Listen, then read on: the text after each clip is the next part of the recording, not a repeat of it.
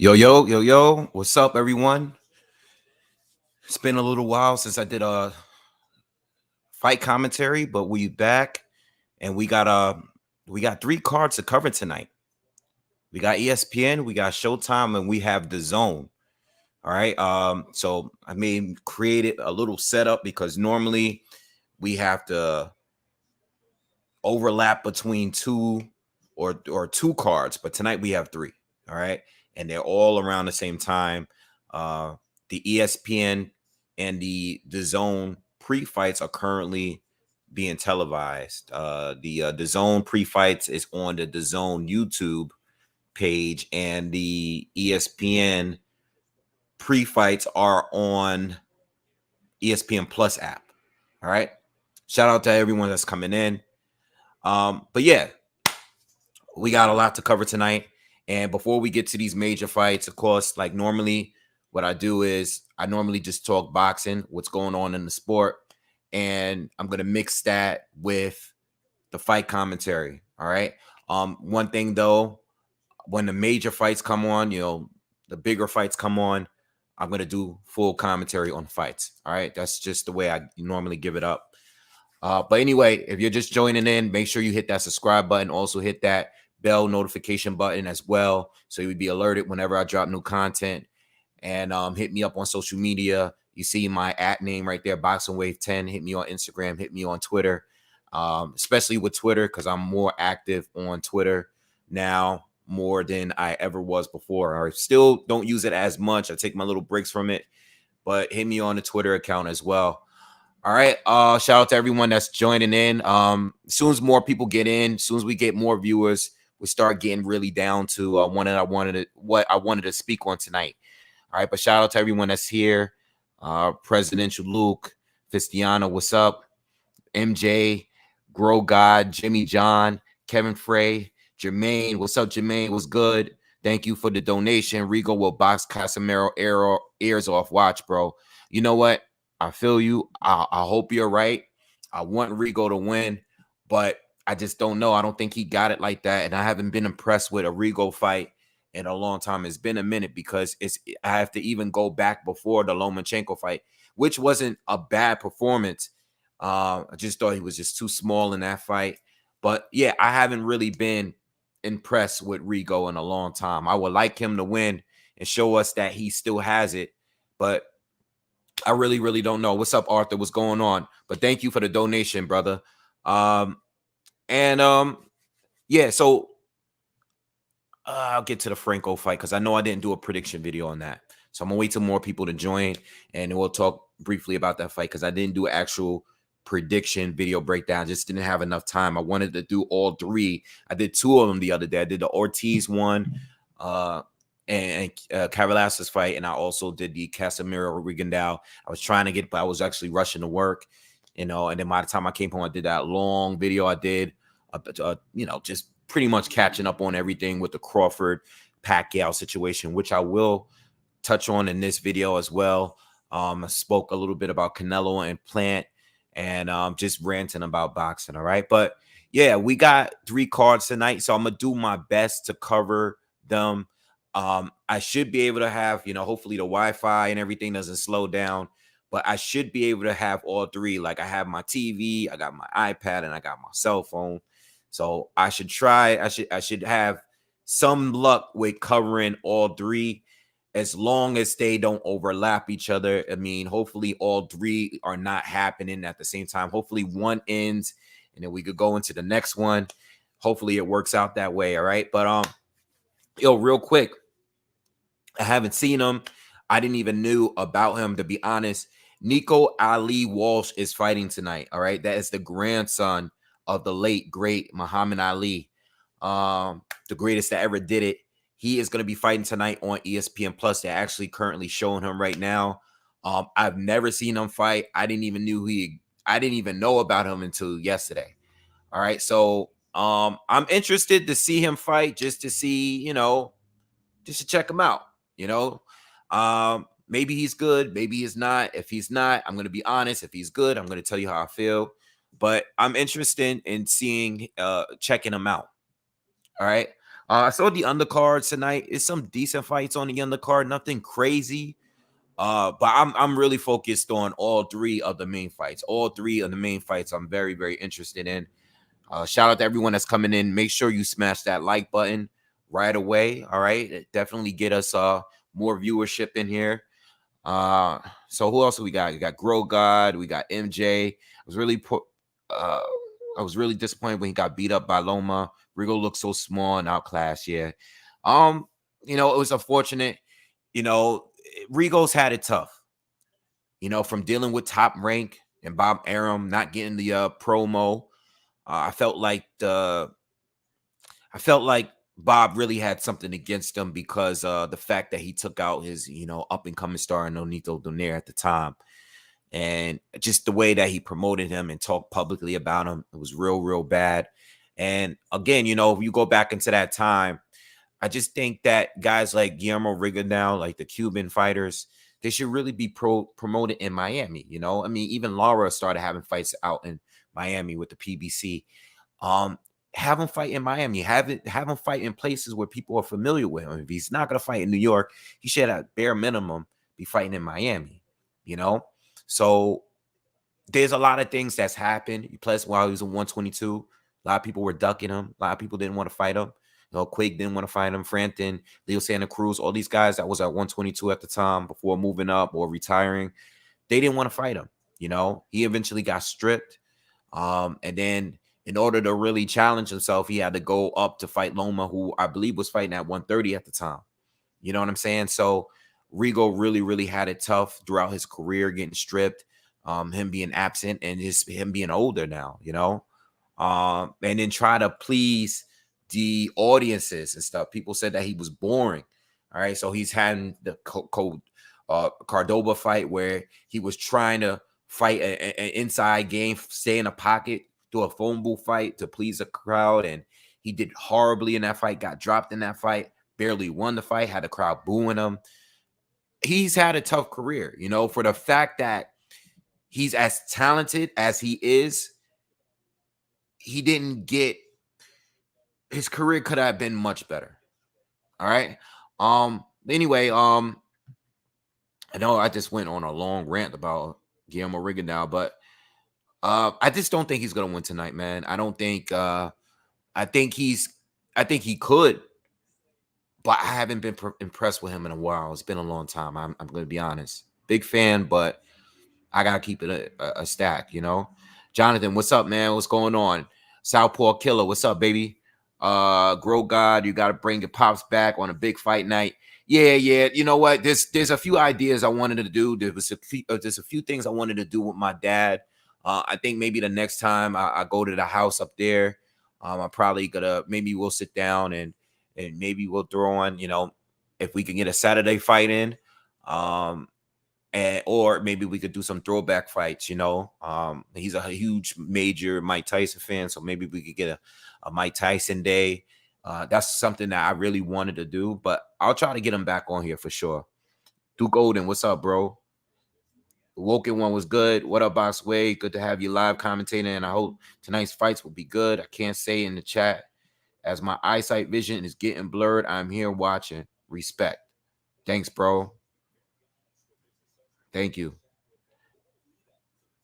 No, Southpaw, Mean Machine, and Ortiz is going to be fighting on the zone. That's at 8. So I don't think the fight is going to start at 8, which is in less than 20 minutes. But I think the main card, because they're already showing pre-fights right now on the zone. So it's going to be on the zone. All right. All right, what else we got here? Jermaine, thanks again for the donation. Jermaine said, what do you think about Gary Antonio, Rasheed Warren both fight tonight? I know Gary Antonio is fighting. I didn't know Rasheed Warren was fighting. I'm not a crazy fan about Rasheed Warren, to be honest. I'm not. He's very good. He's very good, but not a big fan of him. Gary Antonio. I like him too. He is fighting. I can't remember who he's fighting, but he got a pretty good. Damn, who is he fighting? Let me look it up. Gary Antonio is fighting. Let me see who he's fighting. All right. Oh yeah, that's right. He's fighting Manny Rodriguez. That's a good fight. That's a good fight. That's a good fight, man. That's a good. I mean, Manny's had it rough recently, but he's still solid, and I think that's a solid fight for Gary. But out of the Russell brothers right now, I'm feeling the guy that's at 140 the most right now. I like him. Even more so than Gary right now. I like him. He's my favorite right now. Out of the 4 of them, I think there's 3 or 4. I'm not sure. But anyway, but this is a good fight tonight. All right. All right. Who else we got? What else we got on here? Yvonne, thank you. My biggest fan.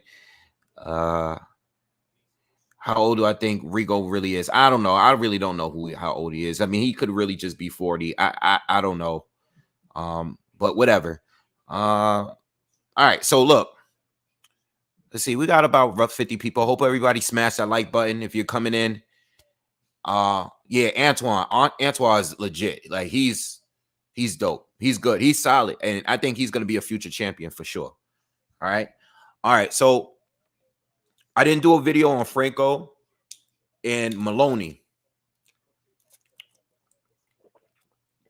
Some of you were here when I covered the rematch. Weird fight. Couldn't really tell what the injury was from.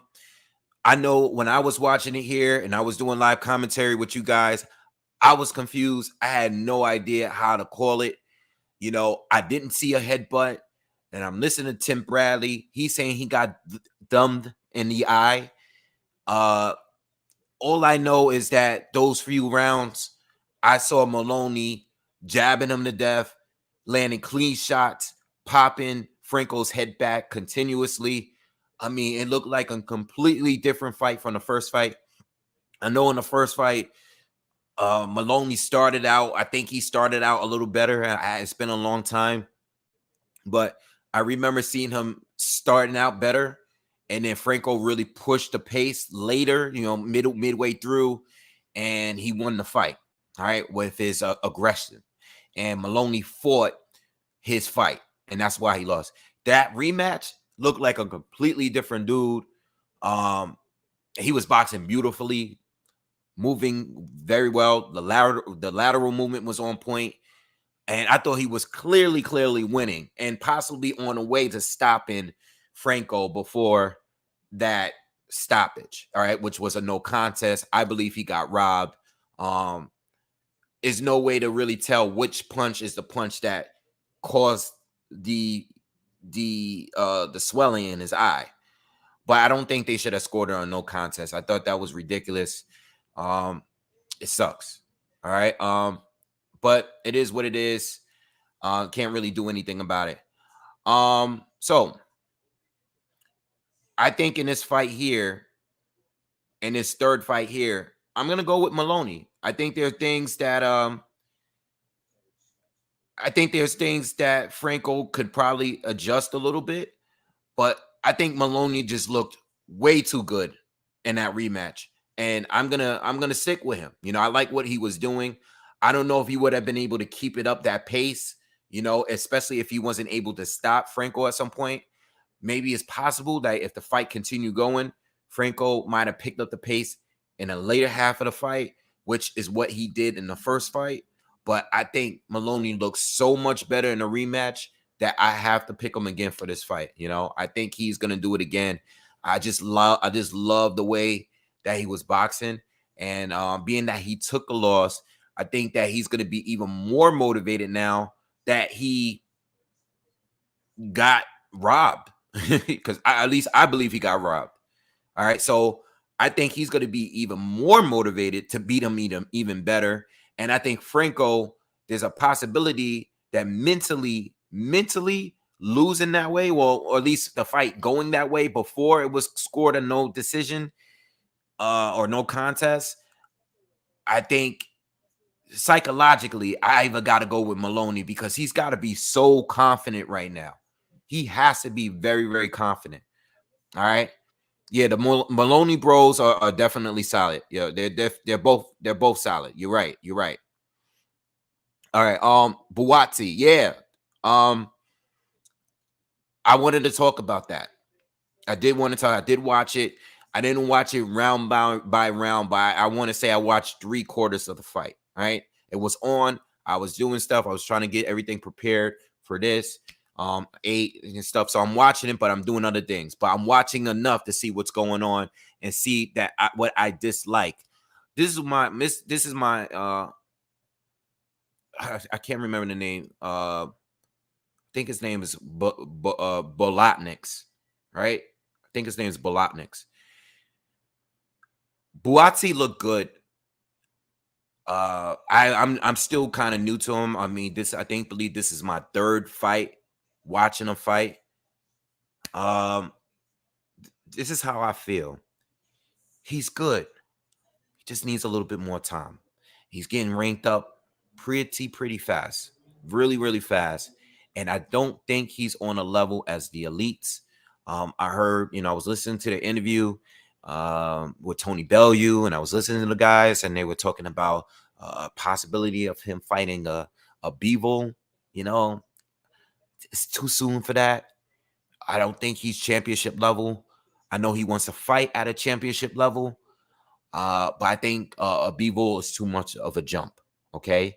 I think if Buatsi is going to jump to an elite fighter at 175, it would have to be in a situation where it's like an Anthony Yarde situation where he fought when he fought Kovalev, where he's getting millions of dollars. All right. Man, it's New York in the summer. Buatsi needs more work. I think his defense is kind of suspect, to be honest. And I think he needs a fight where he has to be concerned about what's coming back at him. Okay, because the way he was fighting tonight, leaving that jab out there a little too long, just seemed to be a bit careless at times. Wasn't doing no upper body movement at all, just stiff, straight coming forward. He was parrying some shots here and there, but outside of that, I didn't like the defense. I didn't like that his head stayed right on the line, no upper body movement.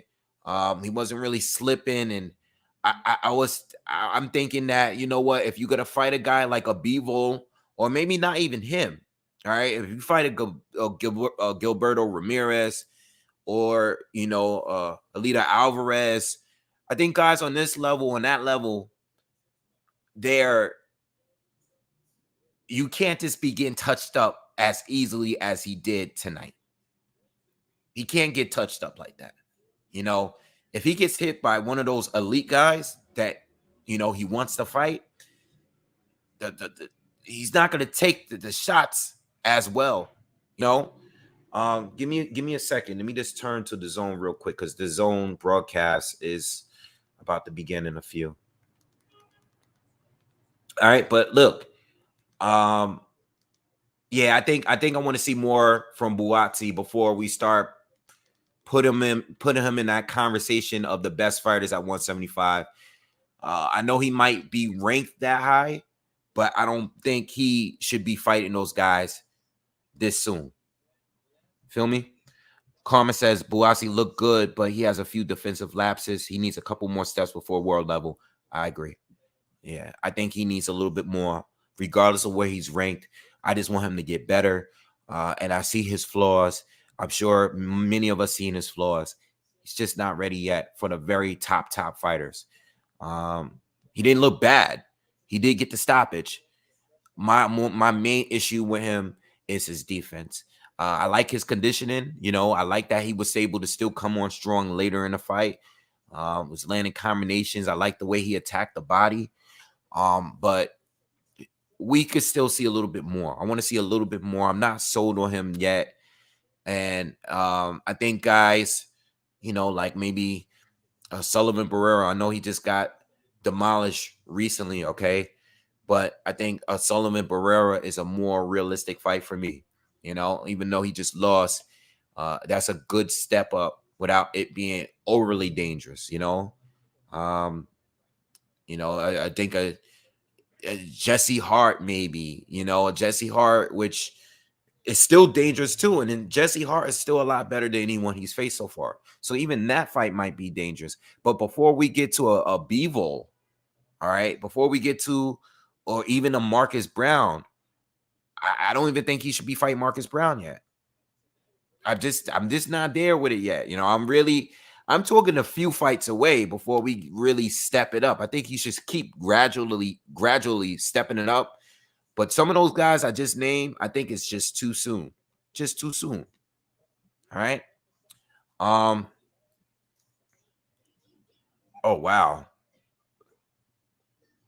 Big knockout or big knockdown on ESPN right now. I think this guy is done.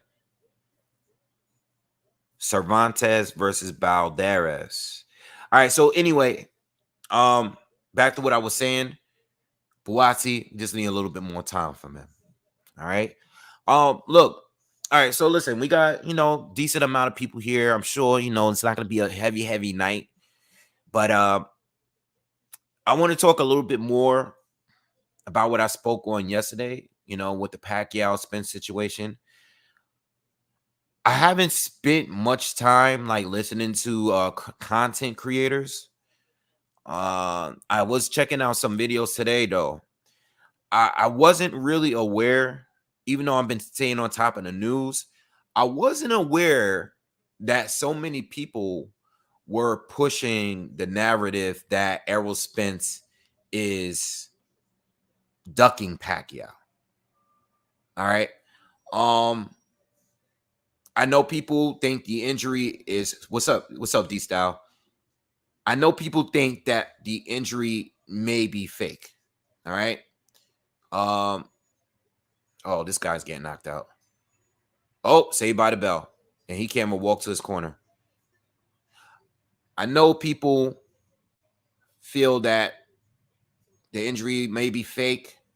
Right? This is some kind of calculated move to get Pacquiao into 2 fights. To be honest with you, and I really was thinking hard, and I see that a lot of people are making content, some channels that I never even heard of. A lot of people are eating this up because, it's Pacquiao. It's going to give him a lot of views. Cool. I just don't see, people are talking about these videos of Manny Pacquiao looking incredible, okay? And that Spence is scared because of these videos of Manny Pacquiao. They're talking about this sparring video that got leaked. And they're saying that because Spence is having trouble with a sparring partner, this is the reason why he wants to back out of the fight. All right. Spence doesn't really have a history of lying. I know people, are even making content and comparing this to Tyson Fury, and they're just trying to expose the double standards. It's a lot of people. I'm not directing this to anyone because there's a lot of people doing it. One thing is you look at one video and they send you a million more of people saying the same exact thing. That's how YouTube works. Spence don't have a history of doing that. Now, is it above Spence? Maybe it's his handlers. That's maybe, again, I'm not going to argue your conspiracies because I know this is boxing and I know this is a corrupt sport. But this is in no way, this cancellation is not beneficial for Errol Spence or the PBC. In no way. I don't even think the fight is going to even happen now. It's already August. We're midway in August. By the time this fight happens, we'll be pushing close to the end of the month. Pacquiao got obligations, his political obligations, early next year. I honestly don't believe Pacquiao was going to fight anymore after the 10. I mean, he might, but I honestly don't believe that the Spence. I believe that the Spence fight was the last fight. Win or lose, last fight. I just don't see how ducking Pacquiao was the cause of this injury. I just don't see it. I don't see it that way. All right. If you're gonna lose a fight, this will be the one that's worth losing. You're gonna get the bag, and you're gonna get paid more than you ever gotten paid. All right. This is gonna be on pay-per-view. People anticipated this fight. People are excited for this fight. Even if you're not at your best, which Keith Thurman wasn't, coming off a battle with Josecito Lopez, getting hurt badly in that fight, having injuries, being inactive. Keith Thurman still wanted to fight because he understood how big the opportunity is. You know? And then, with all of this, all these people that's saying that, Spence will be ready in a month, yada, yada, yada. If he had a real injury, it'll be longer. We don't know. We don't know how long he might be out. All right. We don't know. From what I, a little research that I've done, there's levels of it. The retina thing is bad. When I heard about it, I said, oh, he might not ever fight again. You guys heard me say this last night. He may not even fight again. But if he does fight again, he might be out for a while. We don't know. All I'm saying is him getting out of this fight,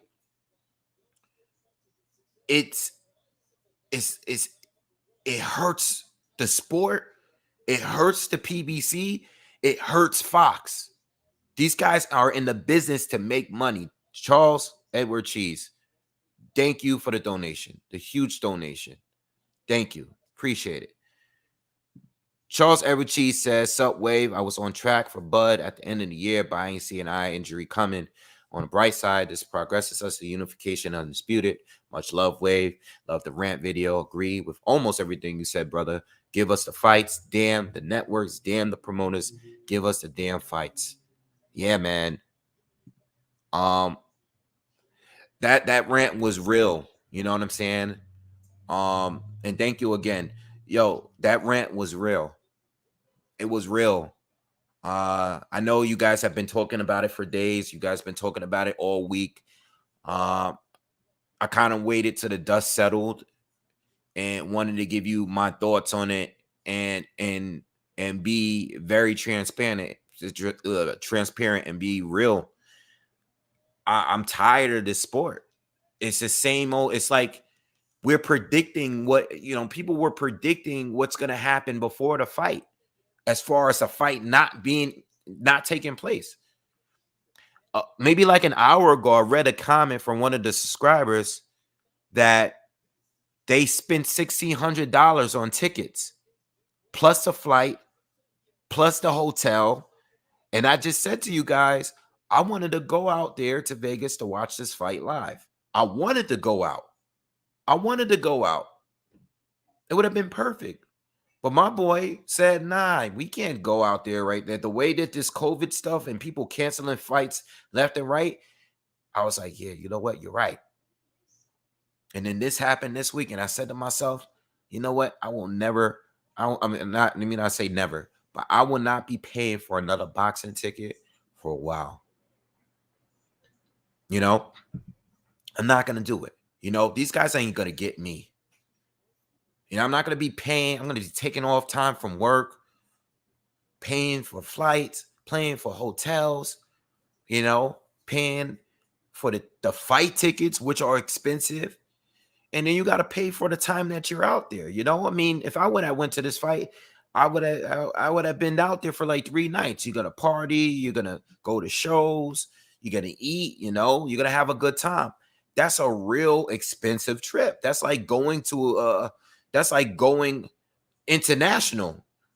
In some ways, it may be even more, the cost of doing all of that. So I'm not going to be paying for tickets unless these guys can consistently show me that they can put on fights without them being canceled. If majority of these fights, Fury against Wilder, Fury against Joshua, Spence versus Pacquiao, Donaire against Rigondeaux, we can't forget that one. All right.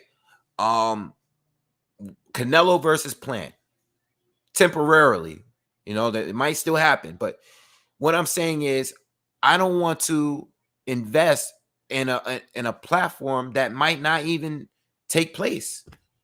Not a platform, but an event that might not even take place. J718, thank you. Oh, what up, Jizzy? Thanks, bro. Appreciate it. Appreciate it. I was actually talking. I'll give you a call later. I was actually talking to you today. But we'll talk later. That's my guy. So anyway, what was I saying?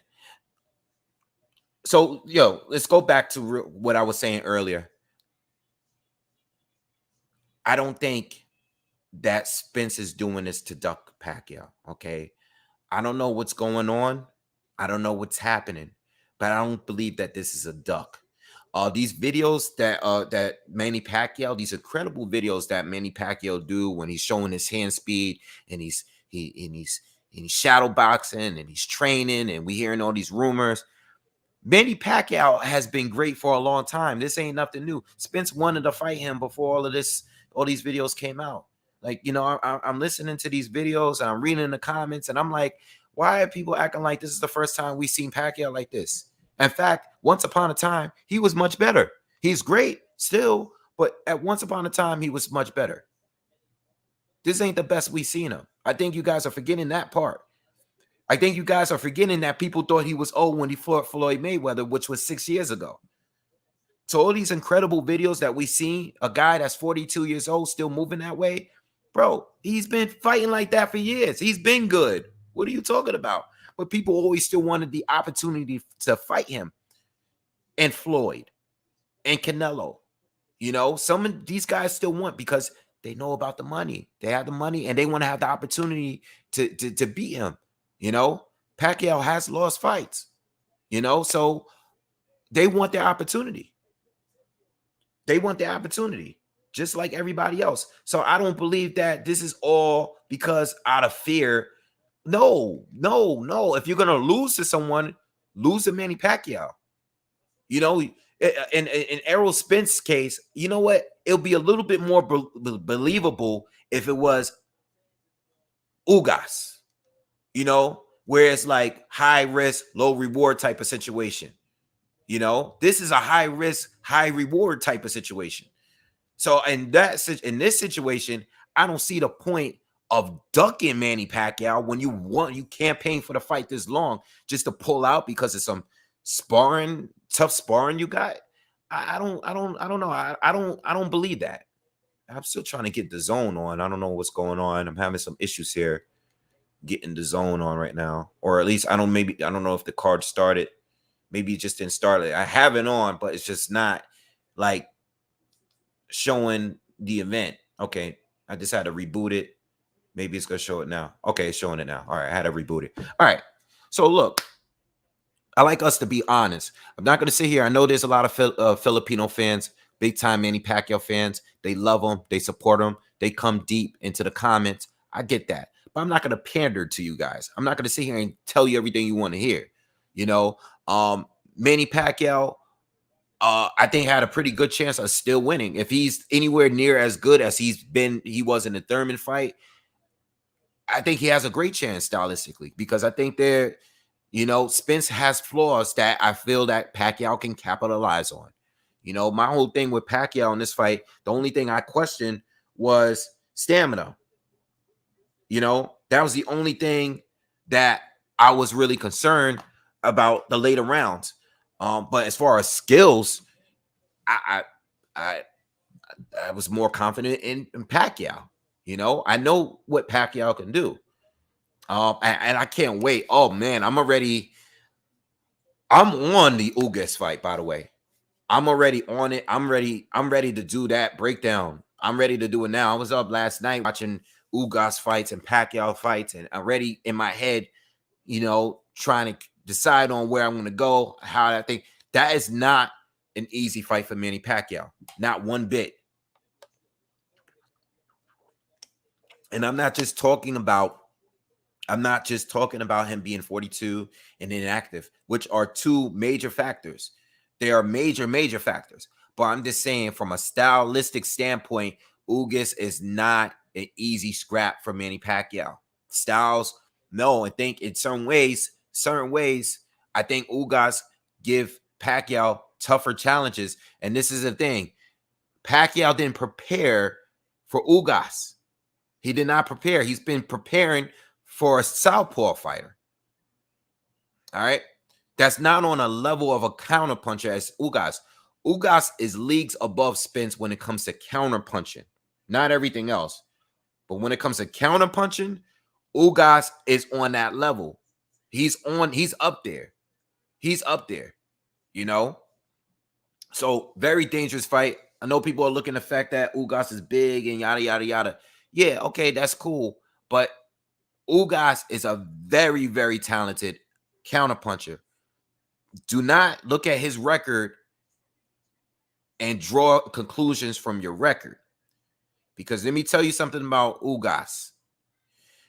Ugas got four losses, right? 4 or 5 losses. First off, those 4 losses were all down at 140. All right? Ugas lost to people that, or let me say this, Ugas beat people that are better than the people he lost to. So when I look at those losses, right, and I look at who he beat, and I look at the weights that hit me, because he's a big guy at 147. He's a big guy at 147. Small legs, but big upper body. For the weight division, he looks like a 154 pounder, right? He's the size of a guy at 154 on fight night. You got to look at those losses and see when they happen. And then you got to look at who he beat. And you got to look at who he beat and how he beat him, right? He destroyed Ray Robinson, who was a southpaw. All right? He destroyed Brian Perella, who was a southpaw. All right? And he just beat and shut out Omar Figueroa, who was undefeated at the time. Shut him out completely. Figueroa didn't win 1 round in that fight. All right, so you gotta pay attention to these things. All right. Am I doing commentary on the Greer fight? Yeah, I did see that he is fighting. I think he's fighting on ESPN. Once those fights start, we can get right into it. All right. Shout out to everyone that's here. Make sure you smash. Please take a second. Do me that favor. If you're here, it's 130 of you now. We're going to keep growing tonight.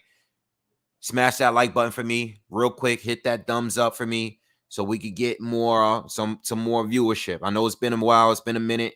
But let's smash that like button for me, please. Thank you. And thank you for the donations to everyone that's donated so far. Yeah, I'm reading some of the comments. Spence might be done forever. He could be, you know. And let me tell you something. For you guys that are jumping to all these conclusions, if he doesn't, I said this last night, if he has to retire from this injury, this eye injury, if he does, right? I don't think he will, but I'm not a doctor. I don't know. I don't know the seriousness of his eye injury. I don't think it's that serious if he's talking about coming back already. But if it happens to come out that he can never fight again, do you think all of these people making all these videos about him ducking Manny Pacquiao, do you think they're going to come on here and apologize for what some of the things he said? No. I understand why a lot of people don't like Spence. They don't like him for the same reasons why a lot of people don't like other fighters that got a huge major fanboy following, right? But don't attack the guy for his fanboys. He has stands. I understand that. He has stands, but so does Manny Pacquiao. So does Terrence Bud Crawford. So does Tyson Fury. So does Deontay Wilder. So does Anthony Joshua. You even got stands of networks, which is the weirdest thing to me because I don't care. I don't give a damn about the network. I just want to see the fight. But you have stands of the networks. You got people that are arguing about what network is what and yada, yada, yada, yada. Yes. I said to you guys the other day, I don't care about the Pacquiao and Spence fight as long as it, or I'm sorry, not Pacquiao Spence. Uh, I said I don't care about what network Canelo and Plant is on. Now, I would prefer it to be on the Zone because I don't have to pay for it. I'm already paying a monthly subscription. So I'm going to save me $80. So if I had a choice, yes. But if Canelo is going to get paid and leave the Zone so he could go to PBC and get paid more and get the pay-per-view dollars in order to fight that guy over there for Undisputed, if that's what he's going to choose to do and agree on doing, then fine. Now, technically, Plant should be going to where Canelo wants to fight. But if they're going to pay him more than what he would get paid to fight him on the Zone, then that's his choice. I'm going to follow the fight wherever it goes because I just want to see the fight. You know? All right. I'm trying to see what fight's going on here. So anyway, if you're just tuning in, we got 3 cards tonight. Again, hopefully they don't overlap each other. Most likely, I'm predicting 2 of the 3 fights are going to overlap each other in some way. I think 2 out of the 3. I'm thinking that we're going to get Ortiz against Kavaliauskas first. And I have a feeling that Franco and Moloney is going to overlap Rigondeaux and Casimero, which both those cards start at 10 p.m. The main cards. I know ESPN is on now, which is where Moloney is going to be fighting and Franco. But I know that that's not going to be on the ESPN Plus app. That's going to be on regular television ESPN. Yeah, when Moloney versus Greer fight come on, I will be doing commentary on that. Yes. What's your thoughts on boxers using COVID as an excuse to duck fights? Well, first of all, I believe it has happened. I don't believe Tyson Fury had COVID, but there's no way I can prove it. You know, it's one of those things that I feel that it is happening. I think people have abused it, but I can't prove that it's happened. So it's like when a fight gets canceled and it's due to COVID, it's just one of those things. Well, this guy has COVID, so we're not going to get the fight. Something we can really do. A best KO of the year so far. I'm sticking with Valdez against Purgell. What's that fight this year? Damn, it feels like it was so long ago. But if that fight was this year, that's up there. I know there was another fight though that wasn't too long ago that I feel that can challenge that one.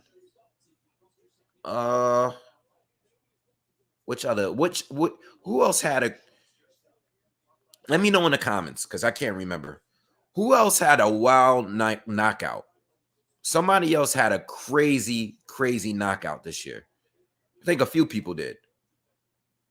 Trying to look through the fights that I cover. I know somebody had a crazy knockout. Somebody else had a crazy knockout. I can't remember.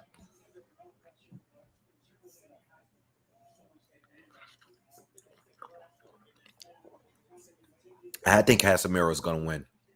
If I was a gambling man, because Rigondeaux is such a huge underdog, I would probably put money on Rigondeaux, though. I would put Rigondeaux. I think it's worth it on this one. Oh,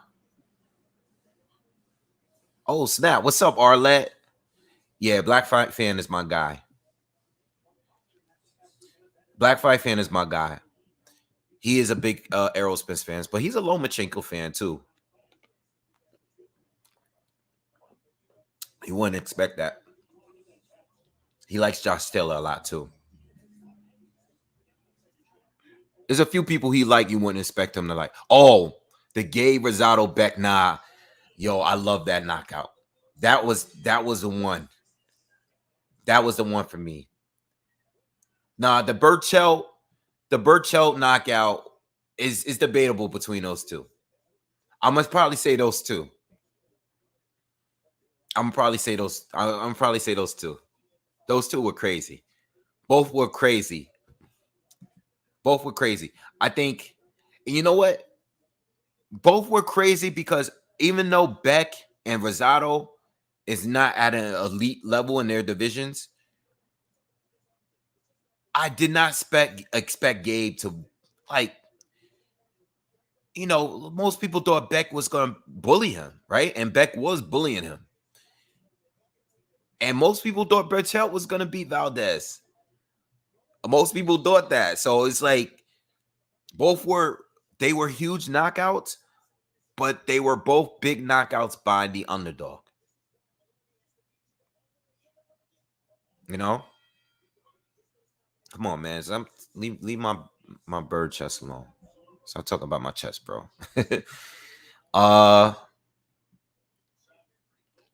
No, I do not think Casimero. I don't think. All right, so since we're talking about 118, let's think about 118 for a little bit. I do not think Casimero can beat Inoue or Donaire. I know whatever you guys think, a lot of people are gonna think Donaire ducked him. Whatever happened with the fight, which was nonsense. I do not think Casimero can beat Donaire or Inoue. I just don't. All right. But I don't think Rigo can beat neither. I think in a rematch with Donaire, I think Donaire wins today. I mean, Donaire has been still impressive to me. Rigo has kind of fell off a little bit for me. I think Donaire looks better. And I think in recent fights, Donaire has just looked better to me. I see. I know the thing about Rigo is hard to call with him because Rigo still slows the pace down. So no matter how people look good against other opponents, when they get in there with Rigo, he slows everything down. He changes the pace. He's a master at changing the pace. It's just that lately, fighters have been more aggressive with him. They're not willing to give him the time that he normally needs. And fights that would have been destruction for Rigo years back, now they're becoming closer and closer and more competitive than they need to be. And this is part of the reason that I think Casimero is going to win the fight on tonight. And I think even if it goes to the cards, I think Casimero is going to win off share, just being the aggressor. That's how I feel about it.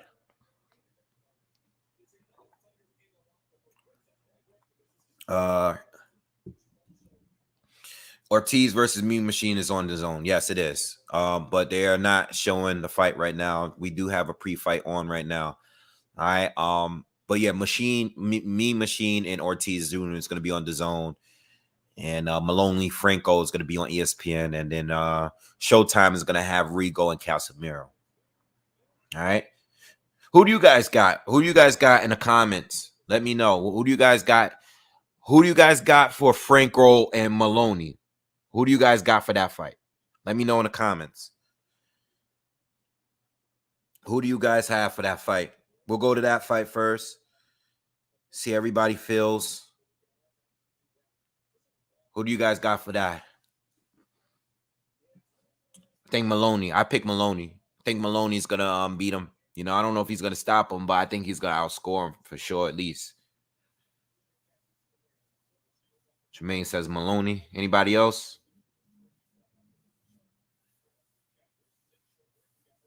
42-1 Nas says Ugas will be stopped and KO'd. I don't believe so. It's a pick 'em fight. Franco will be up for it. Fotex says Moloney. I have Moloney. I have Moloney by decision. I think I have Moloney by unanimous decision. That's my pick. I think he's gonna get it done this time. Well, I think he was getting it done the last fight, but Moloney. All right, Casimero against Rigondeaux. Who you guys got? Who do you guys got and how?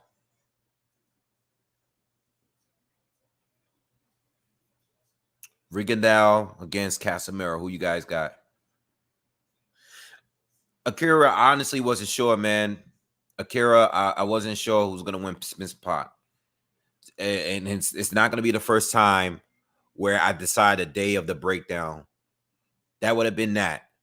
You know, in the very beginning, in the last few months, I've been leaning more towards Spence. In the last couple of weeks, I've been kind of back and forth. You know, that's what watching old fights do. You watch old Pacquiao fights, and you're like, Pacquiao could beat this dude. You know, but you got to be. I'm thinking of the 42-year-old. I'm thinking of 2-year layoff. You know what I'm saying? All right, so we got Casimero, unanimous decision. If it goes to the decision, it's Rigo. If it's KO, then Casimero. Casimero KO. Rigo, easy work. 1 foot out the door, says Ortiz, late stoppage, 8th to 10th round. That's how I see it, by the way. Casimero by stoppage, in my opinion. I think Casimero wins by stoppage or on points. That's my pick. I can see it happening either way. Rigo by decision due to so. First of all, this is a 50-50 fight, in my opinion. I think Rigo has a chance of winning too, and I think Rigo's also capable of hurting Casimero. You know, especially if Casimero is going to fight wild. I don't think he's going to do it, but you never know. You know, he might start fighting wild out of desperation. It could happen. Who do you guys got for Ortiz Jr. and the Mean Machine? Who do you guys got for that? Who you guys got?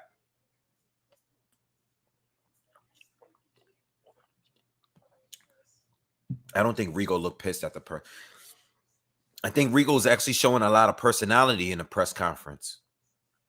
More than what we normally see him as.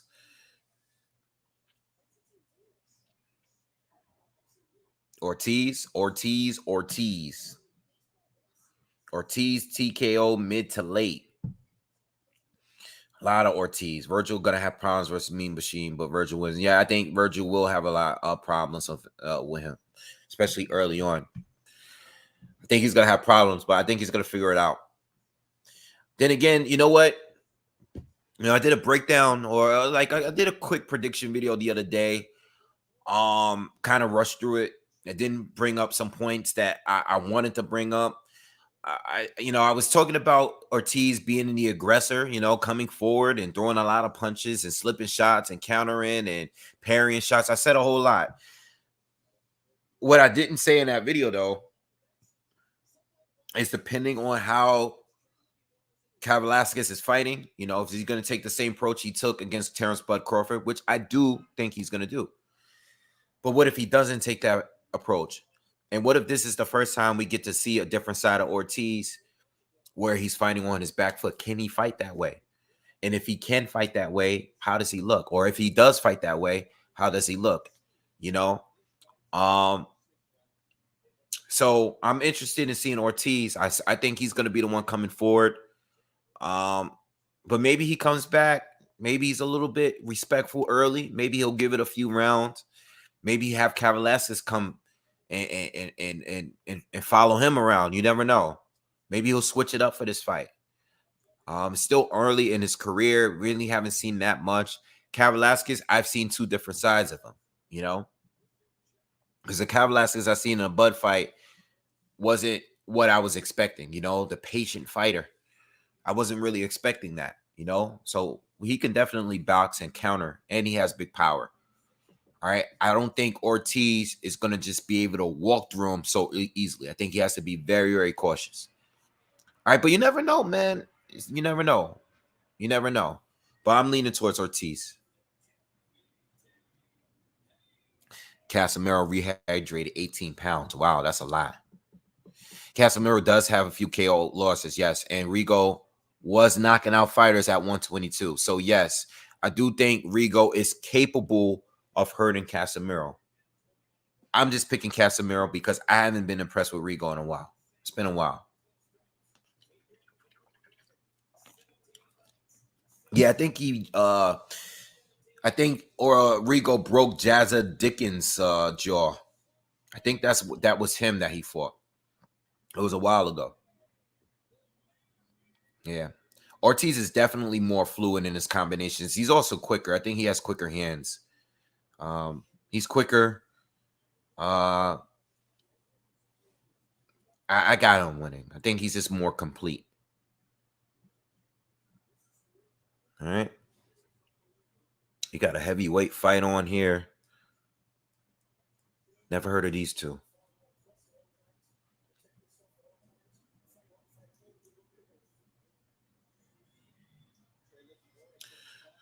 All right, so we're just waiting around for these main fights to start. 8:30, still early in the night. We'll be on here for a while.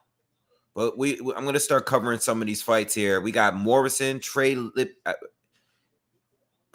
Morrison against Hainsworth. Two heavyweights. Hold on, give me a second. Let me put this volume up a little bit. Two big guys. I seen Coffee get stopped last week. I seen him get stopped last week. Was it last week or the week before? I seen that fight. Disappointing, poor defense. Again, I was talking a little bit about Buatsi earlier and his defense from today earlier. I wasn't impressed with his defense. But Coffee took a lot of punishment in that heavyweight fight, man. Way too many hits. I seen this guy Morrison fight before. He was on another ESPN card once. Wasn't really impressed with him though. This is he's related to Tommy. I don't know. I think it's his son. Is it his son? I wasn't impressed the last time I seen his fight though. This is Tommy Morrison's son. Yeah, he's been on ESPN before. I think I was live with you guys covering him before, and he didn't look too impressive. Is he still undefeated? Let me check him out. Hold on. Felipe Morrison. He is still undefeated. 17 wins, 17 knockouts. Yeah, but when you're on BoxRec and you're still ranked over 100 with 17 wins and 17 knockouts, that means they ain't letting you fight any real comp. That's normally what that means. The heavyweight division is tough, man. It's really tough to move up in that division. Jermaine just put money down on that Rigo. Yeah, I would bet on Rigo. Even though I'm picking even though I got Casimero, I just think the odds. I don't think it should be at that as wide as it is.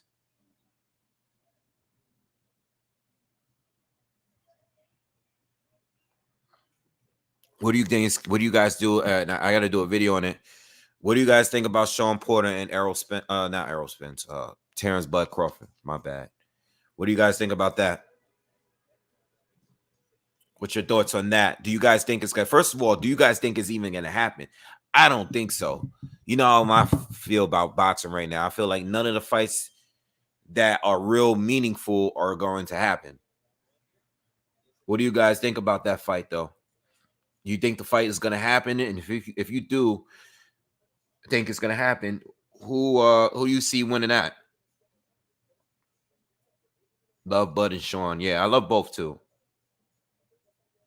Moloney and Greer is not on yet. That's not on yet. We got a heavyweight fight on right now. Both don't want it. Probably won't happen. Hope Porter beats Crawford. But I love the fight. Porter might rock him. Bud gets his flush. Oh, snap. Thank you for the donation, Lee. Thank you. Appreciate it. Since everybody, folks, all right, we got to, yo, damn. Thank you. Thank you. I appreciate it, man. Damn. Y'all guys are showing me love tonight, man. Thank you. I appreciate that, man. Appreciate that. Guys, big hitters are coming out tonight. I don't believe the fight is going to happen. Dan Wave got rich friends. Listen, man. Thank you for supporting though. But yo, I don't think the fight is gonna happen. But you know what's funny? It's I don't I don't really know what Bud wants because Bud doesn't show too much personality outside of the ring. So I really don't know what Bud wants to do. I know he reacted it online, and that news of the WBO news came out, I know he tweeted something. Um, he said a few things, but he doesn't do too much online normally, right? Neither does Sean Porter. But Sean Porter did delete that tweet though, and Sean Porter's energy is definitely different in this fight. Because when it came to Keith Thurman, who was his friend as well at that time, and when it came to Danny Garcia, when he was Danny's mandatory, he was making wrestling videos. Like he was putting pressure on Danny Garcia to fight. He was putting real pressure on Danny. You know? I personally think stylistically, I believe that Bud's style is all wrong for Porter. I think that's a terrible fight for Terrence Crawford. I mean, for Sean Porter. You know, I know Sean is very fast. I know he's very physical. But I think he's gonna get dominated by Bud Crawford if they fight. I think he gets dominated. I think Bud is gonna beat Porter than anybody else has beaten him. I don't think it's gonna be debatable like Thurman and Spence and Ugas and all these other fights. I actually think Crawford is going to make it clear. If not stopping him, he is going to make it very clear, and he's going to separate himself from the rest of these guys that fought Sean. Because Sean, damn near fought everybody else at this point. He's fought Brooke, he's fought Thurman, he's fought Ugas, he's fought Broner, he's fought Danny Garcia, he's fought Andre Berto, he's fought a whole bunch of people. I think if he gets in there with Bud, it's not going to look the same. All right. But hopefully we can do a real breakdown because hopefully they do this little purse bid thing to figure out the money, figure out where they're going to go, and they can actually fight. So I can give you a real breakdown and we can really get excited. Hopefully the fight won't get canceled a week before the fight, you know, but we'll see, you know, but they got to get that purse bid. Listen, I don't even care where they go. All right. But if it's true that this is Bud's last fight, if it's true that this is the last fight with Top Rank, I really, really hope he goes to the PBC. I hope it goes, you know, I hope it works out. He could go over there and we could get all these fights that we've been wanting to fight. See fight, you know, him fight. Hopefully he can go over there because I'm tired of waiting for him, man. I do want to see him fight these guys on the PBC, and I don't want there to be any barriers. I want the fights to happen. You know, I know he's pushing mid-30s now. I get it, but I still want the fights. I don't care. I want to see the fights happen.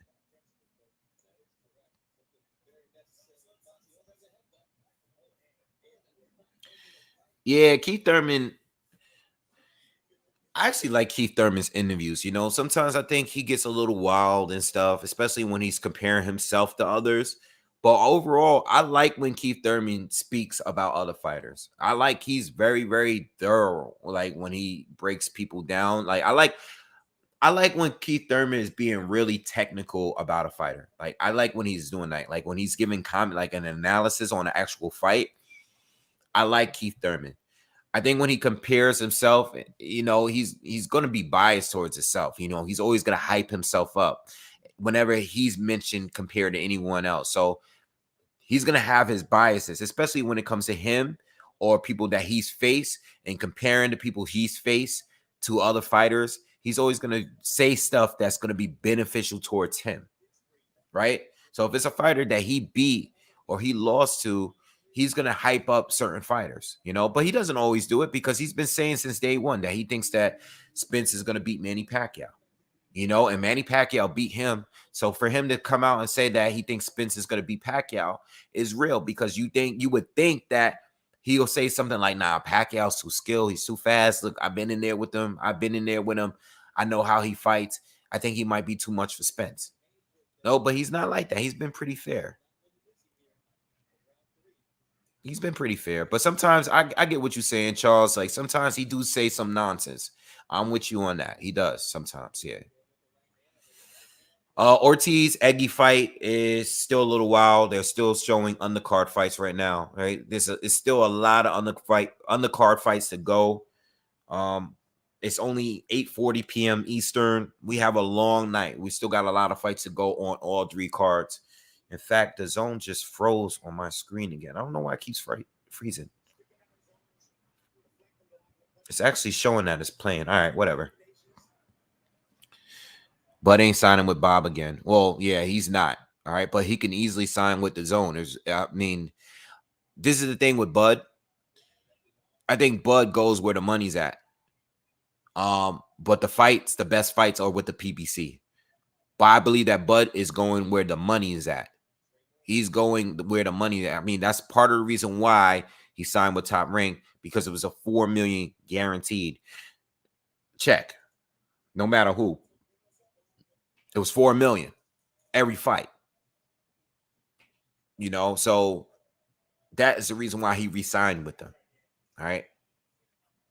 Yeah, it's not my internet, because it's showing that it's playing. It's just, yeah, it's the zone being the zone. So Moloney and Greer, it did not start yet. As soon as it starts, guys, I got you. I'm gonna cover the fight. I got you guys. A lot of people are asking for that fight. I got you when it starts. Definitely got you.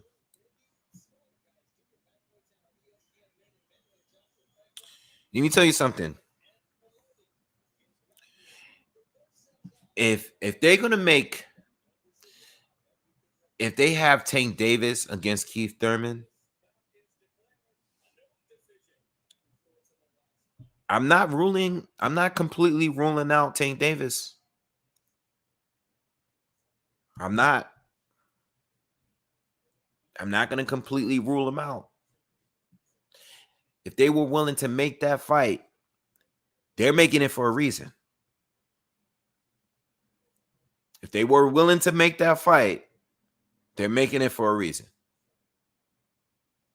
They like putting Tank in there with bigger guys to make him look better. If they were to have that fight, I am not completely ruling out Tank. Logically, Thurman should kill him. Yes. Yes. Yeah. But if they're not willing to put him in there with guys that he's been really like talking to, like if they're not willing to put him in there with a Devin Haney or a Lomachenko or a Josh Taylor, but they'll put him in there with a Keith Thurman, there'll be a reason behind it. There's something they know that we don't know, because they're not trying to put Tank in there to lose.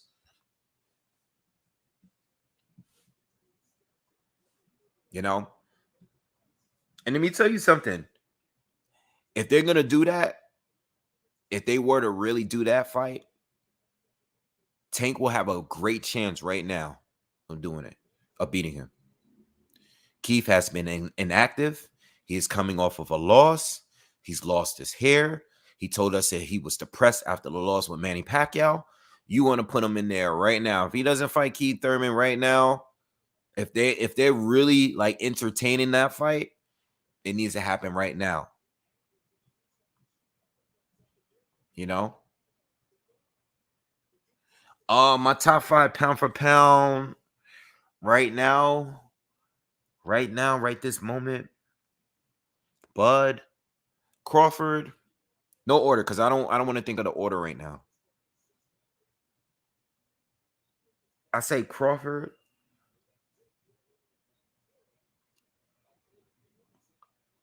Inoue,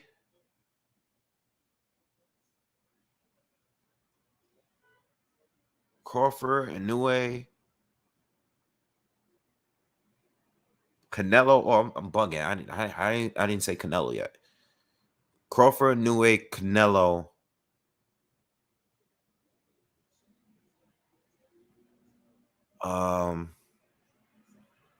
Damn, I can't think of anybody right now. Crawford, Inoue, Canelo.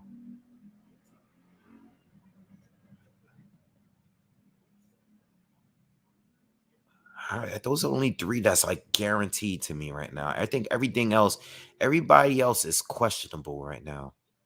Because you got Taylor, who's if he's not number 5, he's like number 6 somewhere. Like he might be right outside that shit. You know, I think Spence is right outside of that. You got Usyk, who I think should probably be there, but I haven't cared for his heavyweight performances like that. You got Lomachenko, who lost to Teofimo Lopez, but bounced back and looked great against Nakatani.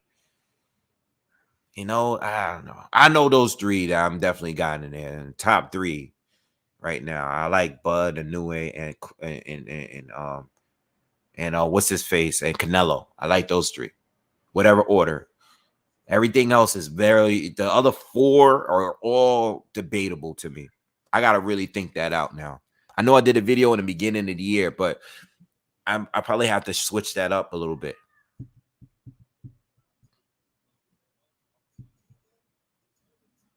Yeah, Usyk is questionable. It's been a minute since he did what he did at cruiserweight, you know. But I still think he's very skillful. It's just that he's in heavyweight division now. You know, if he beats Anthony Joshua, you gotta say if he beats Anthony Joshua, I might say he top 2. You know, if he goes up there and beat AJ, you know, he's top 2 for real. The real fight is not until later, man. The Showtime card doesn't start to 10 p.m.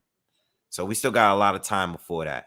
Right now, we have a heavyweight fight between Tommy Morrison's son and some other guy that's not so good. That's on ESPN and DAZN. One of the pre-fights just ended. So I'm expecting Ortiz Jr. and Kavaliauskas to start to like soon. Hopefully within the next 30, 40 minutes or so. We'll see. Hey, what's up, Deuce? What's going on, man? How's everything? Yeah, Usyk, it's been a while for Usyk. You know, we just gotta sit and wait. Smash that like button, by the way. Do you think Prince Nassim Hamed would be a great punching bag these days? That's so random.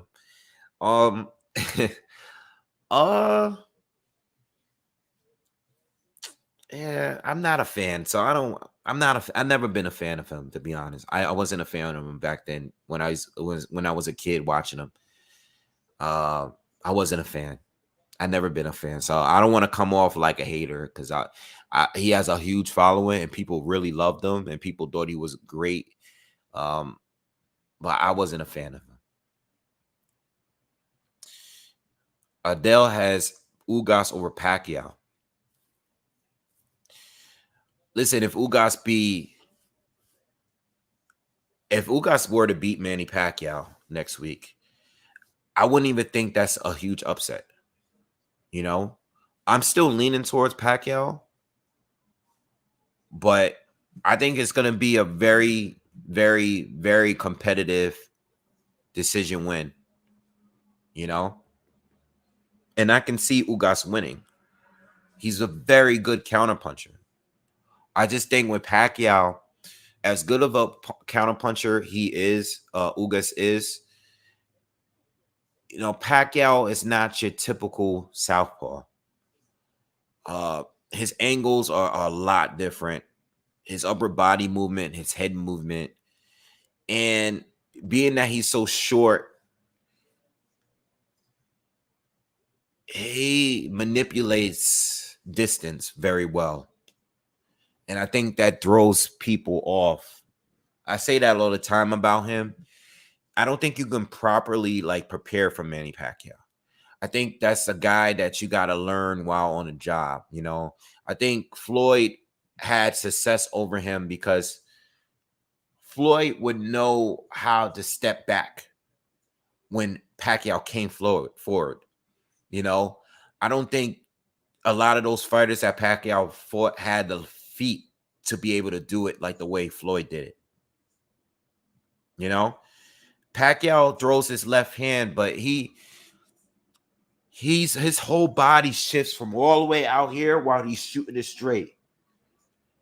He's so far out of he's way I see Ugas and he's very flat-footed. So he'll come forward and he's great at pull countering. So you shoot your jab, he's gonna follow you as you bring your jab back in. He's gonna follow you right in with that right hand. The thing with Pacquiao is that Pacquiao is throwing the left hand from all the way from the side. He's throwing his right, he's throwing his left from all the way. He's not on the line, so it's kind of hard to counter him. You know what I'm saying? And I think, when Marquez knocked him out in that fourth round, he just got a little too reckless. He just came straight in, which is how you can get countered. He doesn't normally do that. And I think since that knockout, me watching, because I was watching some of his older fights yesterday, late last night, and I noticed that he keeps his glove up a lot when he's coming in now. So that mistake he made years ago, yes, he still gets hit, but you've noticed over the years that a lot of people try to do what Marquez did those years ago. Guys would try to, these right-handed fighters would try to catch him as he's coming in, but they can't find him because Pacquiao's leaning too far to the left or the right, depending on how he's throwing, what punch he's throwing, and they can't really catch him. Plus the distance thing. He's short. He doesn't have long arms, but he has a very wide stance, and he can be able to lunge in and throw his shots from far out, from deep out, longer than other fighters that are not. He could throw his punches from further out than guys that have a longer range than he does. So I think when he gets in there with certain fighters, I think they don't expect what they get. They prepare, they train, they spar, but I don't think they expect what happens. And plus the hand speed too. I think they still are surprised by that. They're showing Ortiz and Kavaliauskas now. They doing the arena of rivals right now. I don't know, how far in, but we still got a while before those guys fight. Hopefully we can get them.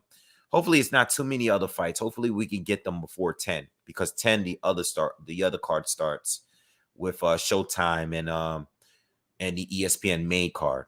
All right.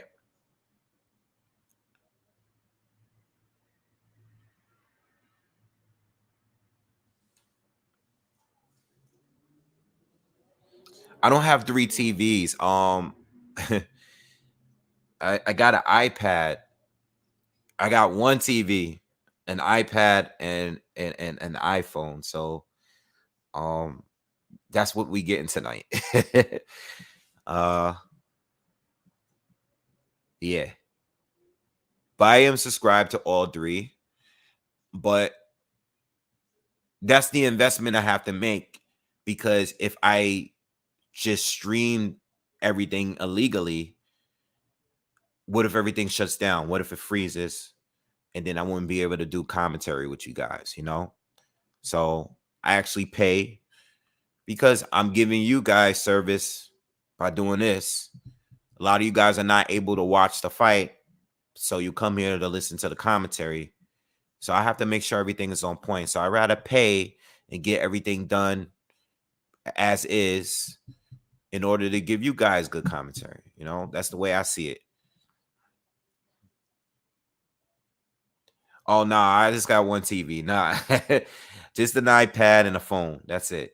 I'm going to have all 3. I'm going to put the phone up as soon as the Showtime card starts.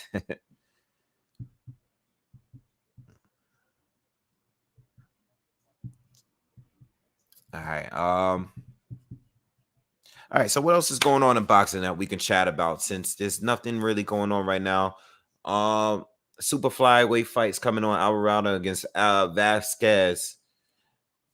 I'm a little familiar with Phyllis Alvarado, but we still got a lot of fights coming up. Let me see. Let me pull up this fight here, this card, so I can see how many fights we got left. Because I'm ready to see the main fights too, man. The Tommy Morrison son fight is done. We're still waiting. You know, I was speaking on this earlier in the video. Muhammad Ali's grandson is going to be fighting on the ESPN card on the pre-fights tonight. I haven't seen him yet. This will be my first time seeing him, so I'll definitely be doing commentary for that fight. Hopefully the kid is pretty good. All right. All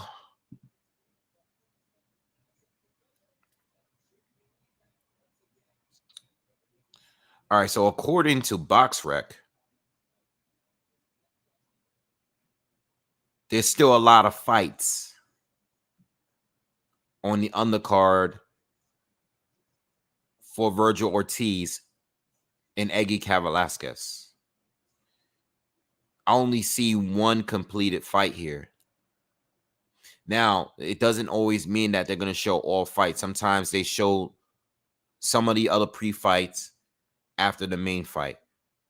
So it's very possible, right, that you got a guy that's 8-3 and 11-0. Oh, no. That fight happened already. Okay, some of these fights did happen. Okay.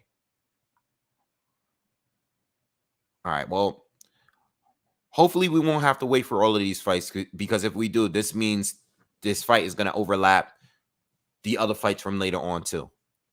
And we're going to have 3 cards with the main events on simultaneously, which will be bad.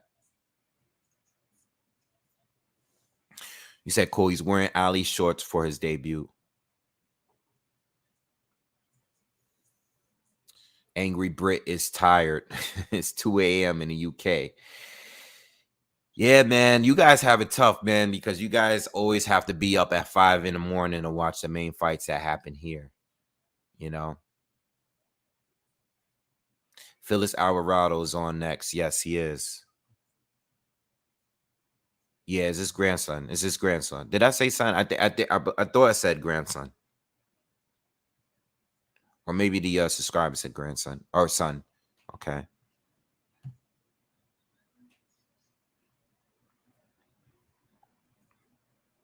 All right, so we're gonna cover this fight. I got the zone on. If you guys are tuning the zone, I'm gonna cover this Phyllis Alvarado fight. I always get confused with his brother. I always get confused with his brother.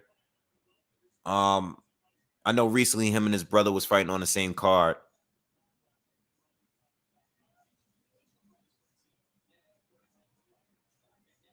I think actually, I'm not sure which one is the better between the two. I can't remember. Brandon Lee is fighting tonight as well. If he is fighting tonight, I don't know what card he's fighting on. I would believe he's fighting on Showtime. If he is fighting on Showtime, there's no way to watch those pre-fights. FB, yes, for the 1000th time, I'm going to cover the Greer fight. But they have to fight first. One did lose last time. Was it Felix that lost? Let me see. Hold on.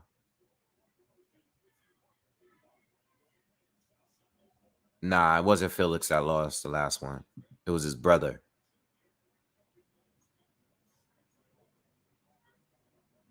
Rene Alvarado.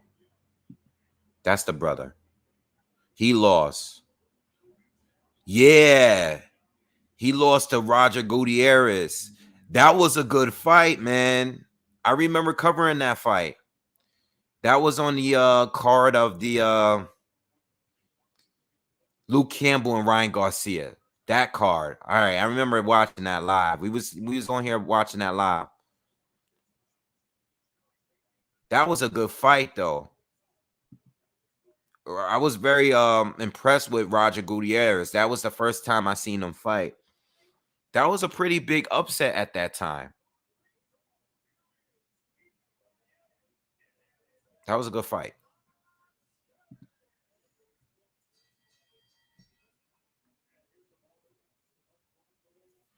He said, "Yo, Wade, the odds are closing in." Oh yeah, for Rigo and Casimero. Yeah, it makes sense. They were too wide before. They were too wide. I think it's a 50-50 fight. I believe it's a 50, regardless of who I think is going to win. I think it's a 50-50 fight.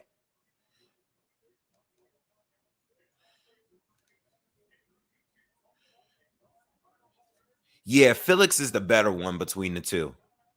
He's a beast.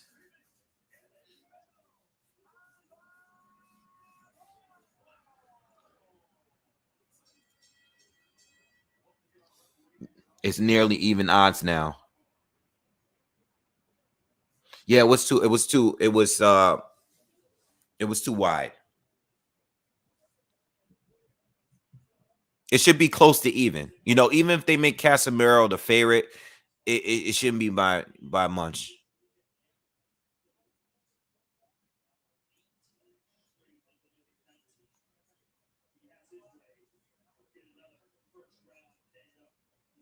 Casimero wouldn't beat Rigo in a million years if Rigo was in his prime. I agree.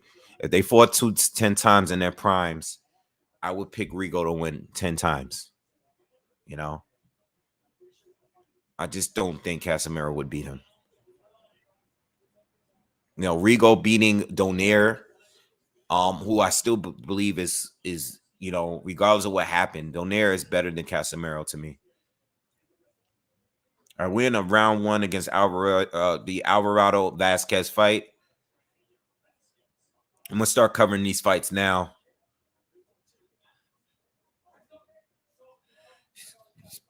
Two of these guys, they're both fighting kind of wild right now.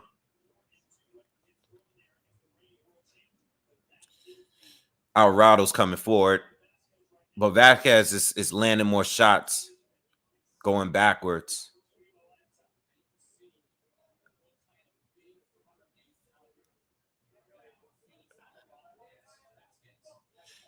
Yeah, Vasquez is already trying to hold him.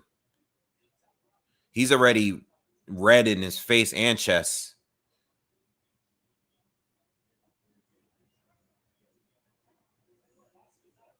Yeah. You could tell Vasquez looked a little bit uncomfortable.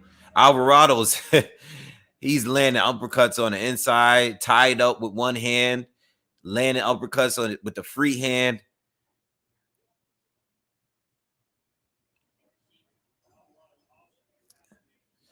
Vasquez is got to move.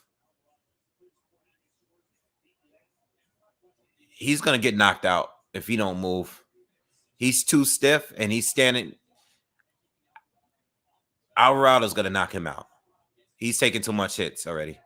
He's going to get knocked out. He's going to get knocked out. He's already hurt. Took too many uppercuts. His face is already starting to swell up some. Oh, hit him in the body. Nice shot. Yeah. Nah. Alvarado's never letting him hold on. He's just destroying him. You hear the crowd. Yeah. Vasquez is hurt, man. He's trying to hold on. Alvarado's not letting him. He's gonna punch it. I'll tell you one thing: if he doesn't drop him, at least he's gonna punch himself out at some point. Damn, he's got to be landing at least 50% of his shots right now, and they're all power shots. Vasquez don't know how to move. Oh, big right hand. Whoa, he is down. 20 seconds left in the first round. Vasquez is back up. Looks like he's gonna be able to continue. Yeah, he's gonna continue. Nope, he stopped it. Okay, they stopped it. I thought he was good. He got up. Oh, his brother's fighting tonight as well. His brother's fighting again. Okay, so Renee is fighting. Who's Renee fighting then? Who is Renee fighting tonight? Oh, so he's going to have the rematch with Roger Gutierrez. Oh, I'm looking forward to that then.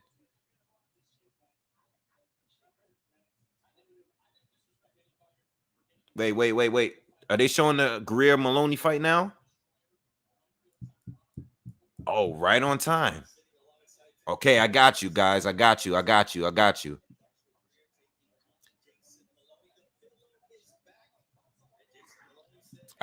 you. Jason Moloney, Joshua Greer.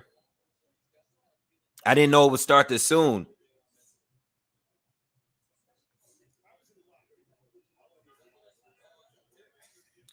Greer really disappointed me in that last fight he had. Who did he fight in this last one? Was it the last one or one before that?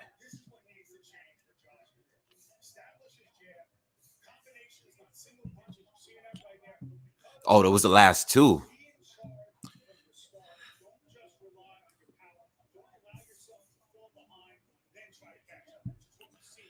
All right, so we in round one with Moloney and Greer. Nice lead left hook by Greer lands.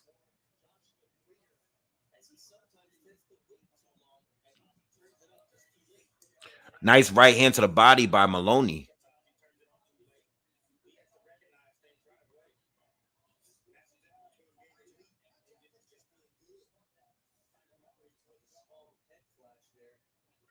All right.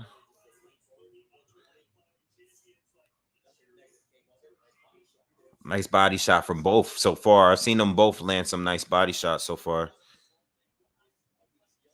They got to watch out for headbutts. They're both coming in with their heads at times. Oh, that was low. Ref didn't catch it, though. Greer's really going to the body, though. He's going to the body a lot more in this first round.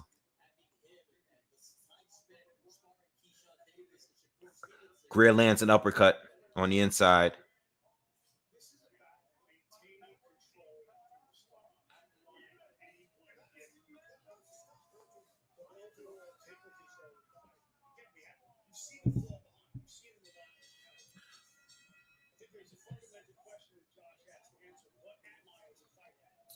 Nice hook by Moloney lands.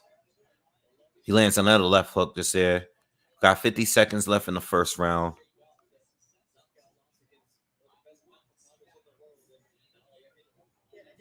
They're both boxing pretty well. Moloney lands a hook to the body. Greer lands one up top, another one to the body, and it follows up again with another left hook that lands up top. Nice combination. 25 seconds left in the first round. Greer's really attacking Moloney's body, making it physical. Moloney's tying up. I like Greer so far on the inside. I like the body. He landed at least a good 6 or 7 good body, clean body shots to the all right, round's over. He landed about good 6 or 7 body shots in this round. I'm giving that round to Greer.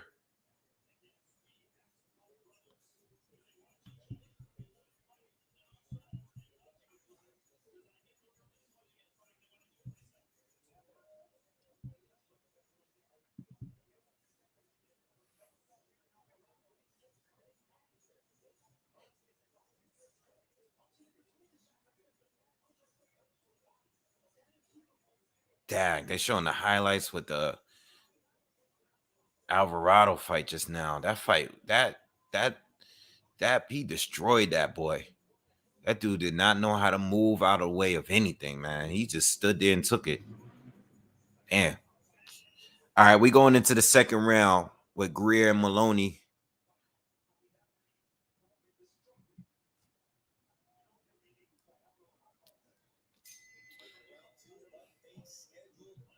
All right, round two, y'all.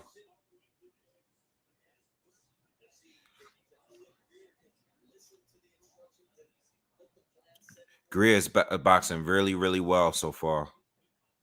I like what he's doing here. I like his jab. Now he's jabbing more to the body. Moloney lands a jab. They're both moving. A lot of movement between the two of them.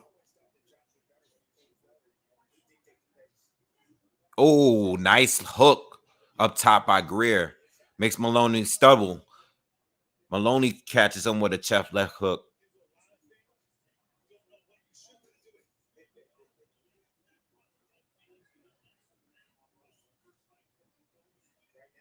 All right, we're in a minute into the second round so far.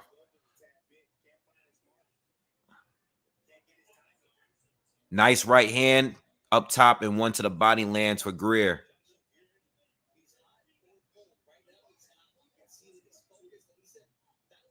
Greer looks good so far. Greer is in control a little bit.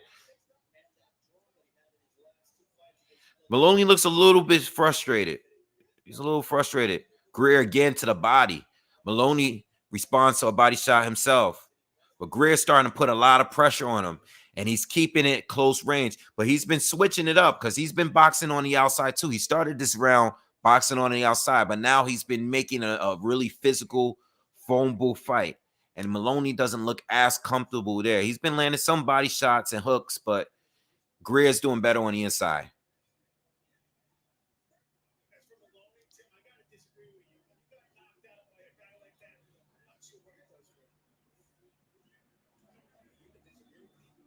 Like Greer's is coming at him like a bull. A lot of shots are not landing though. He was landing some cleaner shots in the first round, I think. A lot of tying up though. It's looking a little. It's a little bit ugly. Another right hand to the body lands for Greer. Moloney lands one up top. Moloney could get off. He just needs some space, and Greer's not letting him. It's getting a little ugly here. I'm not gonna lie. This round is a little ugly. A lot too much tying up now. Oh, nice hand. Nice right hand lands for Greer up top.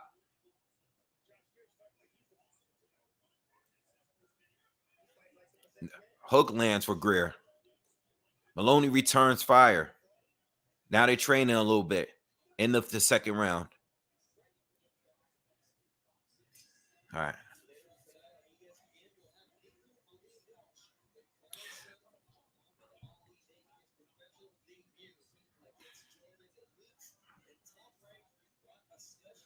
They're both fighting as righties. They're both fighting as righties. Hey, anyone in the comments seen Ali's grandson is fighting? Has anyone actually seen him fight? I know I haven't seen him fight. Has anyone in the comments seen him fight? Is he any good? Ali Walsh. Anyone seen him fight before? Because they're definitely promoting him pretty heavy. Has anyone seen him fight in the comments? Let me know. If you are just joining us, all right, we are covering the ESPN fight between Josh Greer and Jason Moloney. All right, on ESPN. But I have the zone up as well. We just didn't get to that fight yet.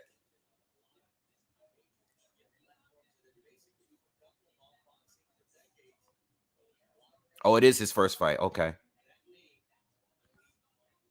All right, we're in the third round between Greer and Moloney. I gave the first 2 rounds to Greer. Greer lands a straight right to the body and follows it up with a left.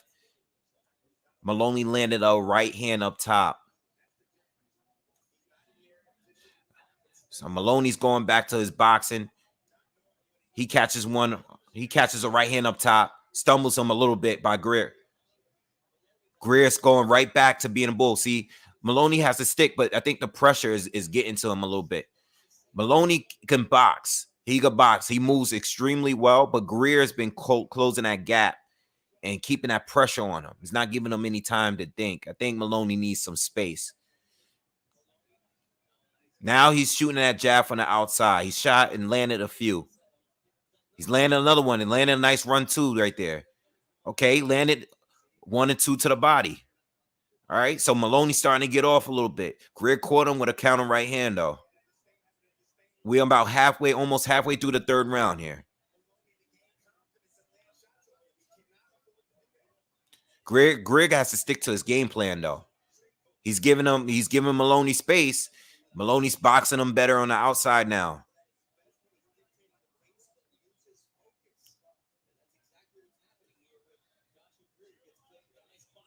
Greer lands a hook to the body, but Moloney's still outboxing him from the outside right now. He's using a lot of lateral movement. Another jab lands for him.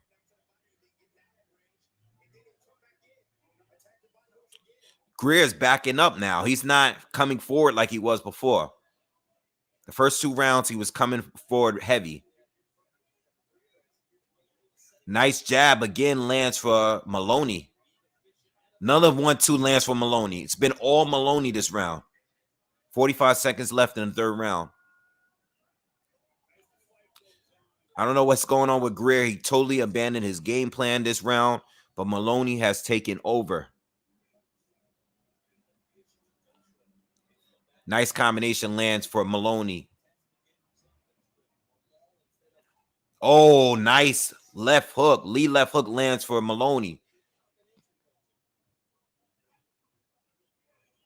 Greer lands a right hand, but he's been getting dominated this round. Another 1-2.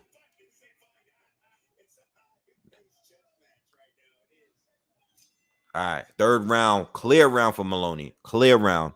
I gave the first 2 rounds to Greer though. All right, on the zone. Showtime card did not start yet. All right, but on the zone, we got the Gutierrez Alvarado rematch about to start right now. The first one was a good fight, so it's showing Alvarado walking to he's doing his ring entrance now.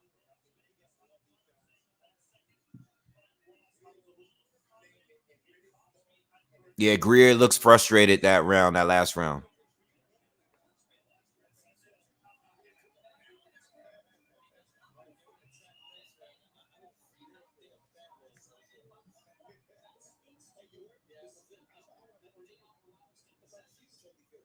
All right, we're in the fourth round between Greer and Moloney. Let's go.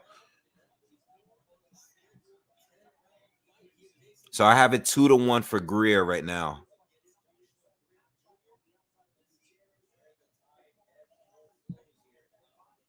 So Greer's starting to look like he's trying to get back to being aggressive, and he's coming forward again now. He's coming in with that tight high guard. But Moloney is still fighting the way he was fighting. He's trying to keep that space between, that distance between him and Greer. Greer's is coming forward like a pit bull, just shooting uppercuts.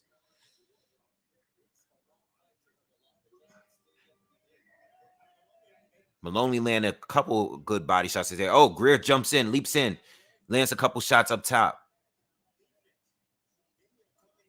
Watch that punch behind the head. We are a minute into the 4th round.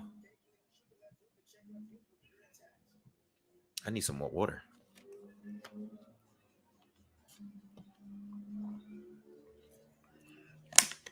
What do you guys think about this fight so far?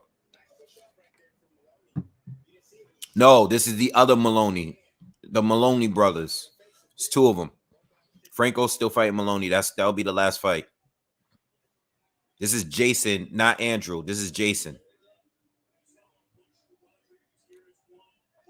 A lot of back and forth this round right here between the 2 of them. Oh, Moloney lands a big left hook, and it hurts Greer. Stumbles him momentarily. Greer's okay, though. He's still in there, but he did get rocked. Biggest punch landed in the fight so far. I thought Greer was going to go down.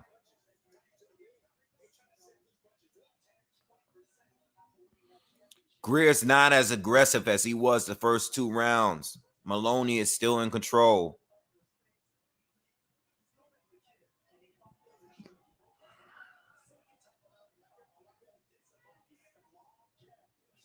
Big right hand lands for Moloney from the outside. Big overhand right.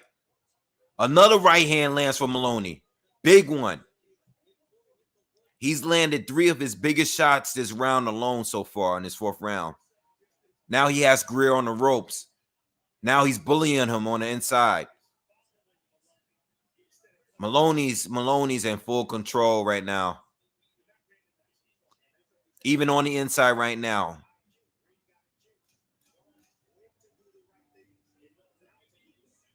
I don't know why he's fighting this way, because he was doing much better on the outside. He was landing cleaner shots. I feel like he's smothering his punches now with the shorter guy. Greer's frustrated because he just actually did like a headbutt attempt at the end of that exchange as they went to their corners. So big round for the Moloney. Big 4th round. Landed some really big shots. Hurt Greer momentarily. And he got the last 2 rounds, but he's definitely in control. Greer won the first 2, but Moloney was more dominant in the last 2 rounds.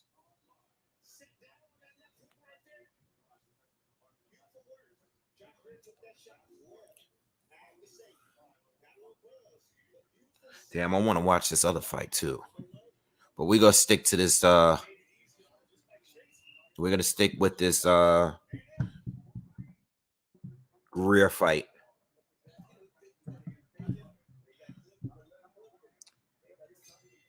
This zone fight is good too. So if you have the zone, tune into this next fight. All right, but we're going to stick with Greer and Moloney for now. A lot of people were asking for this fight tonight. Oh, Moloney lands another straight right hand from the outside. And we're in this 5th round. Oh, caught him with a left hook as he stepped in and rocked Greer. So Moloney's starting off real sharp this 5th round. He's keeping that same energy so far in this 5th round. Greer's eye, his right eye, is starting to swell up just a little bit. Nice body shot landed from Moloney. Oh, another right hand lands for Moloney. Another one lands for him. I think he has Greer timed perfectly at this point. Greer's clearly losing at this point. He's gonna need to land something big to turn this around. Because even when he's coming forward, he's still losing. It's not like the first 2 rounds. I think Moloney might have just figured him out.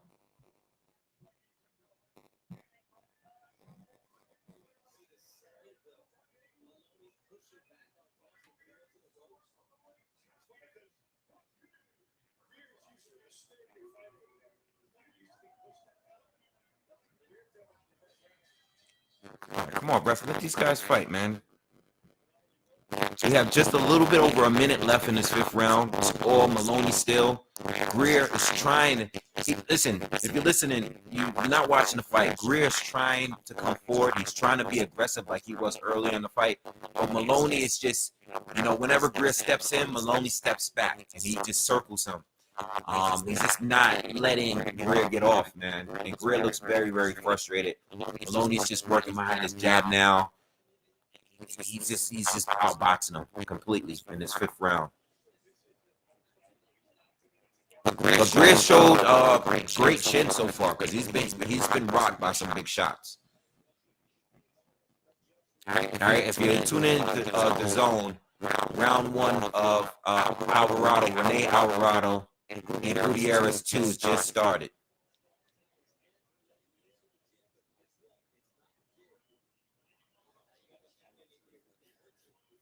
Nice hook to the body by Moloney. Oh, nice 1-2 again by Moloney. He's finishing the fifth round strong. Greer, I don't know what he's going to do, but we got 3 rounds of the same thing from him. He's going to have to change it up because he's losing this fight. He's losing it clear. He's getting hit with big shots. I'd really be surprised if he goes this fight without getting knocked down at least once. The way that this is going right now, it's not looking good for Greer. All right, going into the 6th round. All right. I remember the first Alvarado Gutierrez fight. Oh, nice right hand by Alvarado. Gutierrez was boxing extremely well early. I think Alvarado came back. That's when he got down a couple times. I think Gutierrez had slowed the pace down dramatically. Alvarado came up later. I can't remember. I know the fight was earlier this year. We did cover it earlier this year. Right now we're in the 6th round between Greer and Moloney. So right now I have 2-2 for Moloney. Not close rounds. I think they were pretty easy to score. But the last rounds have been clear for Moloney. Very dominant rounds.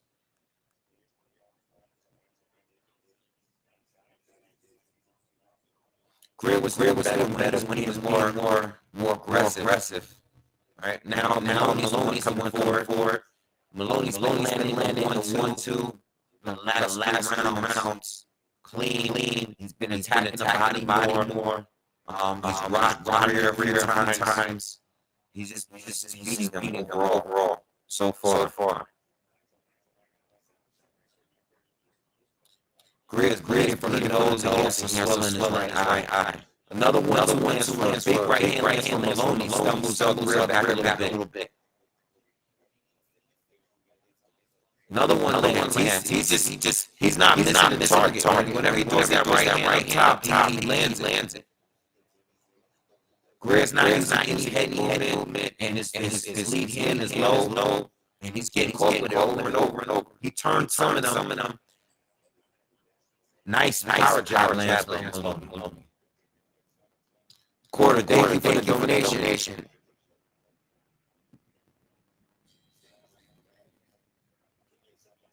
Okay. Audio is bad. Sorry. Do you guys hear me now? You guys hear me now?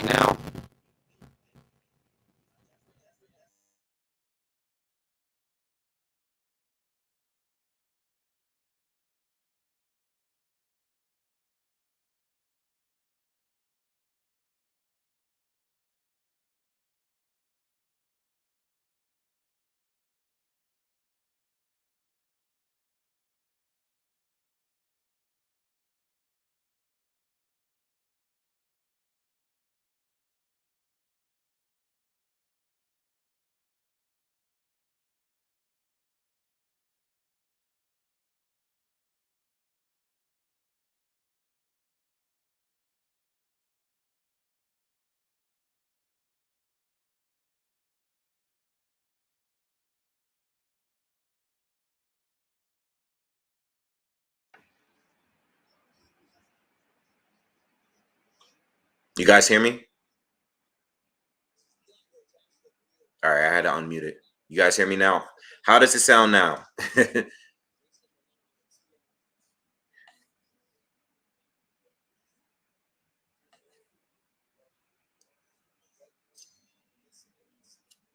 Sorry about that, guys.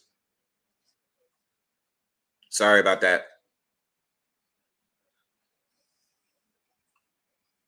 All right. Thank God I have another mic on here.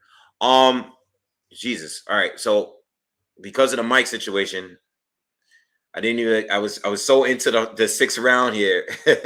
I didn't even blink. I was staring at this ESPN fight with Moloney and Greer.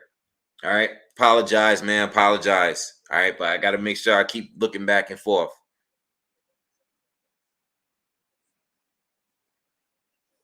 Yeah, Greer's losing, and he's losing pretty clear at this point. I don't know what he's gonna do to try to make something. He needs to. I mean, Maloney's won the last 4 rounds, so he's gonna have to really change something. You know. Um, well, I was saying to you guys that you got a good fight on the zone as well right now. If you don't have ESPN, all right. But Moloney has been very dominant these last few rounds. Greer, he's gonna have to. I have it scored 4-2. Greer hasn't won a round since the first 2 rounds.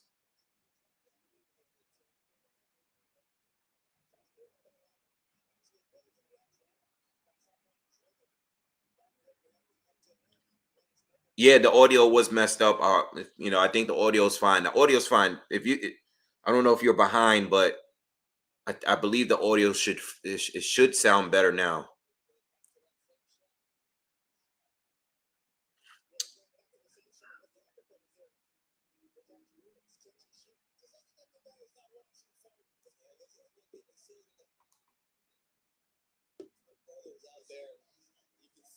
All right, good. Yeah, I'm doing commentary on ESPN Plus, but there is a good fight on the zone too. Well, I mean, I don't know how. I know the first fight was good, but if you don't have ESPN Plus, you could tune into the zone. There's a decent fight on there right now. Showtime doesn't start until another half an hour from now.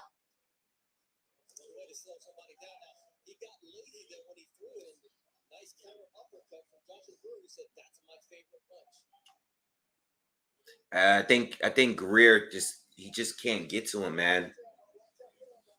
He's already started to look defeated. I mean, he needs to land something big to turn this fight around.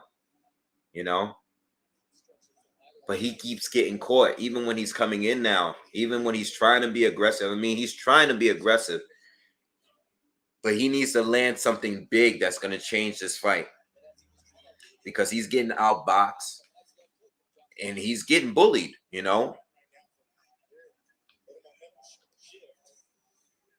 Maloney's fighting like he's the bigger man. Even on the inside, he's kind of manhandling Greer now, which it wasn't the case in the first 2 rounds.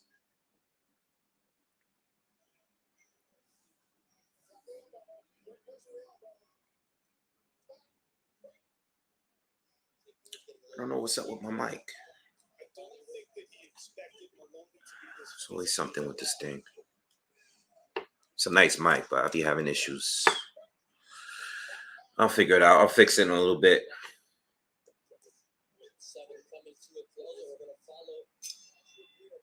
All right, round 7 is done. 3 more rounds to go. All right, 3 more rounds to go.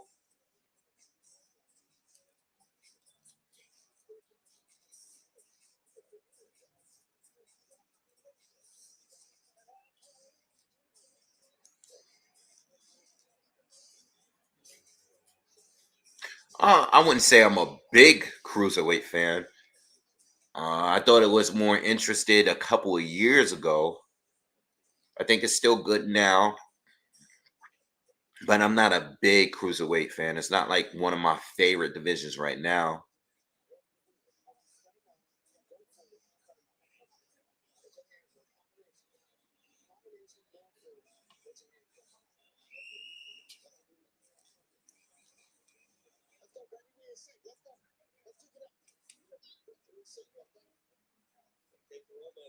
Usyk Breedis.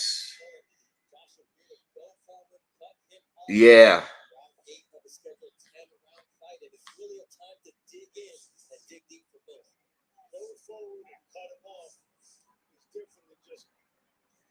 Um, I think Usyk did barely enough to win. I was fine with whatever way they did it though. I think I had it 7-5 for Usyk. But that was a tough fight to score. That was a very tough fight to score.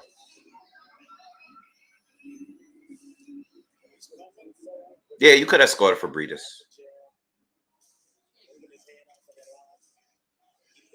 All right, so we're in the 8th round here.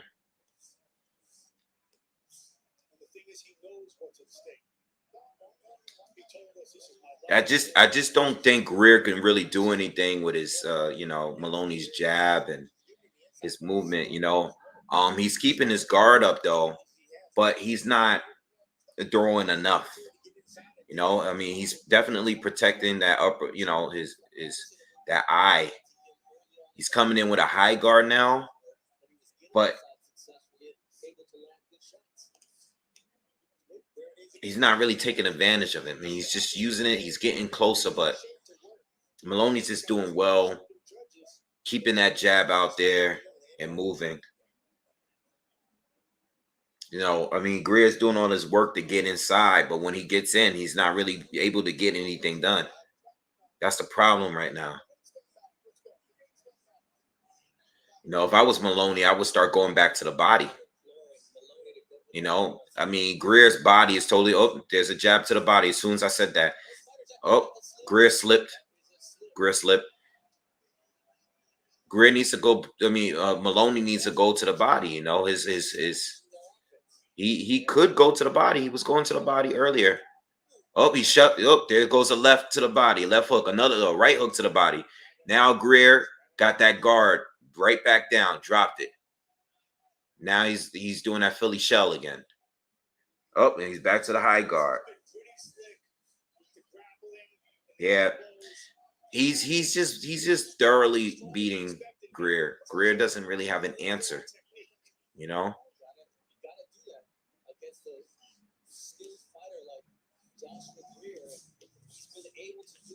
Yeah, Moloney's boxing good, man. Showing good defense right now. Very impressive. We're closing out the 8th round now.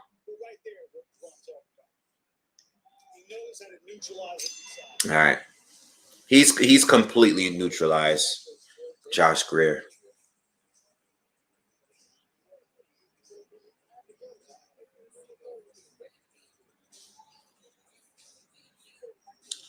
You guys are still complaining. I think you guys are a little bit behind maybe if you're still complaining about the mic.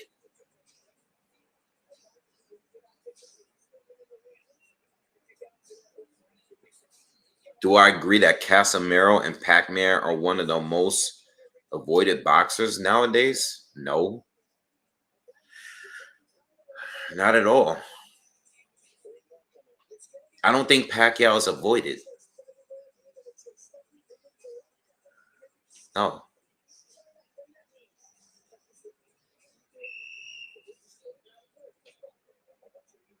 No, neither one of them are being avoided.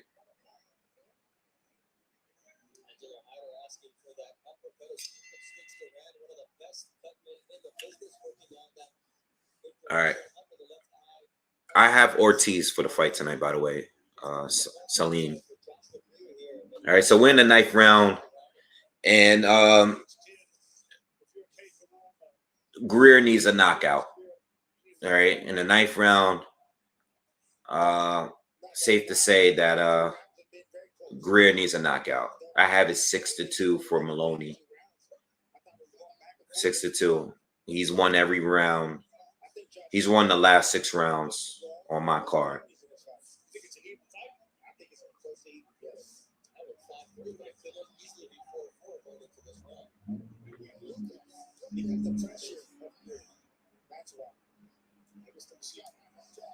Watch the elbow, Moloney. Watch that elbow.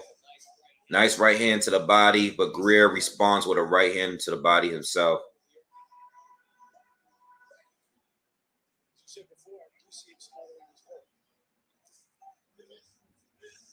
That's another thing too. I don't think Greer has never shown that he can hurt Moloney here. You know, he's landed a few good clean shots, but Greer hasn't shown that he can hold. Like, too much wrestling going on this round. He hasn't shown that he can hurt Moloney neither. You know, I think that's also a problem for him.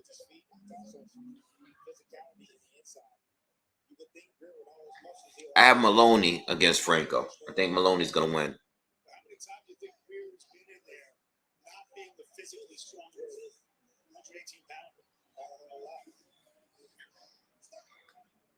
Oh boy, getting tired. I feel like I've been on here for hours. It's only been it's been a little bit over 2 hours.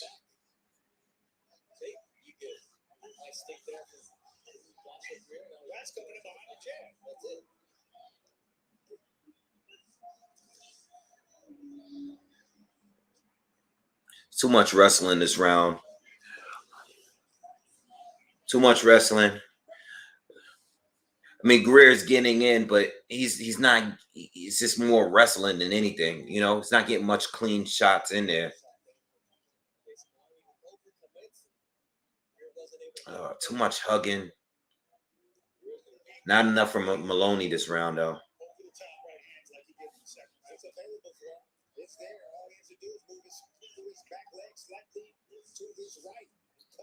All right, so Moloney's trying to box now. It's a little too late. Oh, nice. Greer lands a nice overhand right.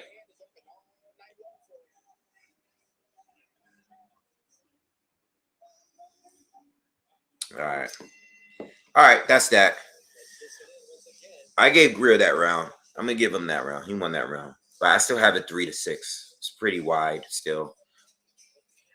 Chief, thank you for the donation. Quiet kept Casimero may be a little enhanced.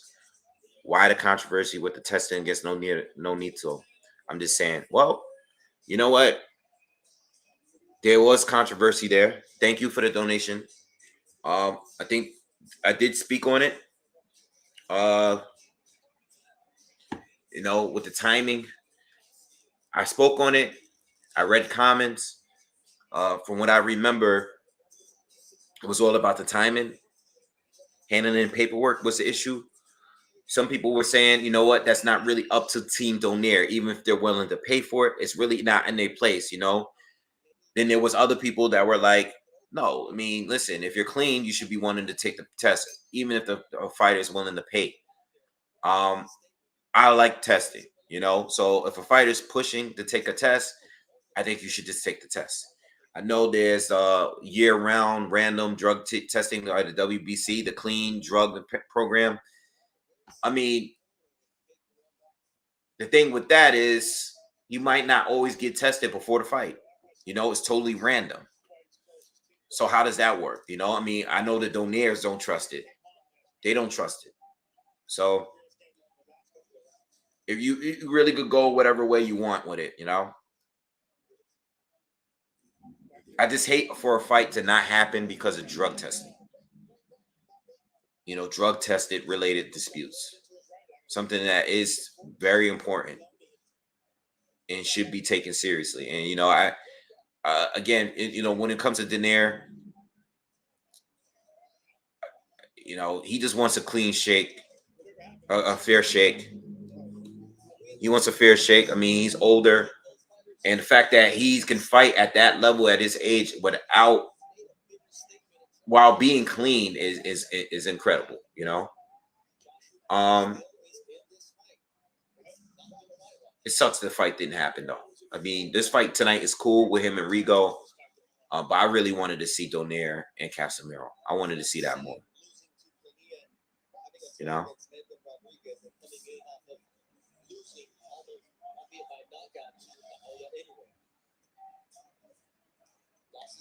Yeah, see, that's the thing with me. I'm just not gonna jump and assume that he's cheating. You know, I'm just not gonna do that. As far as this fight is concerned, we're in the final round. We have just over a minute left. Uh, Greer is having a decent round again, but if he doesn't get a knockout, I don't see him winning the fight. I think the rounds weren't really that hard to score. I see that Greer is going to his body a lot. I think it's just too late. They're showing Kavaliauskas in his locker room right now warming up. So hopefully they're fighting next, man. I would love for them to get the ring walk in by 10, the latest. Because if they were able to do that, then that means I could cover the fight without worrying about any other fights overlapping each other. So that would be great. So if they come out next, that's good. And I honestly think it's going to come out next because I can't see any of the other guys that's on this card. When I look at this card here, let me look at this card.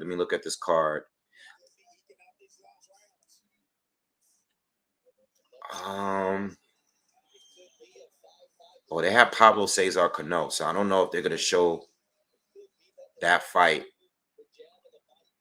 Yeah, it's a possibility we still might get another fight in between. Hopefully not.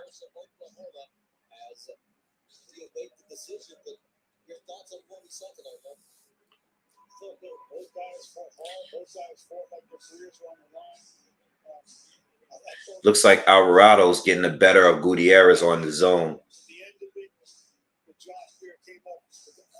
All right, the fight is over between Moloney and Greer. Yeah, I didn't watch the entire 10th round, but from what I saw, it looked like Greer was having a better round in the 10th too. I know Moloney. I gave Moloney 6 clear rounds, 6, and the unofficial scoring said the same thing, 6-4.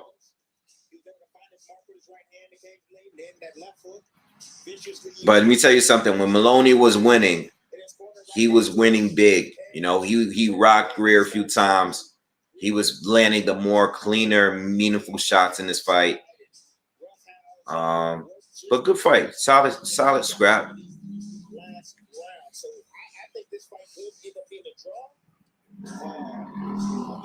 Ooh. Tim Bradley said he think this fight might end up being a draw. I don't know about that. I think it's a clear win for Moloney for me. Both guys gave a good account of themselves. I don't think that Joshua Greer would be disappointed with his performance tonight. Maybe adjustments he could have made earlier. Oh, Cano fight got canceled. Okay. So if that's the case, let's see who else is here. If that's the case, I don't see any of these other fights happening after the Alvarado brothers fought. Yeah, I think there's like a couple more fights. So we're going to get Ortiz next. 98-92. 98-92. 96-94, which is what I got. Unanimous. WBC silver bantamweight champion Jason Moloney got it. I think Karen Holderfield with that 96-94 scorecard was more in line with what we saw in the ring tonight. 96-94 is what I scored it. 98-92 was a little wide, but Greer didn't win. That's all I know. And it wasn't a draw. I know a lot of you guys wanted that fight. All right, but let me get a second.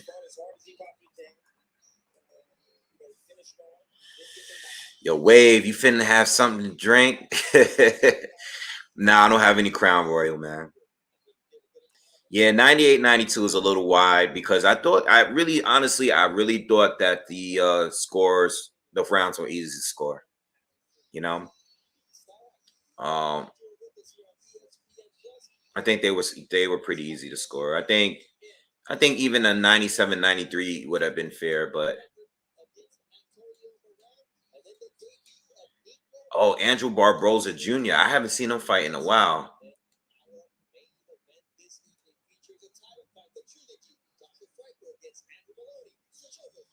Damn, you know what? This is a lot of hype for this kid, Muhammad Ali's grandson, because they're making him fight as a co-main event fight. You know, that's a lot of pressure for someone that hasn't fought. You know, nah, I don't think I'm gonna have a drink. I think tonight I'm chilling. I could have a drink. I might have one. It's been a while since I had a drink with you guys. Energy drink so you can wake up. Nah, if I was a lot more tired, I probably would have had one of those. I'm not that tired. Aaron, take care. I'm gonna go to the zone fight, watch it casually. I'm not gonna get too much into it because I already missed most of it. We're in the seventh round between Alvarado and Gutierrez. Right now, ESPN is on. They're in between fights, and Showtime starts in 10 minutes. Showtime hasn't started yet. Showtime is the only card that's not being shown right now. That starts at 10. In fact,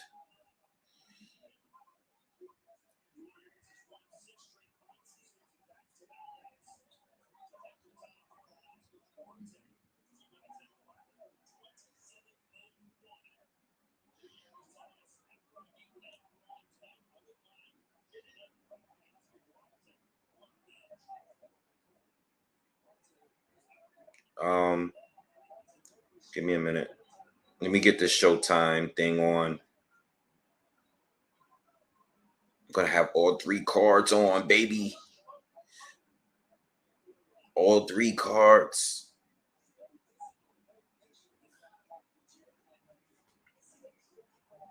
Russell's gonna be shown on Showtime.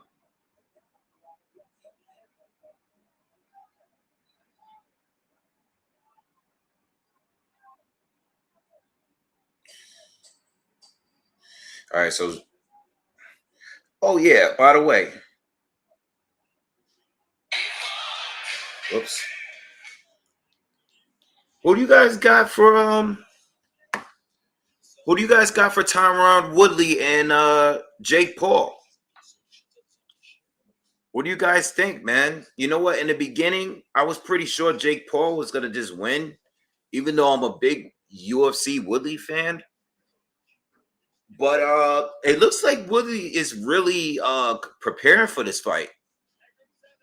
You know, he looks like he's really getting ready. He's not going in it like fat and sloppy, like he doesn't care and he just wants to check. I think Woodley actually has a chance of winning. All right. But I'll tell you when this fight was announced and I saw those press conference, I was like, oh yeah, Jake Paul is definitely gonna win. But now I'm like, it seems like Woodley's taking it like seriously. He's not going in there thinking like, yo, you know, I'm just gonna go in there. I got experience. I'm gonna knock you out, yada yada. No, he's actually preparing for this fight. I have a feeling now that he might actually go in there and win. You know,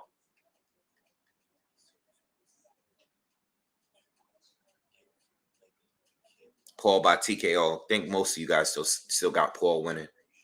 Jake the Snake.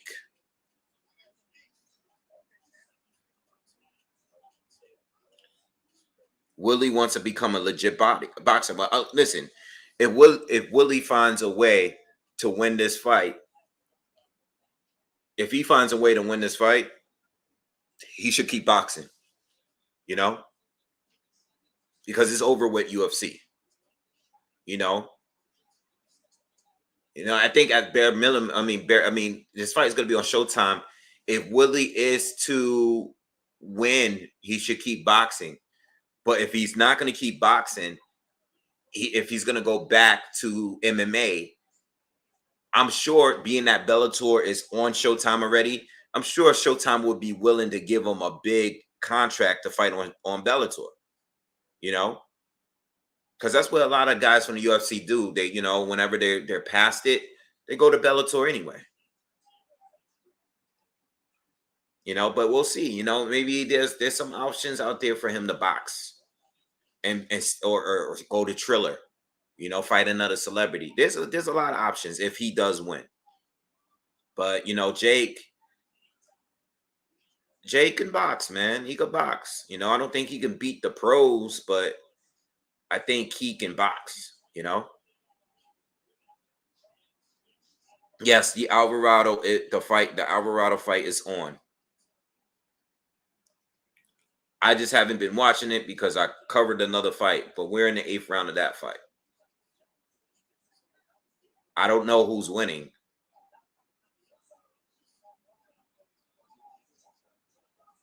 But we're in the 8th round.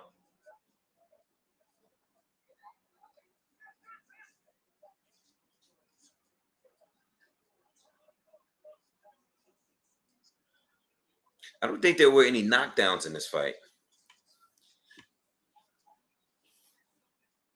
I'll tell you this, from what I'm seeing, it looks like Alvarado's been fighting a lot more calculated than he was in that first fight.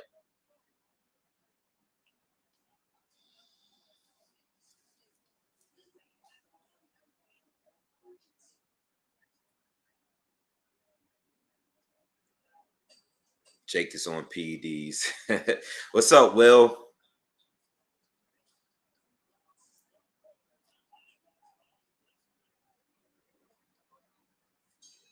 Tell you one thing, this ain't the fight that this is nowhere near as action packed as that first fight was between those two.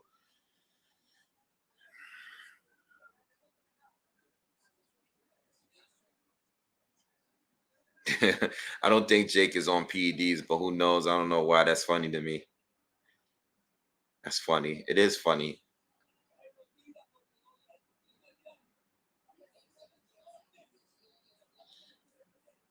I mean, if he was on PEDs, I wouldn't be surprised.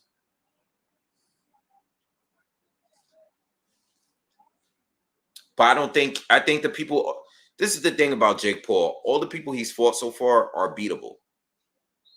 I mean, he has experience in boxing. Ben Askren was probably the worst strikers in the UFC. He's a terrible striker. He was a terrible striker. And then he fought Nate Robinson on top of that. So Jake Paul is fighting the people he should knock out. I believe the Virgil fight is the next fight. Let me do my little phone, TV, iPad setup. I got it all right.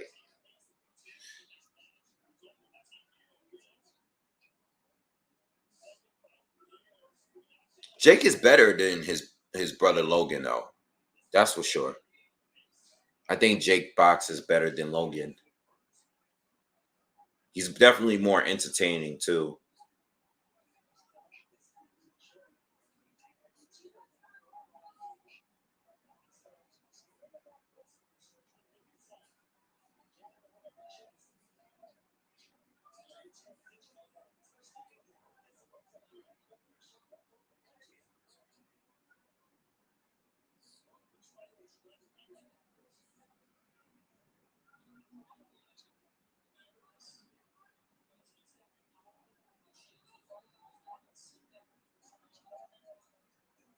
YT Ray, thank you, man. Appreciate the support.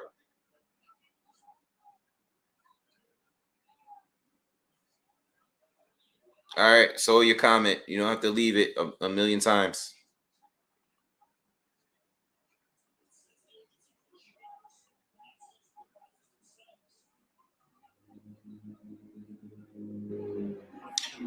Ortiz should be fighting next.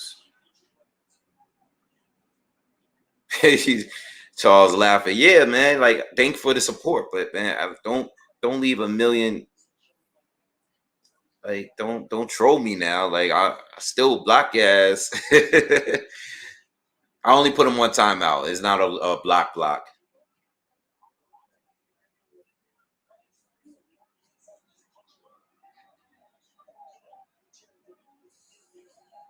Oh, big right hand for Alvarado. I think Alvarado's gonna win this, man. The little bit that I've seen, it's definitely not like the first fight.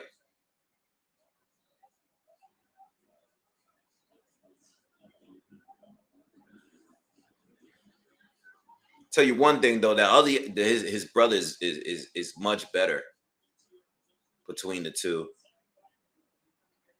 Well, Renee, this brother is definitely not a lot more pressure. I mean, impatient. The other brother is more aggressive, bigger power. You know, he's more of a beast.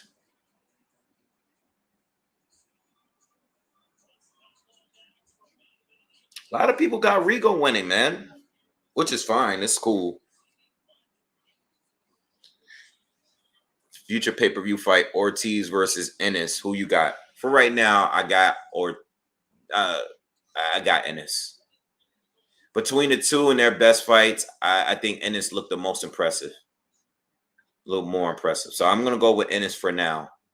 Uh, but I've been back and forth with this. I said Ortiz first, but I have Ennis now. But a lot of people said that Ortiz was sick before that fight with Mighty Mo. So I don't know. But see how Ortiz looks tonight, man, against Kavaliauskas. We'll see how he looks. Man, I might change my mind again. But right now I have Ennis. I think Ennis will beat Ortiz. I think Ennis is better than Ortiz. But I think it's close. Last thing I heard is Ennis was going up to 160. Is he committing to that? You know, is that really a thing, or is that just something that was just put out there?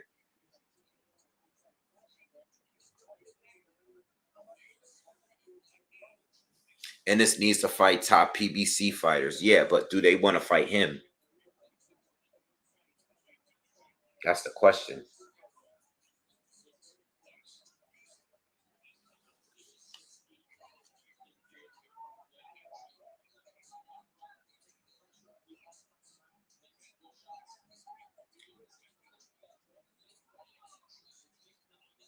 So soon, um, ESPN is on pause right now. So for the rest of it, you have to watch it on regular ESPN. So you got to have the actual channel to watch the rest of the ESPN. It's not going to be on ESPN Plus. You know how they do the switcheroo for every card now. All right. So I believe that you got to watch the rest of the ESPN card. So if you're looking to see Ali's grandson fight, Moloney and Franco, you're going to have to turn it to regular ESPN and watch it on there. All right. Because I noticed I kept it on the app, but I just realized that they're not showing anything. But right now, oh wow, there's a there's a little league championship game on ESPN. This is what I was saying in that video that I did yesterday. How ESPN treats boxing like a stepson, and they will not continue with boxing if there's an active game or other sport on ESPN. And they're at the top of the sixth inning in this baseball game. So who knows how long this game is going to last?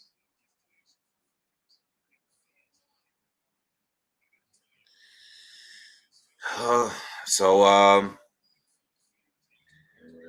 yeah, man. I guess ESPN it's going to be a wrap. As soon as the ESPN's card starts, please let me know. I'm gonna keep it. I'm gonna go keep the TV on the zone so we can watch this Virgil Ortiz fight, which is coming up next.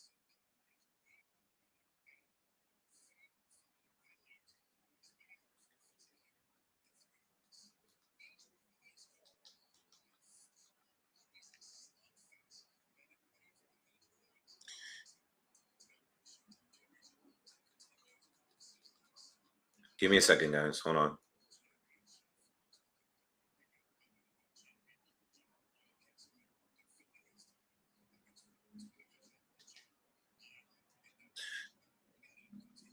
I think Roberto Duran would beat Aaron Pryor at that weight. At that weight, um, if we're talking primes, I'll probably give Duran the edge. I think Duran would beat him. Yeah, I'm gonna go with that. I actually was just recently watching a fight with Aaron Pryor, maybe a few weeks ago on YouTube. I think Duran would beat him.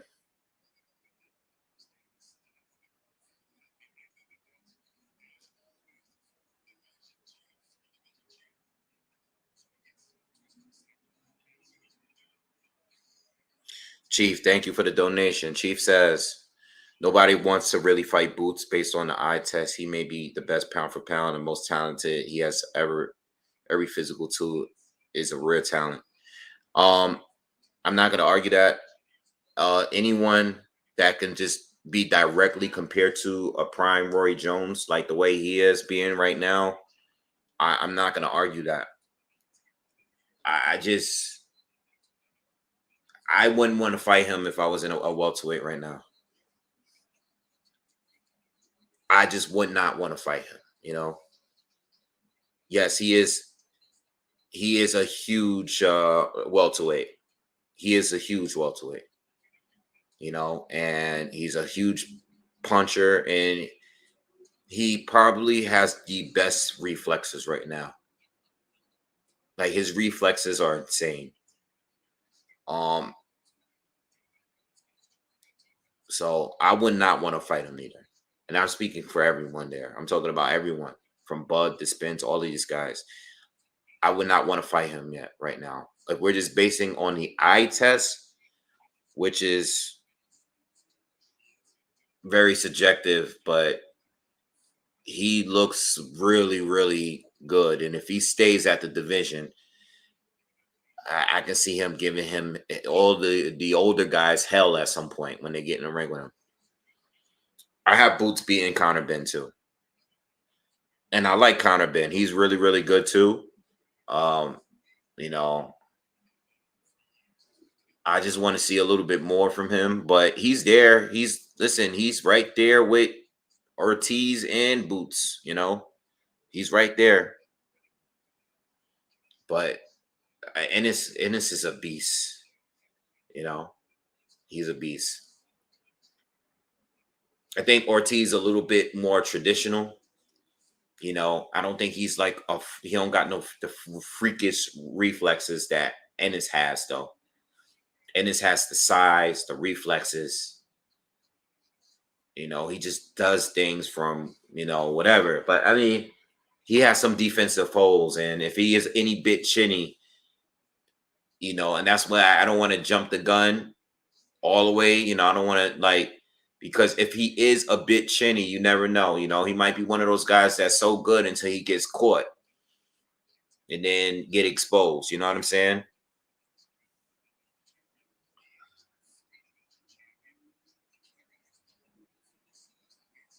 ESPN is back on.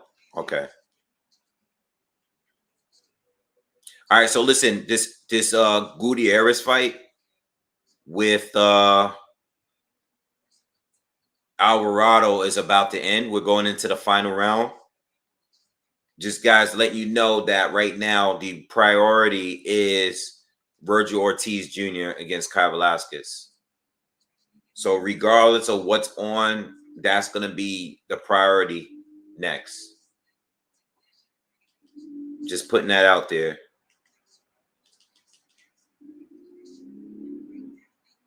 All right, so ESPN is showing boxing. Oh, okay, wow. So ESPN showed boxing over. Oh, Arnold Barboza is fighting on ESPN. Okay. All right, give me a second, guys. I gotta switch everything around real quick.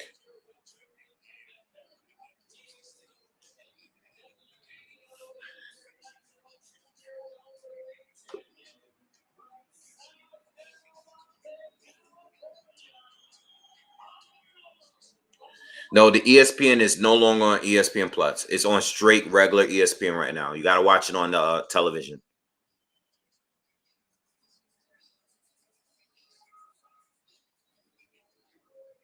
Showtime is on right now too, as well. If you guys are just tuning in, Showtime is on. They're gearing up, but they're gonna have their pre-fights. And they're gonna have Russell. They're gonna have Russell fight on, so we're not gonna be able to see. I'm not gonna even get to PBC right now until we get this the zone fight.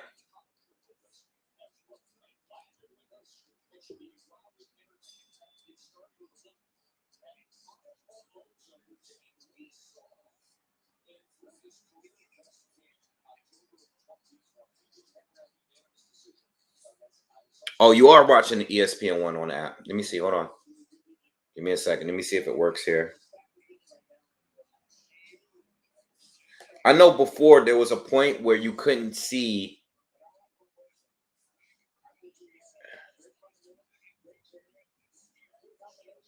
You couldn't see it on oh, okay. I have to sign into my cable subscriber. Guys, give me a second. Let me just show. By the way, Rasheed Warren is coming on Showtime right now. Give me a second. Let me just sign into my my cable provider thing.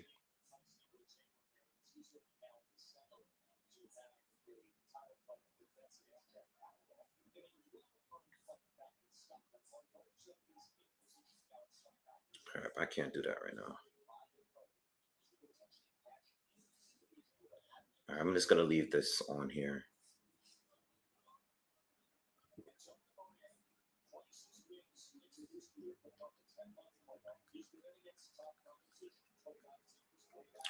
All right, we're just gonna stick with the zone.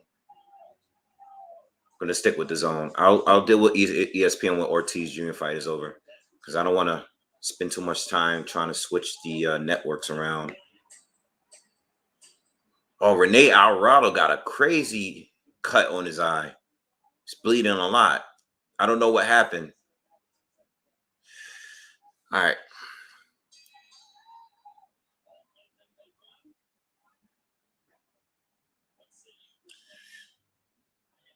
Yeah, because ESPN Plus, you paying for just the app, but you have to actually be signed into your cable provider to be able to watch it from the app.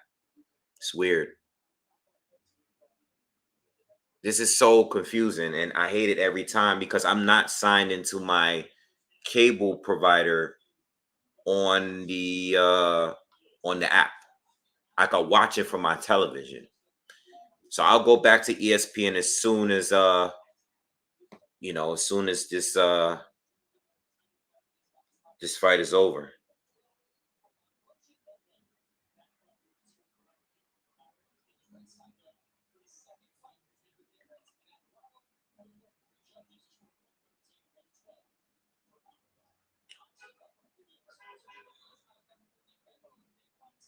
All right, let me turn to Showtime.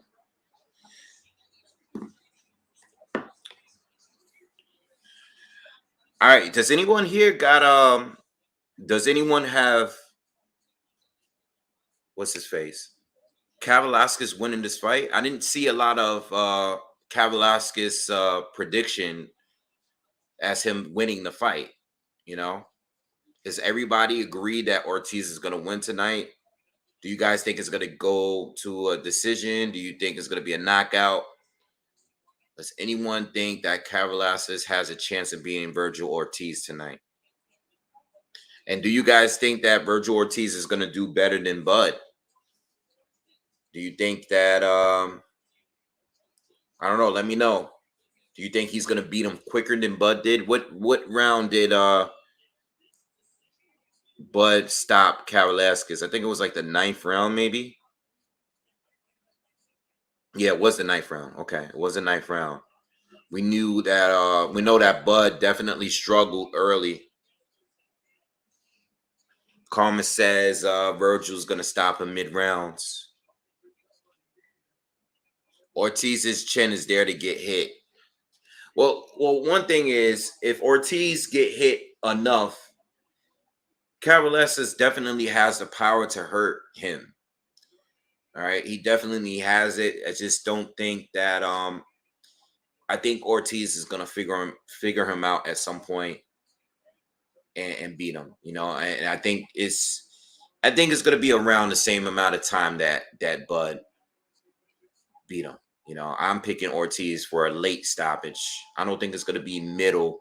I'm thinking more down the line, but we'll see. We'll see. But I definitely got Ortiz winning by stoppage at some point. But you never know, man. It's a good fight. Joe Strummer believes it's a 50-50 fight. You can call it a 50-50 fight. I mean, I kind of think I think it more like a 55-45 fight.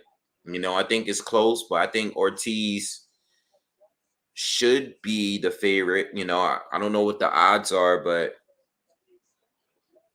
if Mean Machine pulls off the upset, I wouldn't be that surprised, you know, because of the trouble he gave Crawford. I can see him giving Ortiz trouble too. Oh, Gutierrez won again.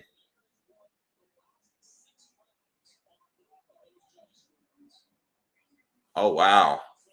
Gutierrez won again. They said the judges gave Gutierrez the last 6 rounds. Wow.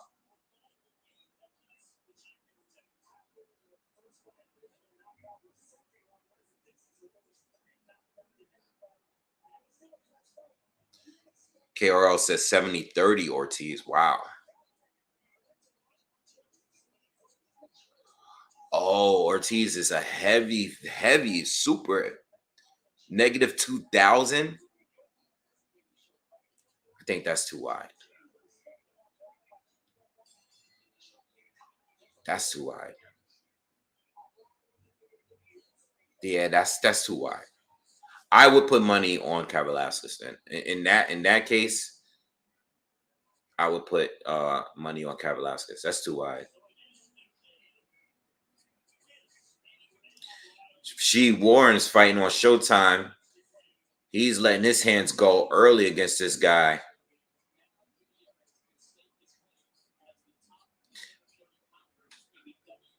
I think if Rasheed Warren really had like a lot of power, he'd be really dangerous.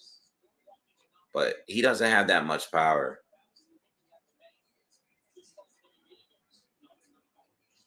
He's quick. But it's just like it's no power behind his shots.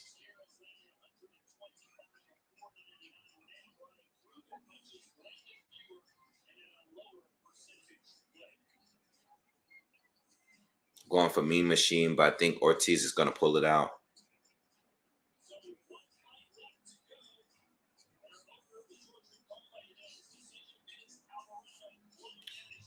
Moloney and Franco is not gonna be for a bit. There's a few more there's a fight on ESPN, and then there's another fight after that.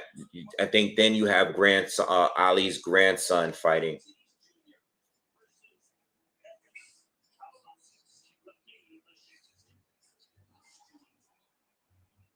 Warren drops Vasquez.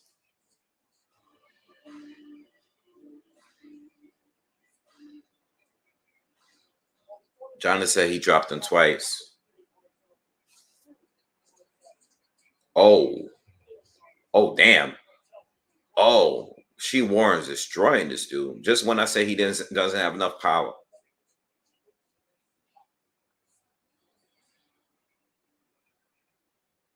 Joe Cordina can beat Gutierrez. I'm not that sold on Gutierrez, even though he won these fights. Thank you for the donation, Leonard.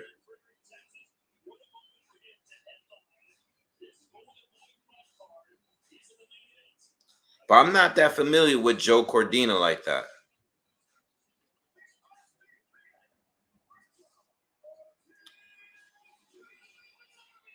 So I couldn't really answer.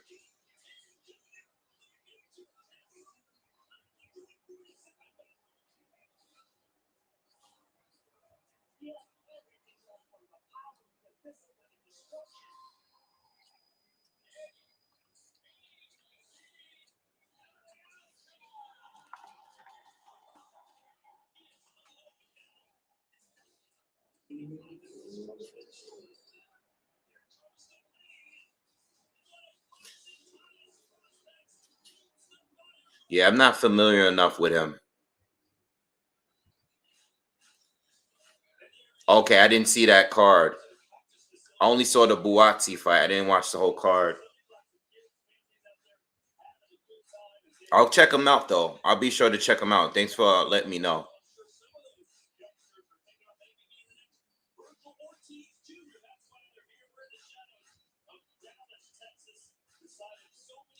All right, so Ortiz Jr. is getting ready to come out to fight Kavaliauskas.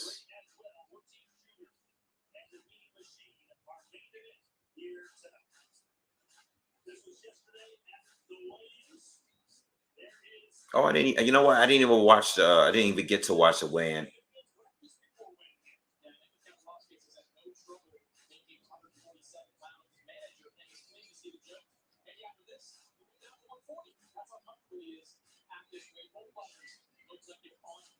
Yeah, both look good at the weigh-in. I see. Okay.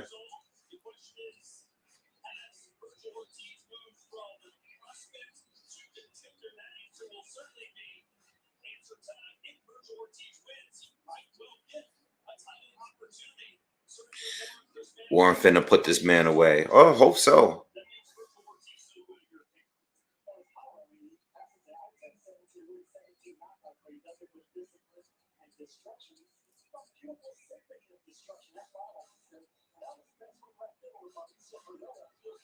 No, I don't want to fight you.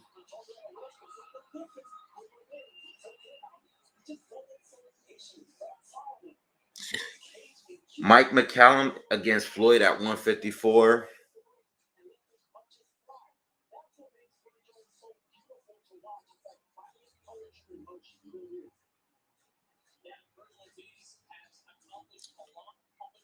Um,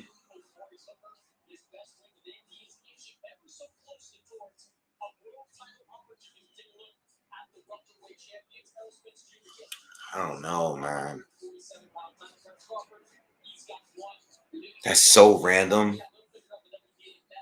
I really, really like Mike McCallum.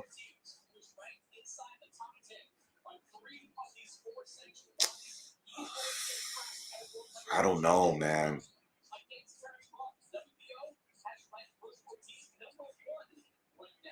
I don't know.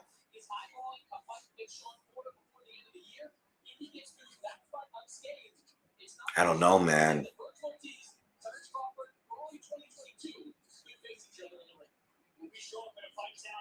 That's a tough fight, man. I'm behind on Warren fight because it's still showing the second round.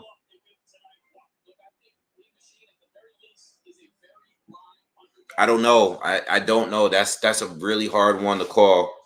Oh yeah, he knocked this guy out.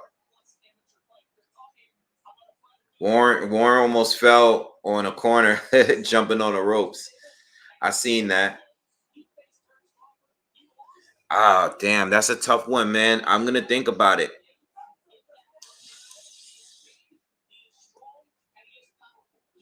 That could be one of those fights where that's a tough one, man.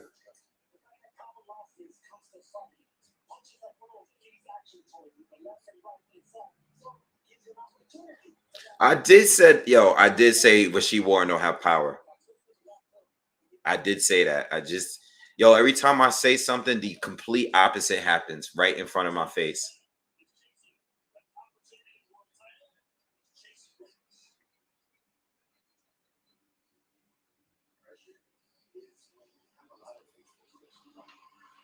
All right. How many fights are we getting on Showtime? Let me just look this card up real quick.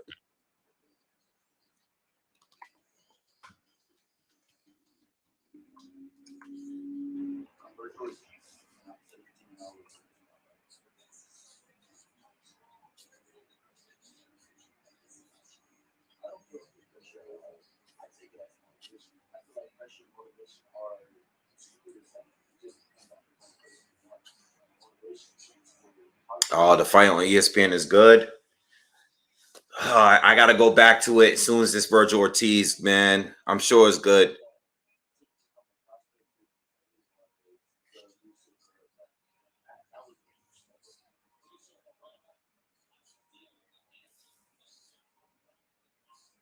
Damn, I feel bad. I couldn't answer your question about McCallum and Floyd.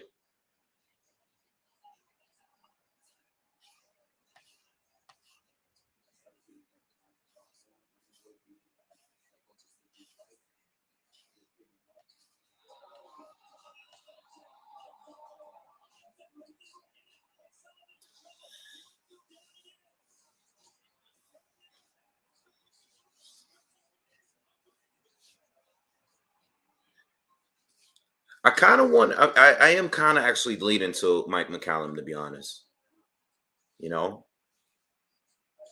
I am kind of leaning towards him. And Mike, he fought at the weight, so it's not like he's gonna be weight drained.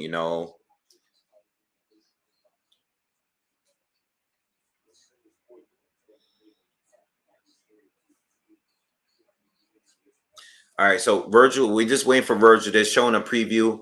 I'm just waiting for Virgil Ortiz and Kavaliauskas to come out. Kavaliauskas is already 33.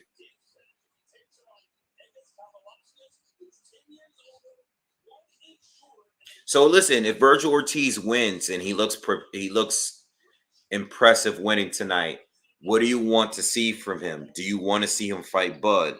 If Bud doesn't fight Sean Porter, um, you know, what do you want to see from Virgil Ortiz if he is to win this fight here? All right, they're about to come out now.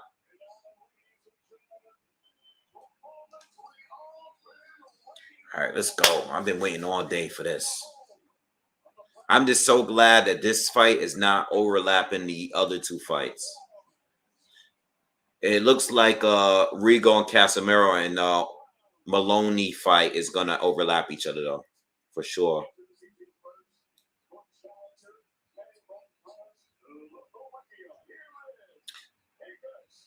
I guess it's coming to the ring now.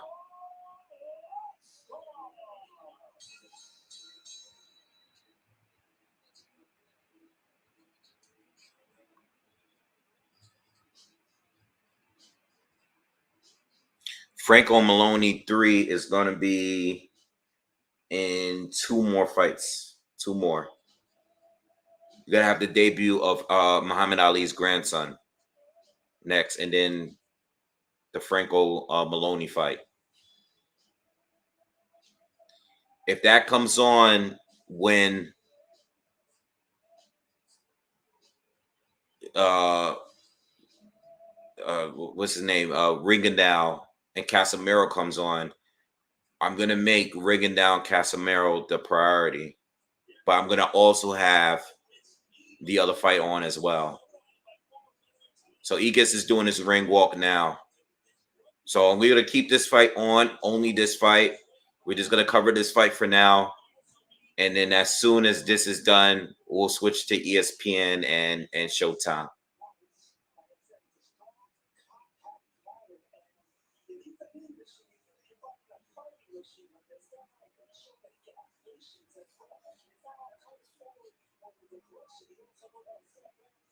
Make sure you guys smash that like button, by the way.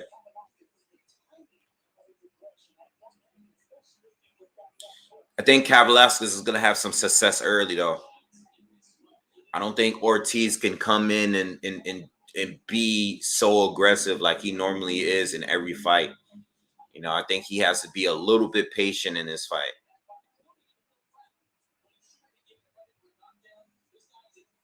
You never know, man. You never know. This is boxing at the end of the day. And this is a big step up for Ortiz. You never know, man. I wouldn't completely rule Eggis out.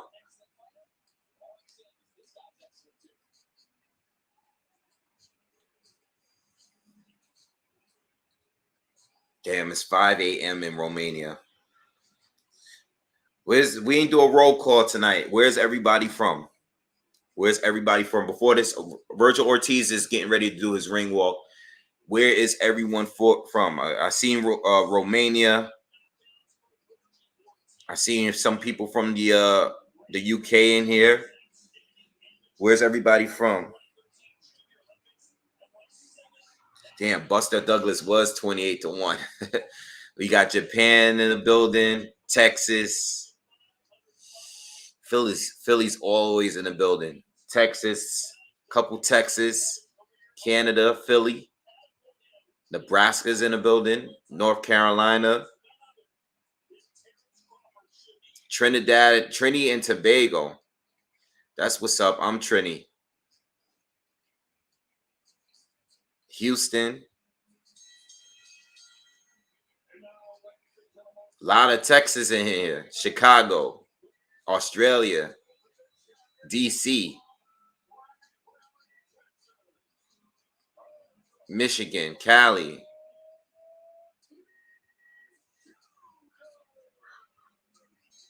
We got a couple people from Chicago in here. Toronto, St. Louis.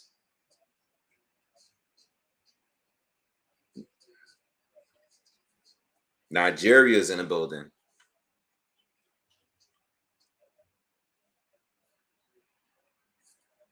Connecticut's in the building. San Diego. All right. North Wales. San Antonio. Canada. Noya. New Orleans. Atlanta.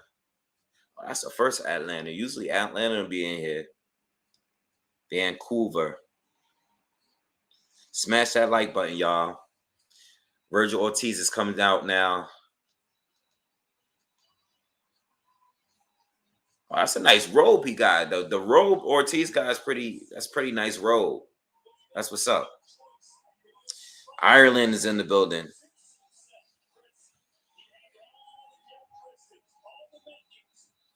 Looks like it's a packed. Yeah, you guys saying it's sold out. It looks packed in there. It's not a super huge arena, but it's definitely packed. I don't see no empty seats in there.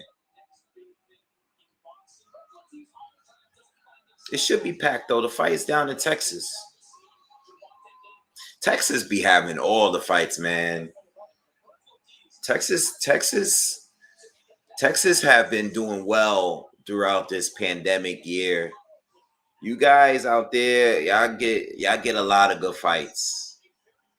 Y'all been getting the fights, man. Everything's been shut down here in New York. Y'all getting all the good fights.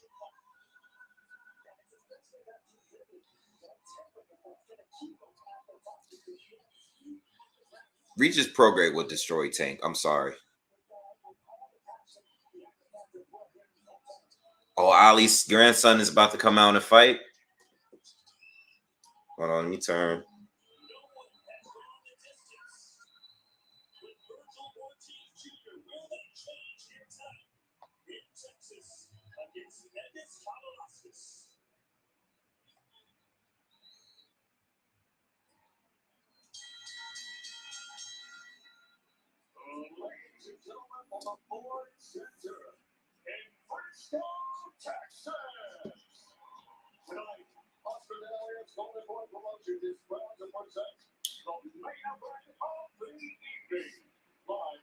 Viva Mexico.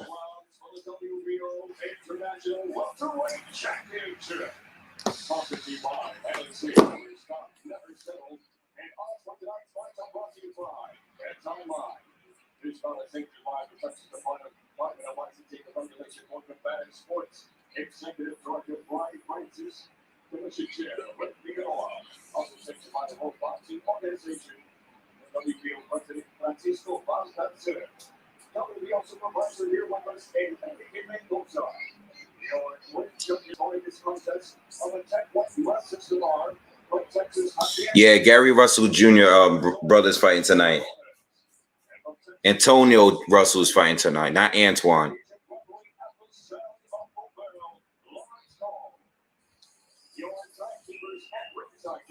Should Tank stay at 135? Absolutely. I think he should stay at 135. I think he should be fighting Devin Haney and Lomachenko and all of those guys.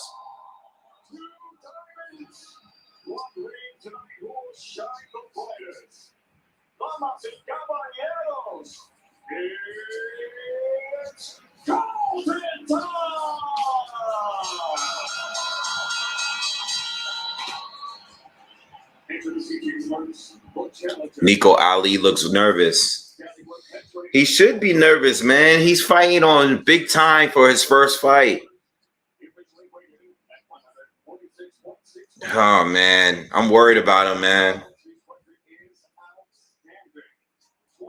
I hope he's good.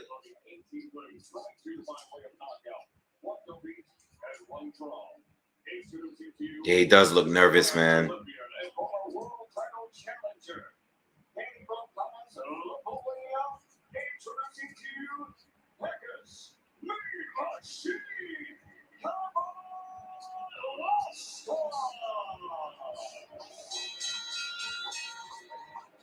My feed is slow on which one? Am I slow on ESPN? Or are you talking about like the zone?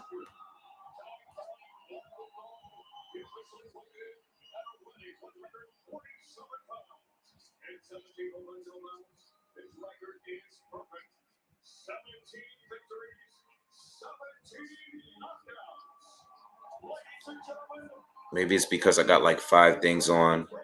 I'm behind on the zone. All right, let me back out and reset it before the fight starts. Did the fight start yet?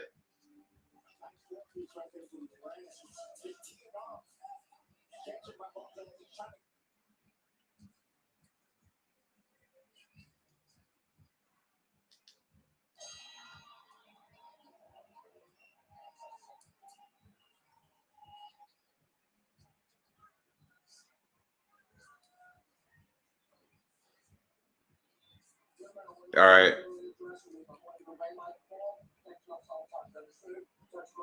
They just touched gloves and the fight's about to start. So, I mean, I caught up the most that I could. Hopefully it's not too far behind.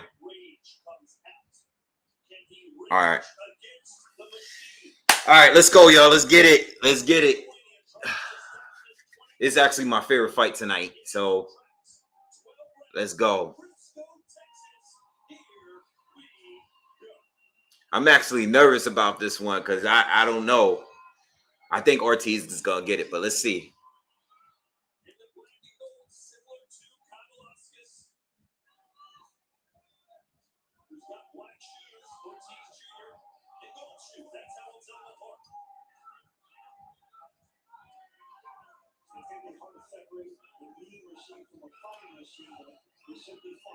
All right. Not really clean landed yet. They both just filling each other out. Ortiz lands a jab to the body. Expect a lot of that. Nice jab by Ortiz. Ortiz got that tight high guard. Haven't seen anything landed by Eggis yet.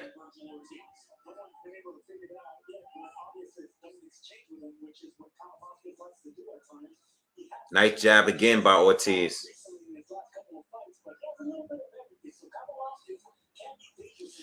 Kavaliauskas shoots the right hand block by Ortiz. Nice double jab by Ortiz.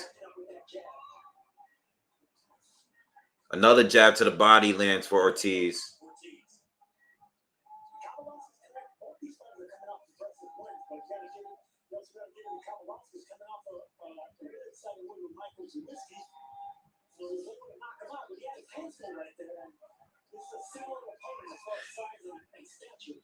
Kavaliauskas hasn't really landed anything outside of a jab or two.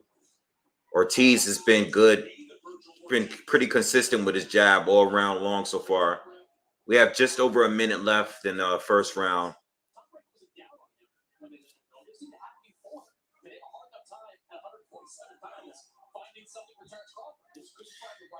Eggers threw a couple of right hands, but he hasn't landed anything because Ortiz has been keeping that guard up and tight. Eggers lands a jab to the body. Lands another one, but Ortiz counters with a right hand up top.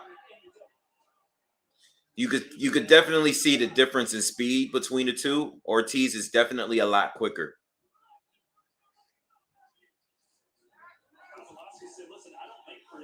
Ghost, thank you for the donation.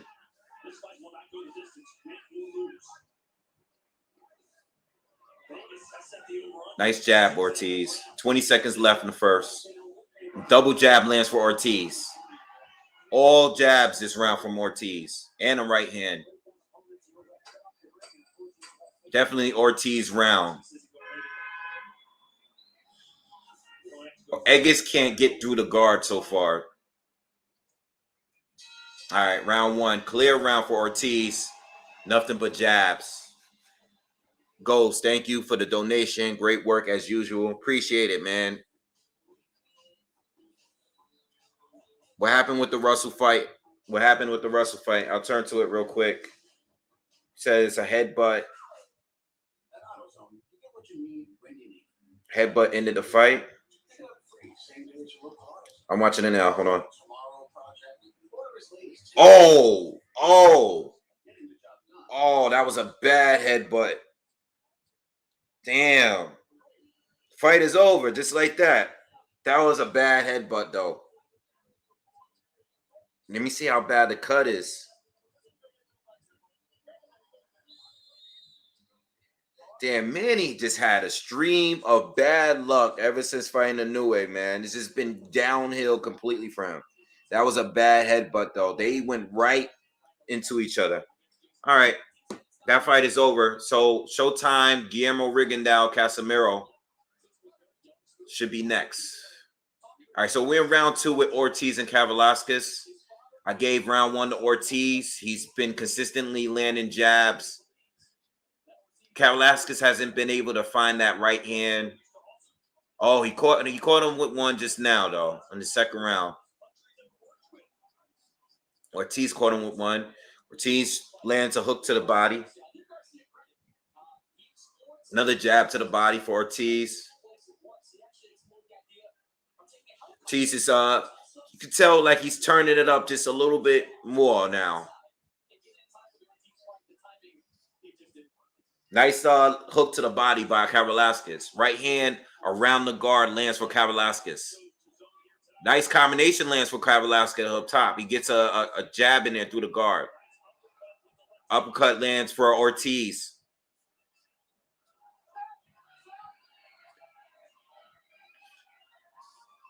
Ortiz trying to get a little rhythm going here. You got to be careful. Nice right hand. Straight right lands for Ortiz. Ortiz steps in, lands a hook to the body. Halfway through the second round, Kavaliauskas lands a jab up top. A lot more action this second round from both. Notice as soon as Ortiz started stepping up the pace, Kavaliauskas started landing a bit more. So Ortiz got to be careful. Jab lands for Eggers.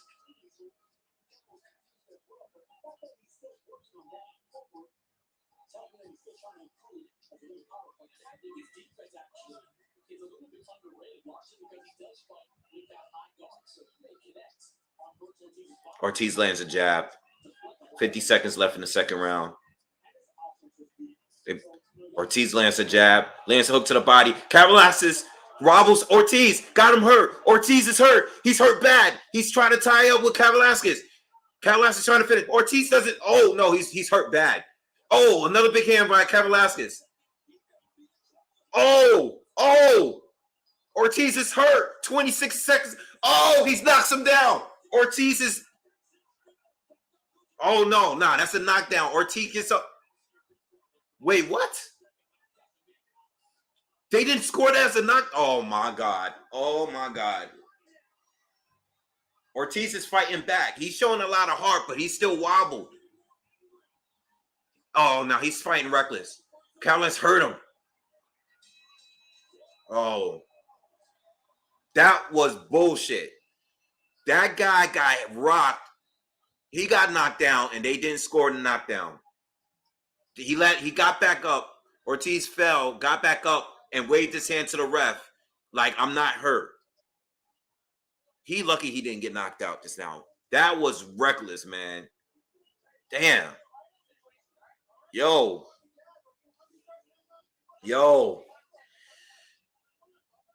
Oh, damn. I still got this note up. My bad. Yo. Ortiz got rocked. But he kept fighting. But he was leaving himself complete. Oh, I think that's what happened to these young boys. They get hit. Oh, it was an uppercut that landed for Kavaliauskas, and he just swarmed them. And Ortiz he was trying to hold on. And then as soon as Ortiz fell, he just wanted to go to, oh, okay, you know what? It wasn't, all right, it's my bad. Ortiz threw a wild left hand. Okay, it's my fault. Ortiz threw a wild left hand and fell, all right? Just hit nothing but air. And that's why they didn't score the knockdown. So it wasn't a knockdown, my fault.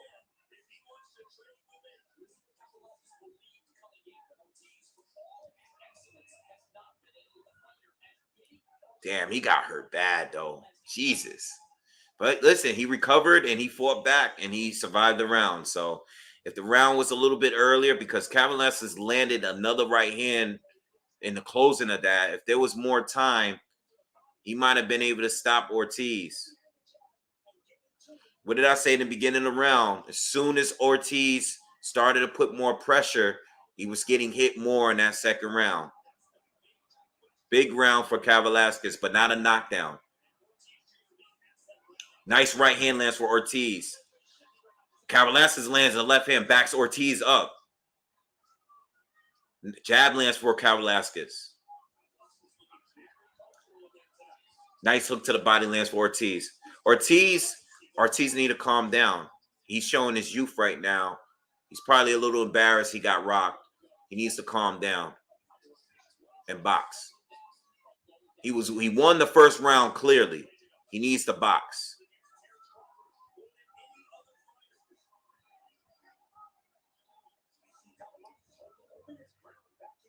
So now Kavaliauskas is looking like the boxer he was early in the Terence Crawford fight. Now he's the one that's being patient. He's waiting for opportunities. Ortiz is still throwing more though, and he's still landing jabs. Well, he hasn't landed anything big yet. He's landing a right hand right there though. Didn't seem to face Kavaliauskas, at least not at this point. So now Ortiz is going back to his boxing. Okay.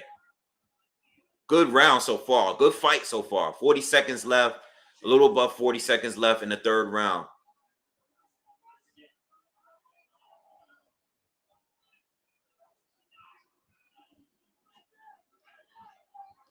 Egas lands to the body. Your pace kind of slowed down this past minute. Oh, another big right hand backs Ortiz up. Kavaliauskas got him. Nope, Ortiz is telling him to come on. Now they're exchanging, but Kavaliauskas landed the better shots. Ortiz comes back with a right hand and drops. Egas Kavaliauskas is on the ground. Comes back, drops him with a right hand. After Kavaliauskas landed first, but he's the one that goes down. Good show. Good. Excellent fight so far. Excellent. That's the way you come back. Because Egas had him a little bit. Egas landed a right hand first.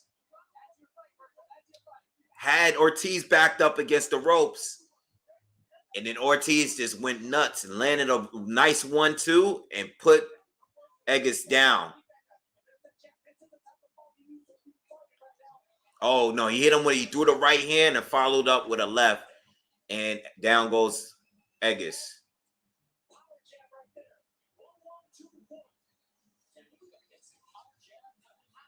Damn. This is a good fight right here, man. This is starting to look like fighting the night already. I don't know. Let me turn to ESPN real quick. All right, so we're in the 4th round, y'all.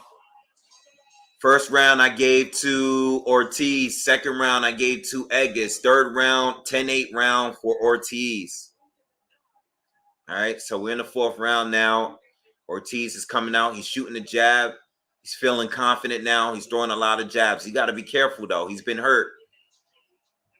You got to watch for those right-hand counters.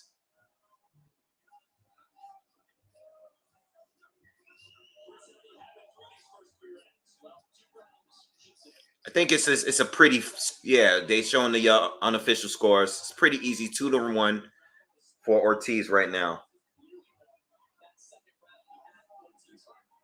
Having a little jab war right here between the two.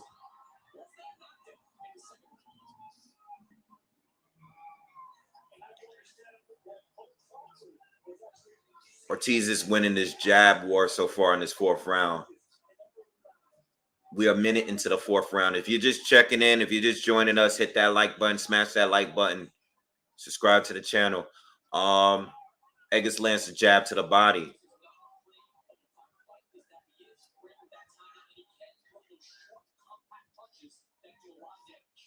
Eggers is waiting for the counter. By the way, Ortiz is moving laterally. He's moving sideways. He's not just coming forward. He's showing good head movement now.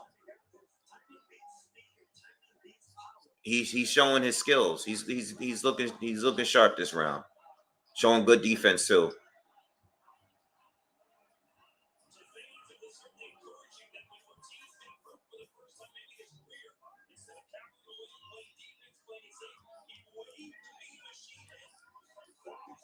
Nice double jab lands for Ortiz.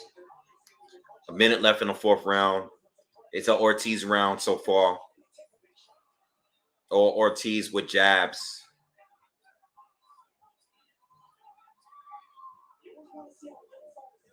Another jab lands for Ortiz. All jabs this round.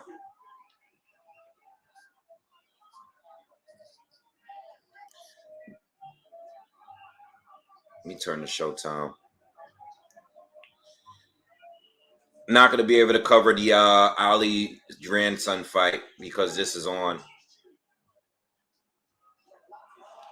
Nice right hand lands for Ortiz and follows it up with a left hook. 10 seconds left in the 4th round. All Ortiz. Ortiz very dominant this round. Very, very dominant this round. Oh, nice hook to the body by Ortiz. He looks sharp, man. He looks great this round. He looks great. He looks great. Even with the knockdown and everything, he looks great.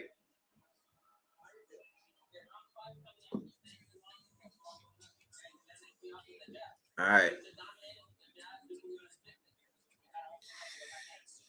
Woo. What's going on, y'all? What's going on, y'all? DW, what's up, man?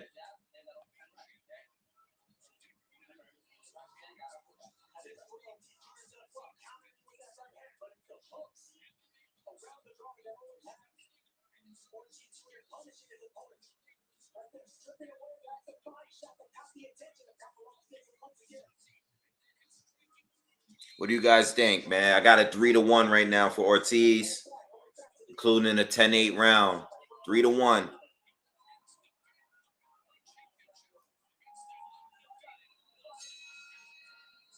All right, here we go. Let's go.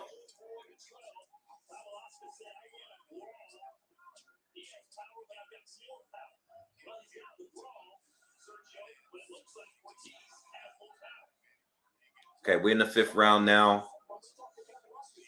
Eggers lands a jab to the body. Eggers is moving his upper body a lot more. Let's see what he does. Nice pull counter landed for Ortiz.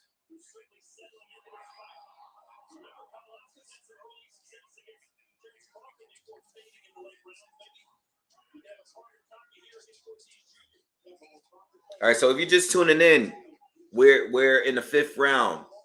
Ortiz and Kavaliauskas. All right. Showtime is showing Rigondeaux and Casimero.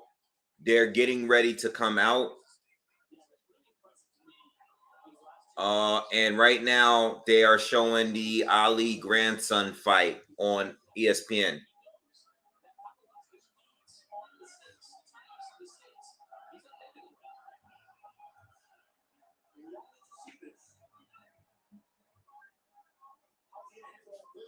All right, so as soon as this fight is over between Ortiz and Kavaliauskas, we're gonna go all in for the Rigondeaux fight. But I do have it on, so it didn't start yet. So if you're coming here for the Rigondeaux fight, it didn't start yet.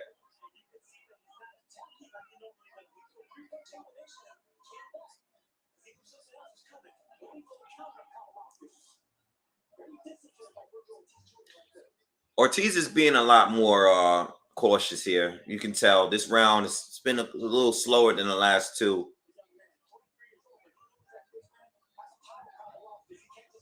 Kavaliauskas is the one kind of being aggressive, but he's still looking to counter. Nice shot to the body there by Ortiz.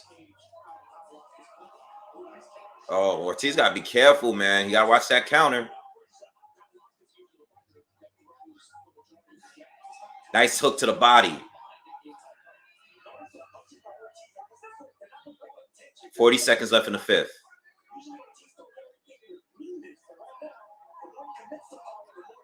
Ortiz keeping that right hand up.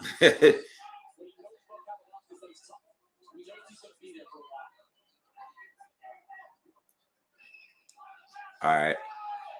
Another jab, another double jab landed by Ortiz. Eggers is kind of waiting. They're both waiting.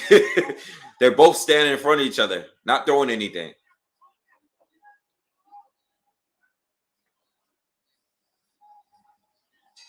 Tell you, this is the Eggers we got in the Bud Crawford fight. He's one that's being a patient one. But Ortiz calmed down a little bit. I think the last couple rounds after he got hurt, after he got the knockdown, he's calmed down a bit. He calmed down a lot in that round, but he still got the round. I only gave Eggers the 2nd round so far. How do you guys got it scored? I got it 4-1 right now. I got a 4-1. What do you guys got it?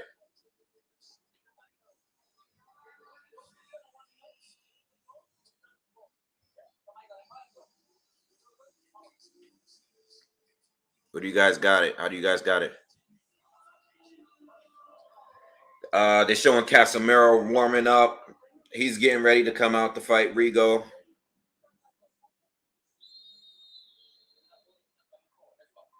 All right, what's going on, ESPN? ESPN got, who do they got? All right, Ali's grandson still hasn't come out to the ring. Think this is getting a little too extra with him now.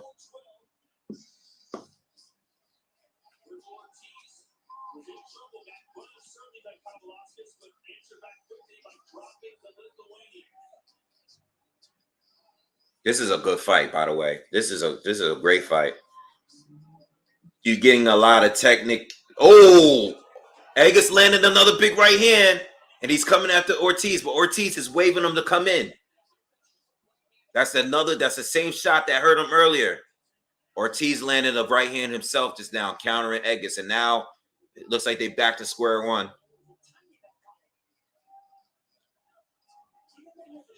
This is a good fight, man. You're getting everything. You're getting action. You're getting a lot of technical ability. You're getting counter punching. You're getting patience and timing.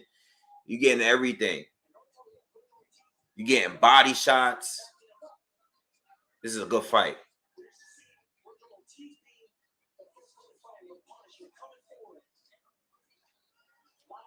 I know Eggers is trying to be patient, but I still feel he needs to do a little bit more to win rounds, though. think he's relying on that one big shot to hurt Ortiz, and it might work for him. But Ortiz is throwing more punches. He's landing more jab. Or Kavaliauskas is trying to catch him again with another right hand. But see, Ortiz is being careful. He's waiting for it to come. He knows it's coming. But he's still outworking Kavaliauskas a little bit.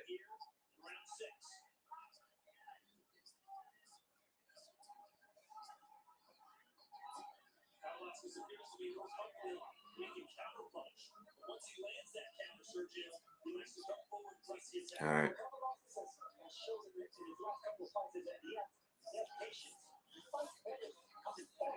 Nice double jab lands for Ortiz.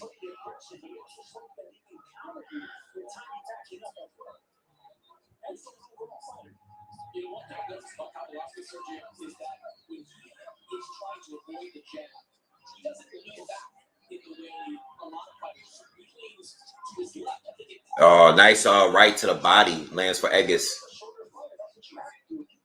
They took the time off the screen a while ago. I don't know how much left we got in this round. Egis lands a right hand. Yeah, it is a good round for him. He's landing a few right hands, some nice jabs. He's closing out this round pretty strong.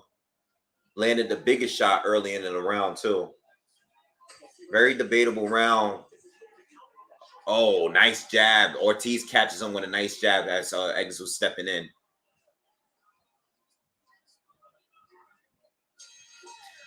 Swing round.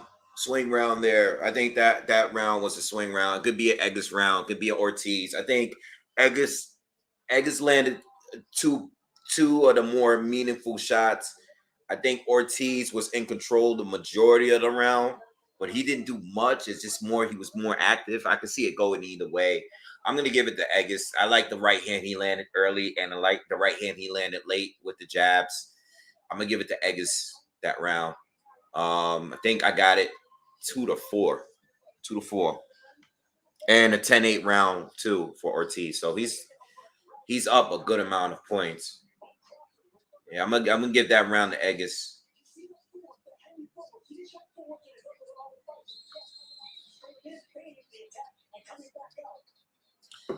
All right, what's going on with Ali's son? What's happening? They starting this guy up. What's going on? Let me know in the comments, man. We gotta stay on this Ortiz fight, man.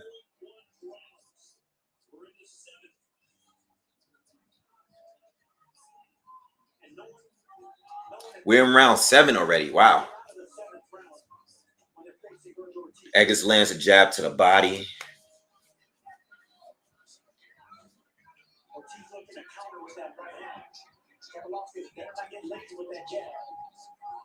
Two fighters lasted to the 7th round with Ortiz Jr., Samuel Vargas, and Luis Hooker.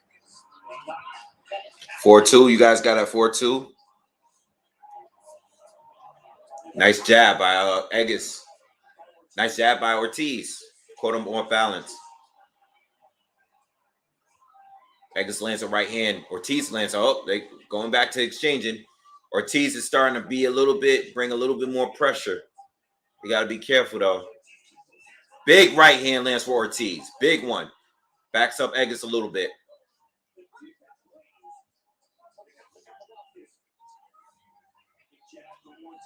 I'm going to tell you, in comparison to the Bud fight, once that Bud got hurt in that 3rd round, Bud was definitely a lot more dominant towards Egis. I know it's not the 9th round yet, but I think Egis was taking a lot more punishment from Bud at that point. We'll see what happens, though. In comparison, I think Bud was bringing a lot more pressure than Ortiz. Ortiz is being a lot more cautious right now, but he's still putting in work. He just landed a hook to the body.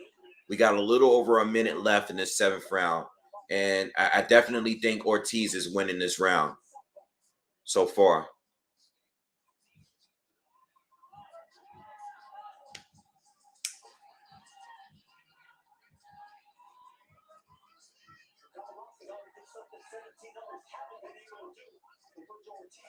Nice jab for Egis.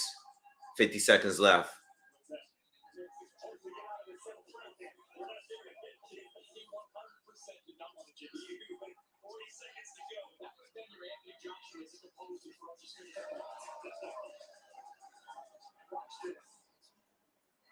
This is a good fight, y'all. It's really a chess match now. It's a chess match, but it's still a good fight.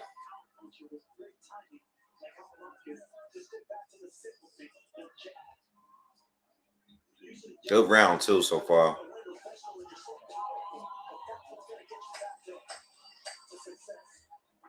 Nice right hand lands for Ortiz. Comes in, lands a hook. Eggers goes back, throws some power, but missed both shots. Round over. Ortiz round. I got it for Ortiz. I got a 5-2 for Ortiz. Plus a knockdown.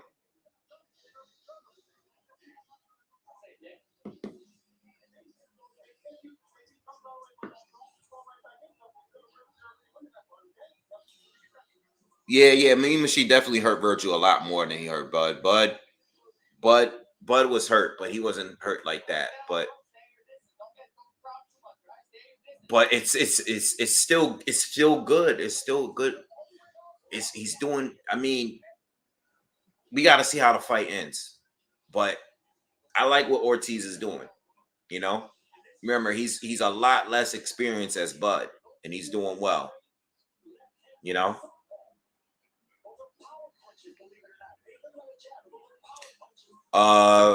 Eggers Kavaliauskas got knocked down. Ortiz got hurt bad, but he didn't get knocked down. All right, Mr. Nico Ali Walsh is coming to the ring now on ESPN. Ali's grandson is coming to the ring. He's doing his ring walk now. If you guys are interested.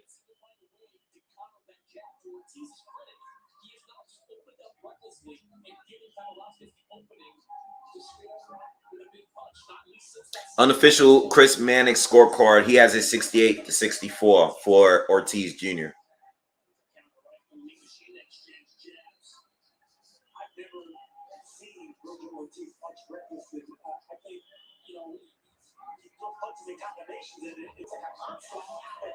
Nice hooks to the body by both. We're a minute in the 8th round.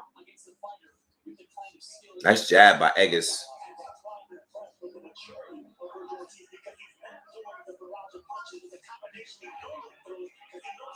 Oh, Ortiz on the inside landed some nice. He's landed some nice shots. Backing Eggers up now. Eggers is down. You know what? He probably should have did that earlier. Ortiz just out of nowhere went in close. Started landing some hooks, some uppercuts, and had Eggers down on one knee. Eggers is back up. We're in the 8th round, and this thing just froze just now out of nowhere. What the hell just happened? Oh, crap. Goddamn. Hold on. Give me a second. Damn it. I'm sorry. Give me a second.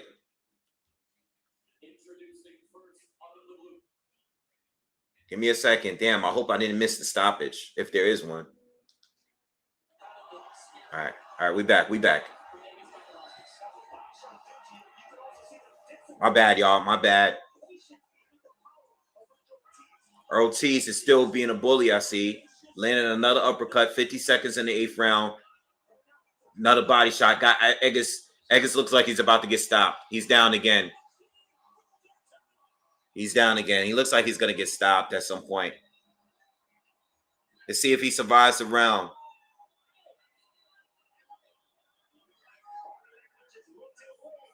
What did I say? 8th round? I said 8th round.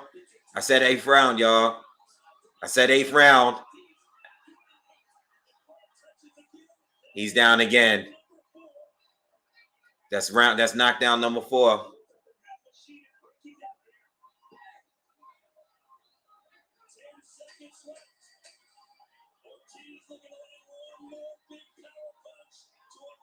Eggers is trying to survive. That's it.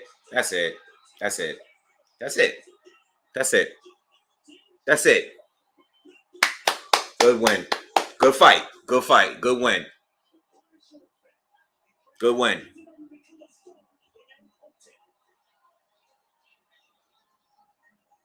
Good win. Good win. Good work, man. I liked it. He faced adversity.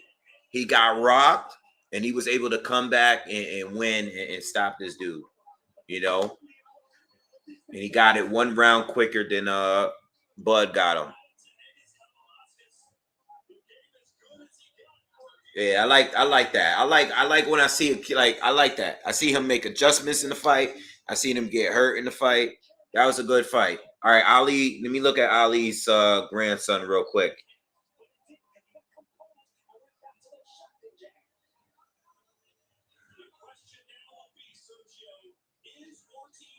I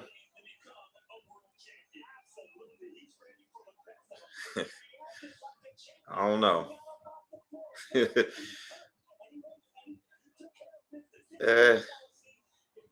Okay. I mean, he could fight.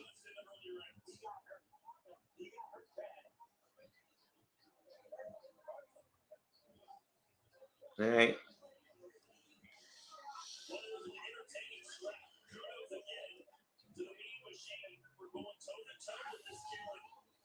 Guys, listen, can't do the post fight talk and all that. We'll talk more about that later. I'll do a review, but I'm gonna turn to ESPN. I'm sorry, to Showtime because this Rigondeaux fight is about to start.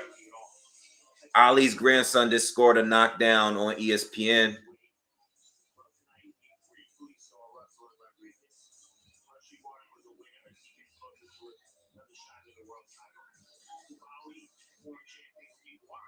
Oh, Ali's busting this boy up.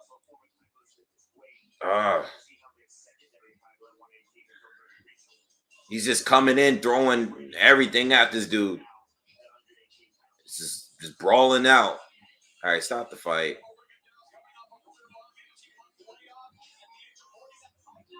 All right. All right, fight's over. Ali gets a first round stoppage. Got a first round stoppage.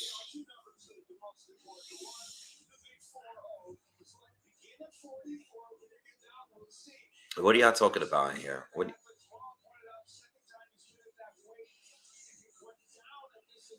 Yeah, he could fight. You know, he could fight. That's all I could say. I didn't really see much. I seen him come out and just throw a bunch of punches and stop a guy.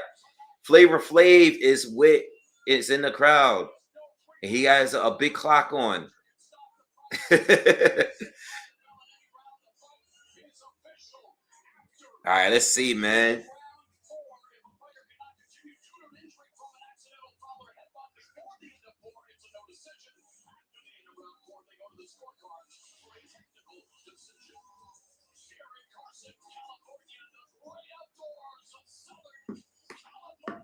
Let's get this Rigondeaux Casimero fight cracking, y'all. Here we go. They're about to announce them in the ring. Let's go. Let's get it. So right now, so far, we haven't overlapped in a fight yet. Franco and Moloney is next on ESPN. It's not so bad. We was able to end the Ortiz fight right before this fight started. All right, here we go. Who you guys got, man? Who you guys got? Rigondeaux or Casimero? By knockout, by decision? Who do you guys got?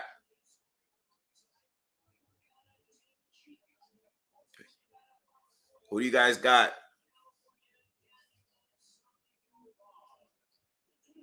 I might be wrong. I think Casimero, but might be wrong. We'll see. Rigo by dismantle. Who you guys got, man? I picked Casimero. I'm starting to regret it a little bit. I don't know. I picked Casimero. I'm gonna stick with my pick, man. I'm going with Casimero. I'm not going with him, but I think he's gonna win. Rigo by clinic. Casimero. I picked Casimero too, but Rigo's good. Ortiz, a new superstar. He's Mexican. All right, Dro, chill. We saw you the first time. Don't go crazy. I ain't trying to put you on timeout.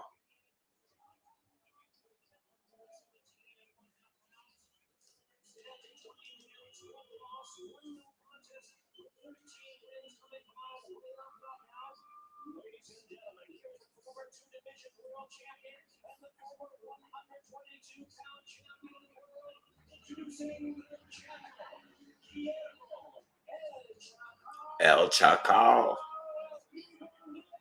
Let's go. Let's go. Let's go.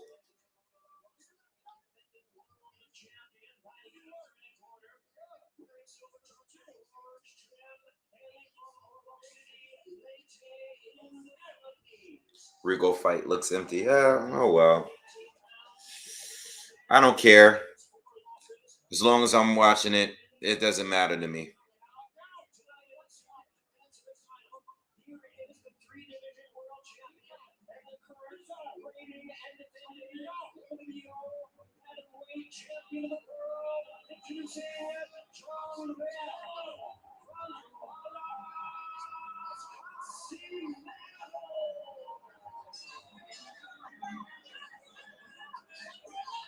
All right, here we go, y'all.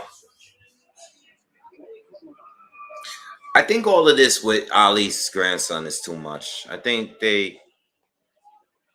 doing too much. It's too much. You know? I know he's his grandson. I that's dope, but they're doing too much here. This is too much.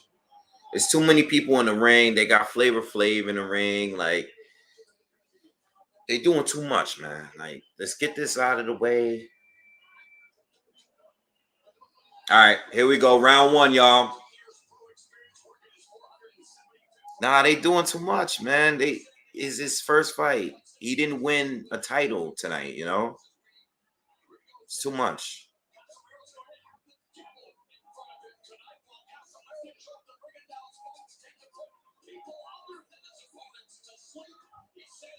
He's doing too much, man. It's his first fight. All right, here we go. Casimero.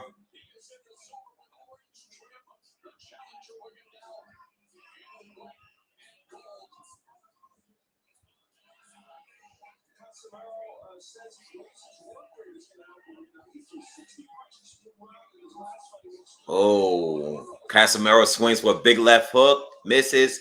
Rigo catches him with a straight left.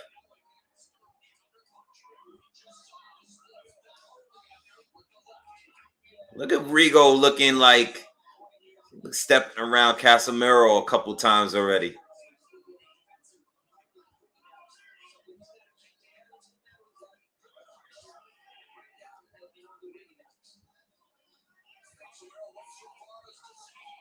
Oh, Casimero, you gotta be careful. Casimero swings and misses again. Rigo steps around him. See if Rigo's gonna make him pay for it.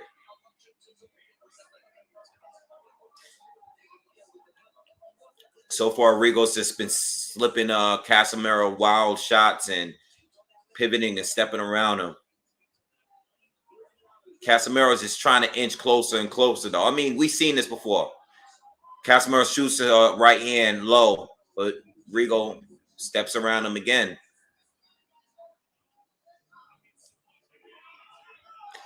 Rigo's probably trying to time him. Trying to time him with that left hand coming in.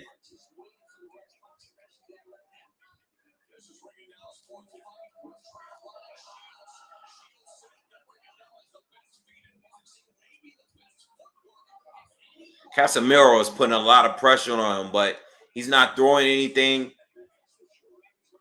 He shoots the right hand. Rigo blocks it. Rigo ducks under it. Oh, he got him. He got him. That's no knockdown. Okay, so Rigo all right, Casimero steps in, throws the right hand. The first one is blocked by Rigo. But Casimero, all right, Casimero is actually hitting him now. Rigo's holding on him. This is the same right hand that I was kind of telling you on the breakdown that Rigo had to worry about when he's leaning over. Casimero hit him. The first one, it was blocked, but Rigo was down, but it didn't connect. Then Casimero kept punching him while Rigo was down, and the ref wasn't stepping in. All right. But when Rigo got up after the knockdown, Casimero did catch him with a couple of right hands. Casimero's putting a lot of pressure on Rigo. He is not playing. He's trying to knock out Rigo right now. Round one done.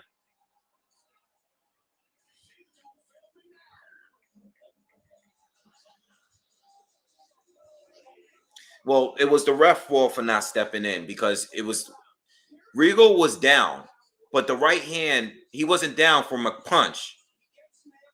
Oh, he get hit with a left. He did get hit with a left in the back of the head. But while he's down, Casimero's standing over him while the guy is down and throwing punches while he's on the floor. And the ref let him throw like 5 punches in a row before he steps in.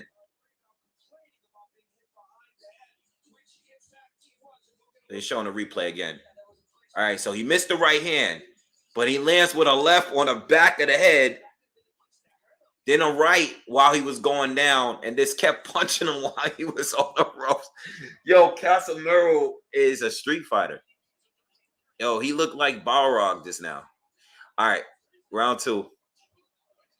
Rigo comes out, shoots a left hand, misses, but Casimero responds with a right hand of his own, and he is trying to knock Rigo out. He is not playing around, man. And Rigo's doing too much moving to be able to like sit down. He's putting a lot of pressure on Rigo. Casimero is just trying to shoot that one right hand. He almost caught him again. Rigo's getting out of the way. Oh, Rigo caught him with a straight left. He caught him with a good one, but didn't hurt him. Casimero's still coming after him.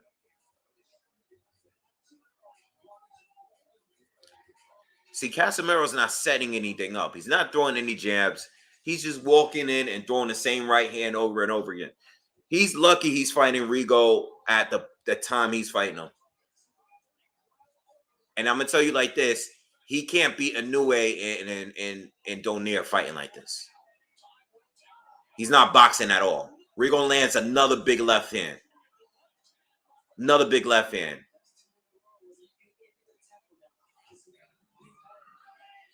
Casimero just wants to learn. He has to box. He's just following Rigo around. Rigo's moving, and Casimero's not throwing anything. He's just chasing him.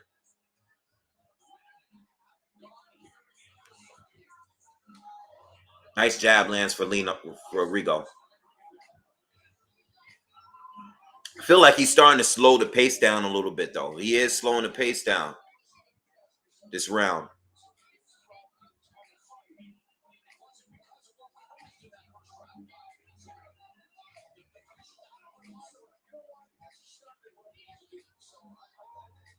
All right, we have a minute left in the second round. All Rigo round so far. He landed 2 big left hands. Casimero is not throwing. Rigo lands a left to the body. Casimero is just stalking him still, just following him around, looking clumsy. He's not throwing any jabs. He's not throwing any punches. He lands a left hook to the body. Okay, Casimero lands to the body. Rigo's still on the move. He's moving to his right, by the way. He's trying to avoid. He's trying to stay away from that right hand. Casimero shoots a right hand to the body. 20 seconds left in the second round. Rigo is just moving a whole lot.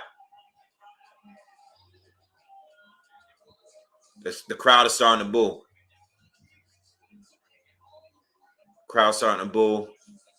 Casimero swings and misses a big left hand, and this round is done. He is running a little bit now, but Casimero's not doing anything to set up a shot, you know.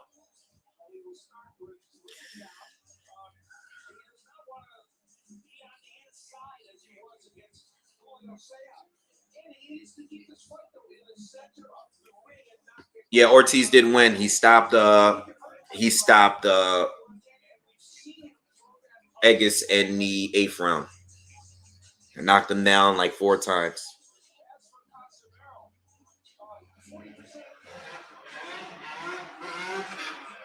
Joe, you gotta chill out, bro. Chill out.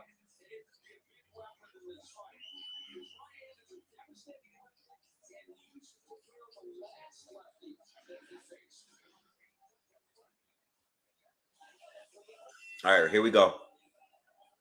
Round 3. I have it 1-1 for now. I gave Casimero the first round. I gave Rigo the second. And we are in the 3rd round. Again, we don't know how the judges are seeing it. Casimero is clearly being the aggressor, but he's not really landing much. And Rigo is doing a lot of running. All right, but he landed a few good left hands last round.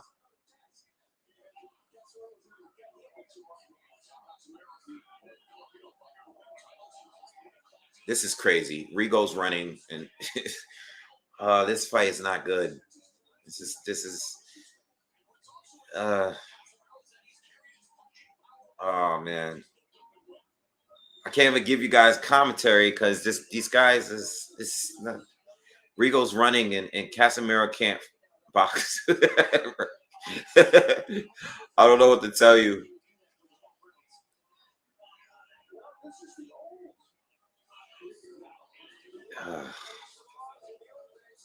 The crowd is booing again. This is there's no punch. I want to give you guys commentary, but there's no punches being thrown. I'm about to just grab a drink and just laugh it up with you guys. This is not a fight. There's no punches. Rigo is running and Casimero is chasing up, and no one's throwing a punch. I can't take this fight seriously. All right, so look, if these guys don't step it up, I'm just gonna turn to the ESPN fight when it starts and just cover that fight and do commentary on that, because this is the worst kind of. Casimero got a right hand in there, but it looked like that shot might have been blocked too.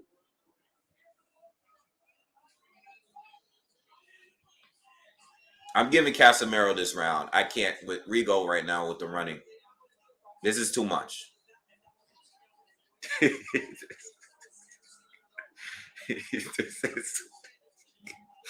This is hilarious, man. Oh my god.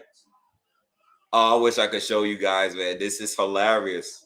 This is hilarious. Yo, Rigo is holding on to him for dear life now.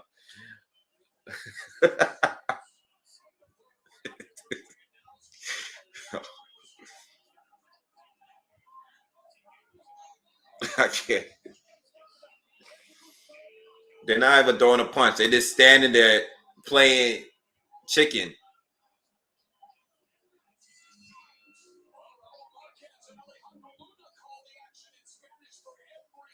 Dude, there's no one winning the fight. They're not fighting each other.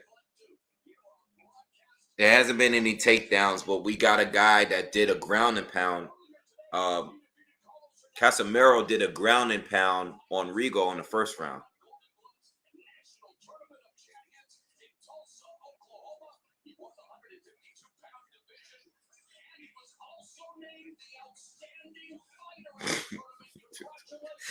This fight is funny.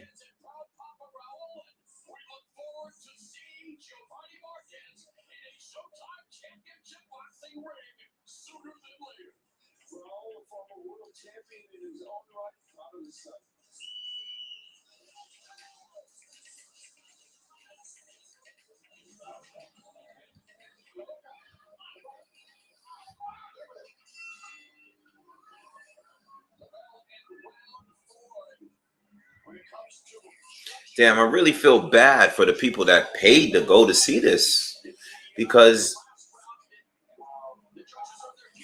you getting boos from the crowd. Rasheed Warren got like a first or second round knockout, and then the headbutt with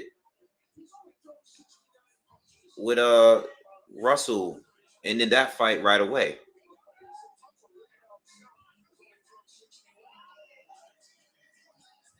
All right, things seem to calm down a little bit. We're in the 4th round here. Let me lower this down, son. Casimero can't catch him.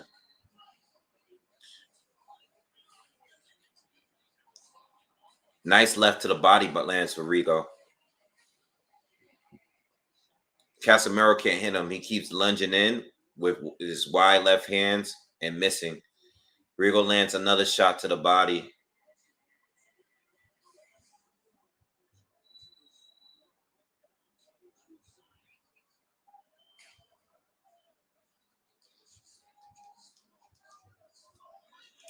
Rigo's just probing. Casimero's looking to get in, but he's not throwing anything. He hasn't thrown any jabs in this fight. He's just winging big right hands over and over again and missing. Rigo just steps around him. He's making him look clumsy. He's just making Casimero look like he can't box. This round, he's not running, though. He's just waiting to counter Casimero.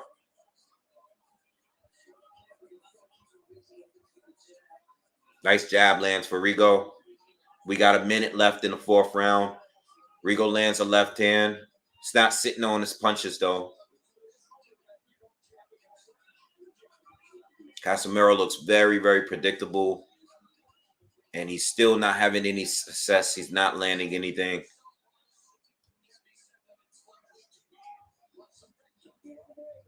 Oh, man.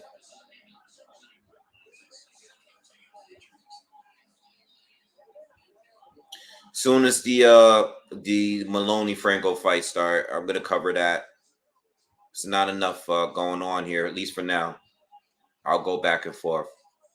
Crowd's booing again. Rigo's just starting to do a lot more movement again now. But Casimero's not doing anything. You know what? You gotta blame Casimero too, because he's not doing anything but lunging in with one shot. I don't even think he's thrown 10 punches around.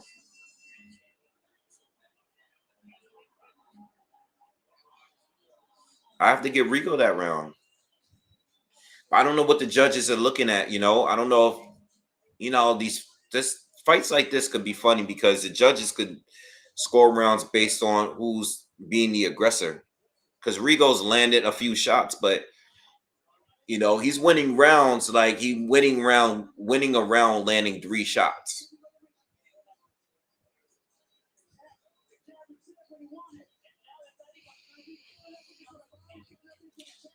There was a Russell fight. There was a headbutt in the 1st round, and they stopped it. So Franco and Moloney is on. I have it on here. It's just I'm waiting for the fight to start.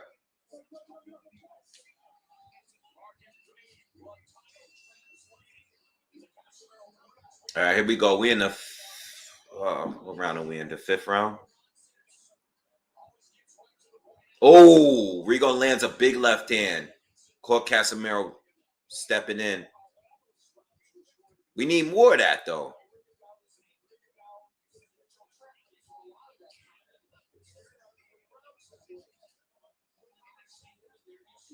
Rigo goes for another left hand, but misses. Casimero's just closing in on him. Rigo just ducked on him and moved. See, Casimero's trying to land that same short right hand. He's trying to throw it long. So Casimero grabs Rigo and just starts hitting him with right hands with his free hand, like a wrestling move. Like you tell he's being frustrated because he can't land. And Rigo is just slowing down the fight. Rigo lands a left hand. Casimero's trying to catch Rigo when he ducks low, but Rigo ducks really low. Like he gets extremely low to the ground where it's like he's almost on his knees. And then he moves around him. And Casimero is missing his mark. Casimero just landed a right to the body, though. We're about halfway through the 5th round.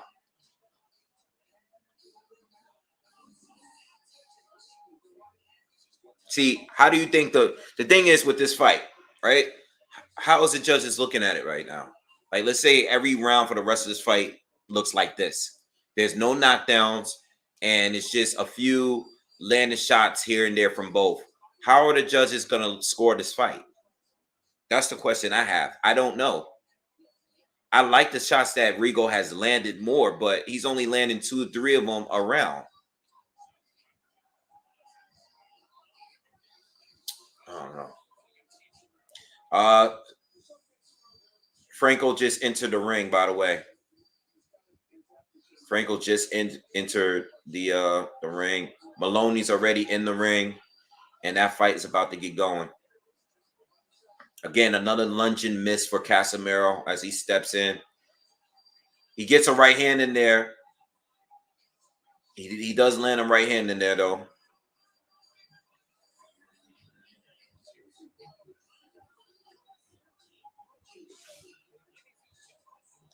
Left hand lands for Rigo.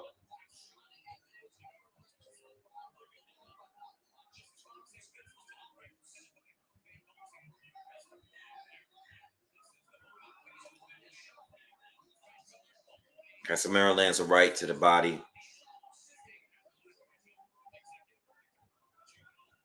Oh, right hand lands.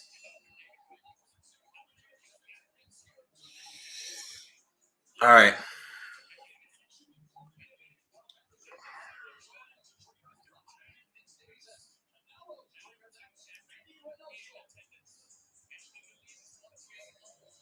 Oh, I'm telling you, if this goes into a decision, this is going to be one of those ones. It's going to be one of those ones, man. I'm telling you guys now.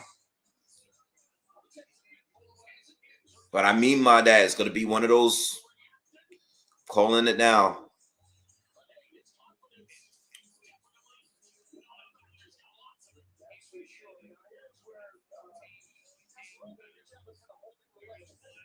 Casimiro's throwing headbutts too. I don't know if you guys saw the replay, but they just showed him throwing a headbutt. That's out of frustration. He's a really dirty fighter, if you really think about it. After that first round, too.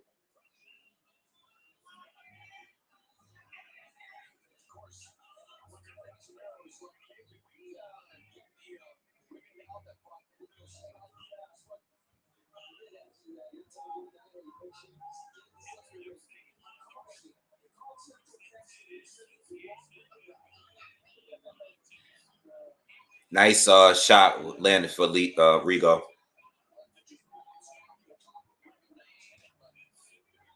This is a horrible fight, by the way. Oh God, I hate fights like this. This is a horrible fight.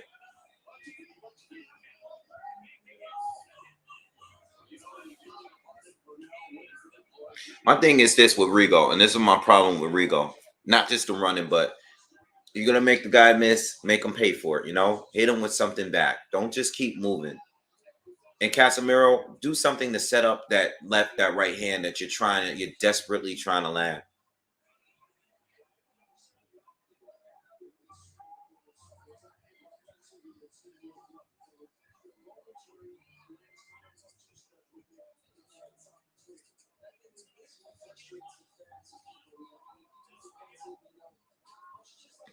Buy a store too.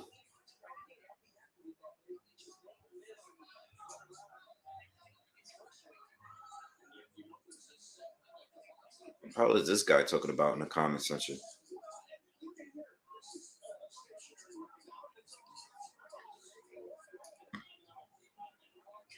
All right, we're gonna cover mainly the ESPN card because this is not it, man.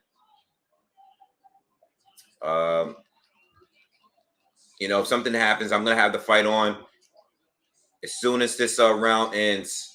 We're gonna go over to the Moloney, and then I'm gonna still have this fight on, but this is not This is not going to be. This is not it, man. These guys are not really doing much of anything. And I think the Franco Moloney fight would be a better fight.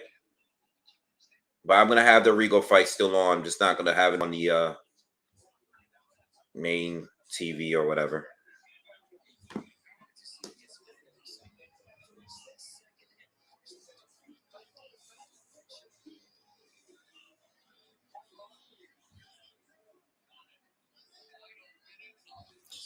They should declare both guys the loser.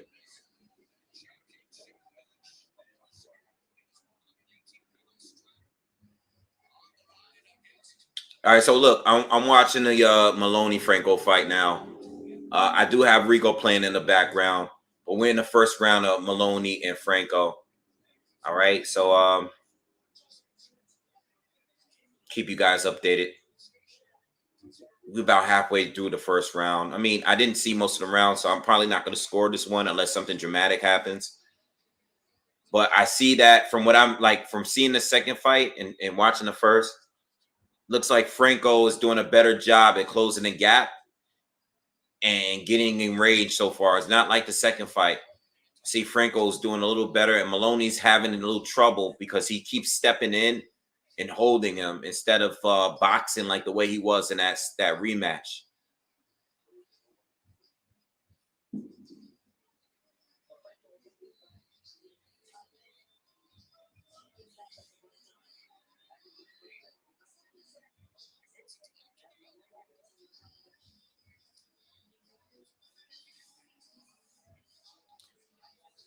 Yeah, Franco's doing much better this fight.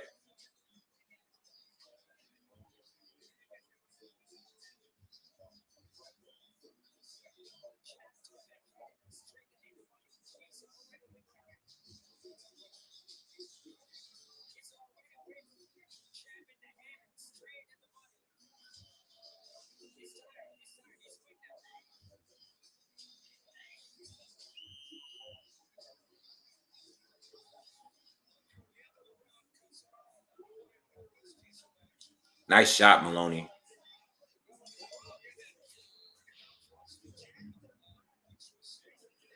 I'm not going to score this round. I didn't see enough of it. Moloney's starting to get off, though. I didn't watch all of it. Rigo and Casimero, we're in the 7th round in this fight. Hold on, let me just refresh it real quick. So I don't know. I don't want to be too far behind.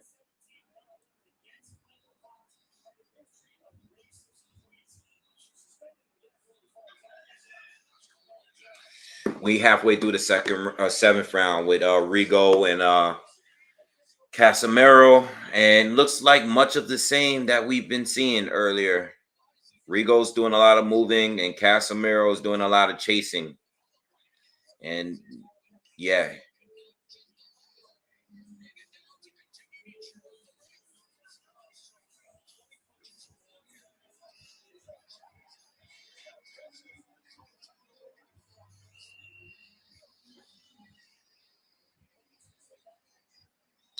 who do you guys think is winning this fight?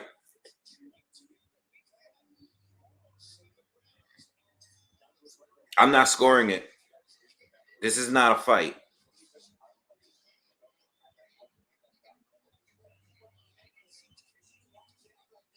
Yeah, this is all right. We're in round 2, Moloney and Franco.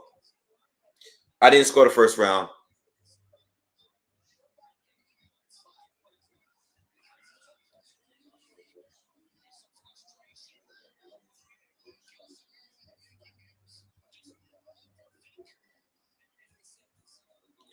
Nice right hand to the body by Moloney. Another hook to the body by Moloney.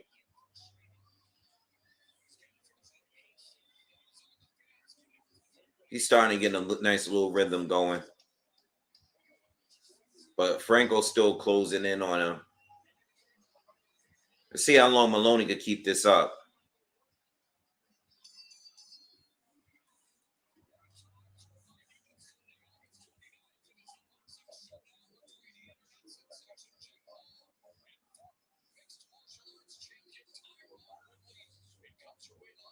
Franco's starting to let his hands go some. Nice combination lands from Moloney. Nice left to the body.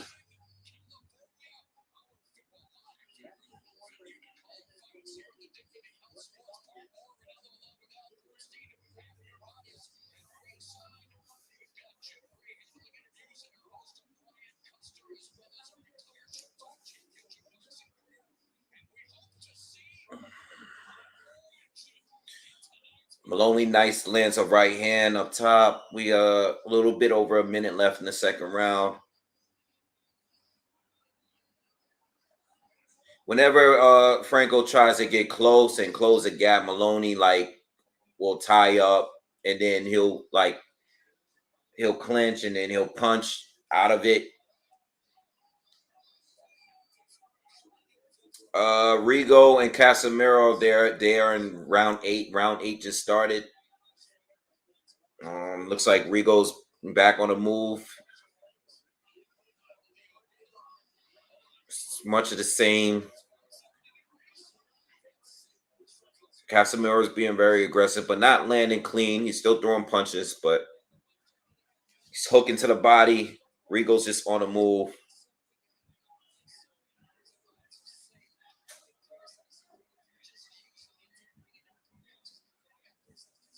Nice combination lands for Franco.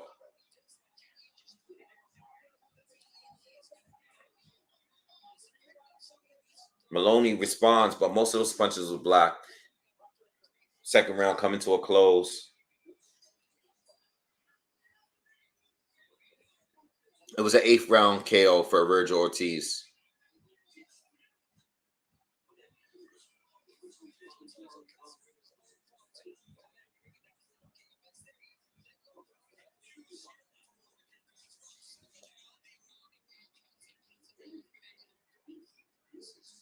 I'm saying, guys, if we're in the 8th round, what do you guys think the judge is going to do? I'm telling you, man, I don't think they're going to give it to Rigo.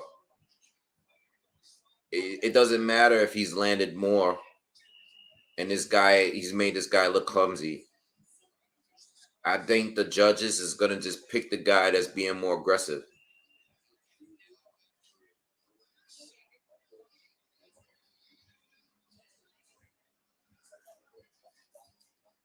Unless something changes, unless someone gets knocked down, or nice left hand lands for Rigo too.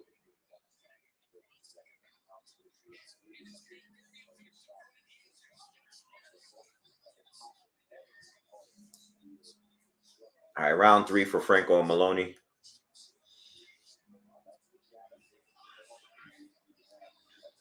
This looks more like the first fight, to be honest.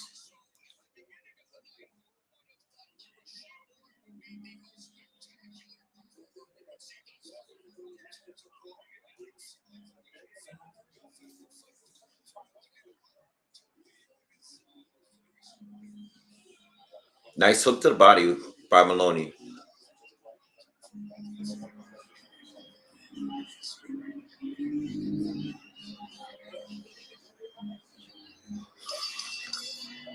Oh boy.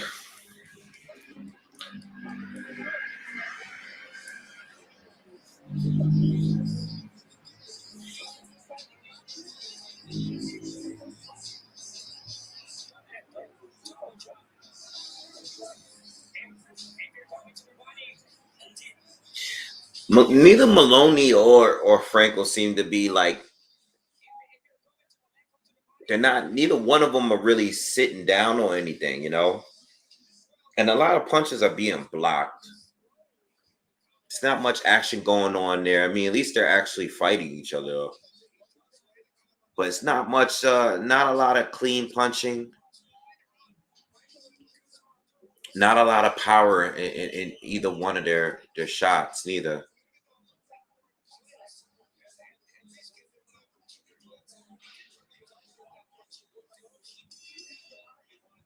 I feel like they're sparring somewhat.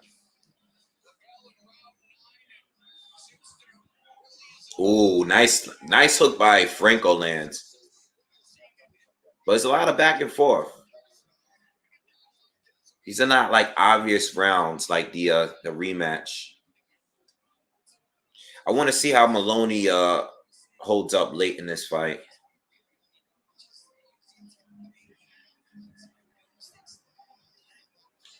Casimero's getting outclassed. Casimero looks terrible.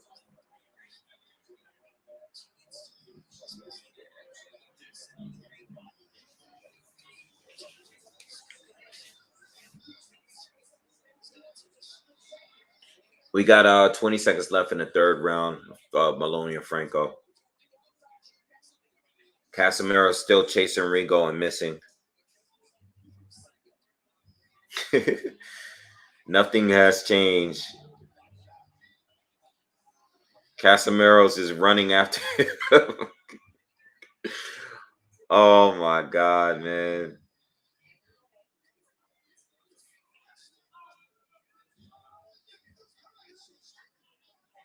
Is this not the worst fight of the year?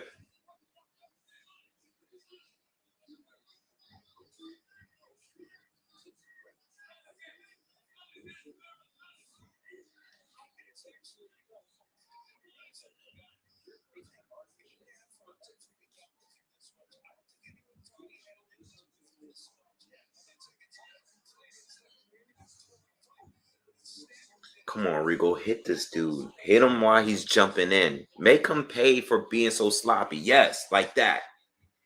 Another left hand. Hit him. He jumps in like that. Hit him. Don't just run. Don't just move out of the way and run to the other side of the ring. Casemiro's not going to start boxing at no point. I gave him too much credit in my breakdown by saying that, he's going to take a different approach. I didn't know he was going to completely just throw the same punch the entire fight. Same two punches without setting anything up.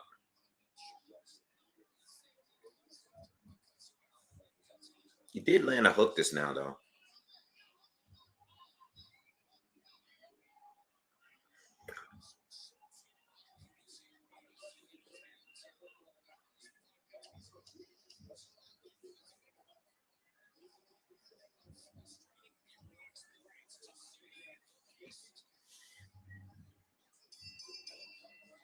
All right, so Rigo and Casemiro's done with their round. Not much going on with this Moloney fight. Honestly, think it's kind of boring. I think the Virgil Ortiz Kavaliauskas fight was just so good.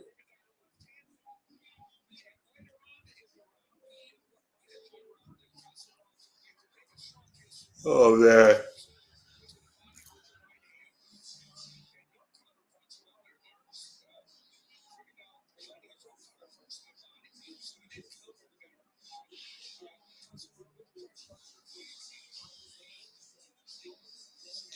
I don't think YouTube is going to destroy Rigo tomorrow and next week. I think they're going to destroy him tomorrow, but I don't think they're going to drag it that long, you know.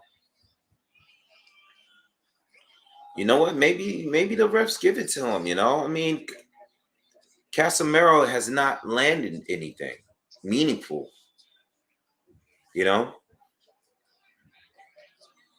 Casimero's trying to be aggressive. Oh, nice left hand. I mean, that's the thing.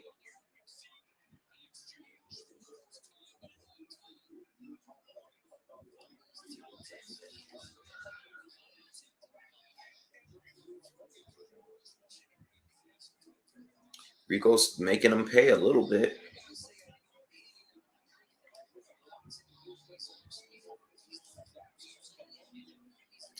Unofficial score has got an 86 for 85 for Casimero. That's Steve Farhood. I'm telling you, man, you know what's going to happen. You know what's going to happen when the judges come up. You got to have two judges that got it split, and you got to have a judge that's going to have it completely wide. And we're gonna sit here and talk about how we got here and not know how we got here. I'm telling you.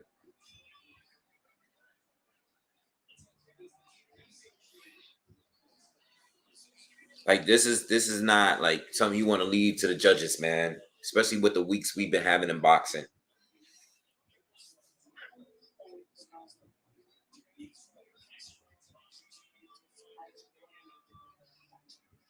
There's gonna be a judge in there to have it. It's gonna have it crazy. Watch. We're gonna get it. We're gonna hear.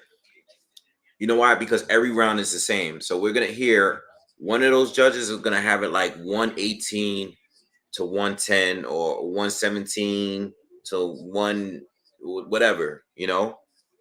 I'm telling you, one of them judges is gonna have it so wide that people are gonna be outraged about it.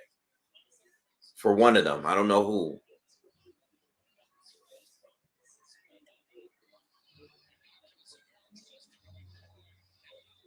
I just feel like they're not gonna make Rigo the winner. That's all I'm saying. I don't think that they're gonna make him the winner.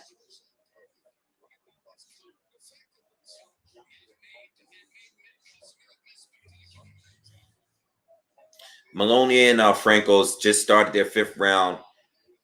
Moloney just stepped in, landing a combination up top.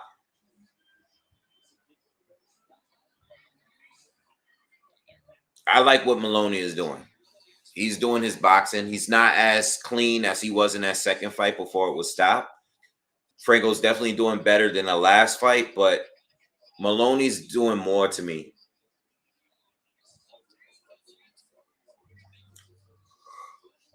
Oh man. All right, 10th round over for Rigo and Casimero. Nice uppercut lands for Franco and combination.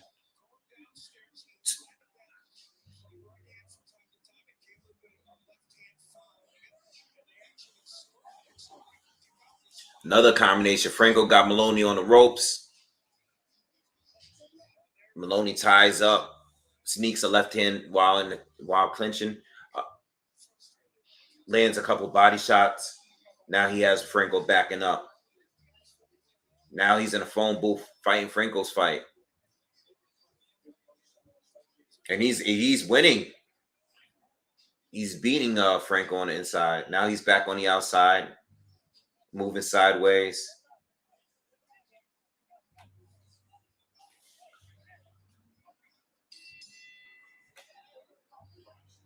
Oh man. Oh, long night.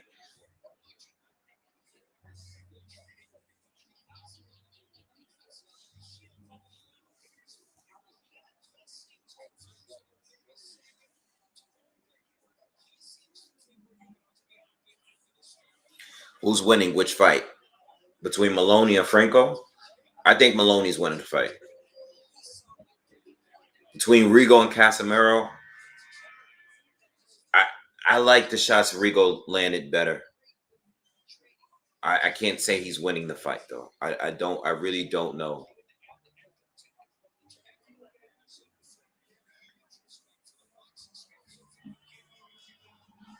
I imagine it'll be an awkward breakfast at the Donaire household tomorrow. That's funny. Franco and Maloney's in the closing out in the fifth round.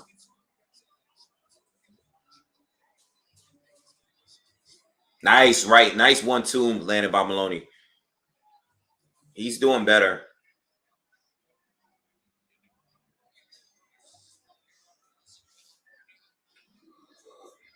Oh, yeah. All right. Rigo and Casimiro's in round 11. We're halfway through. And I still see Casimero just missing everything.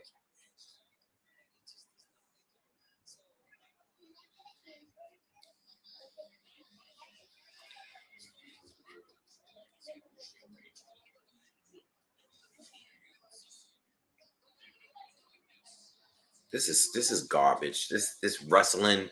They're doing all this ref. If you're gonna split them up, control the fight, man. Control the fight.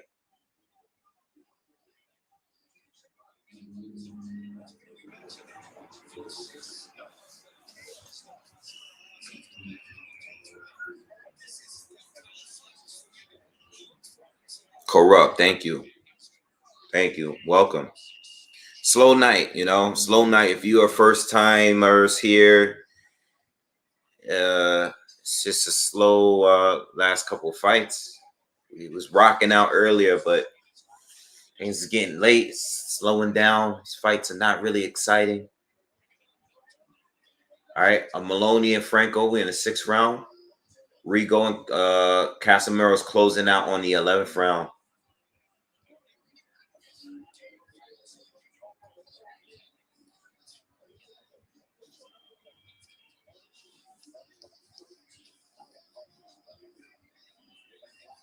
Oh boy.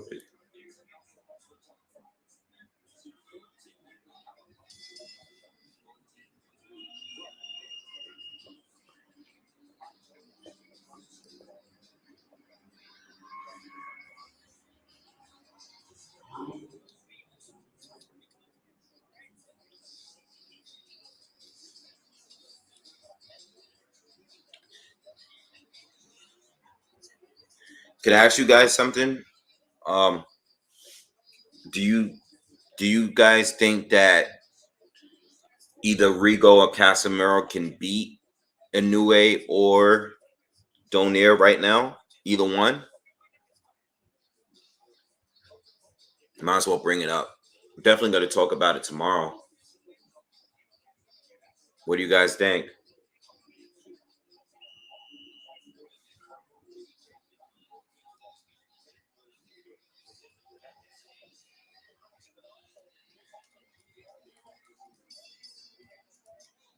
All right, final round for Rigo and Casimero. Classic. Rigo starts by landing a straight left.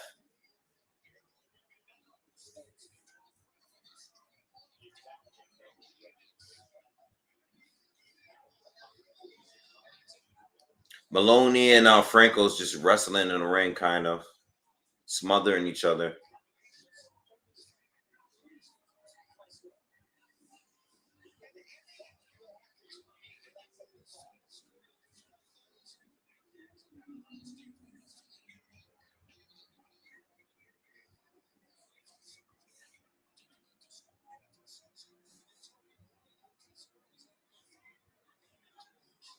Tell you one thing, it's not that these two aren't fighting. I'm talking about Moloney and Franco.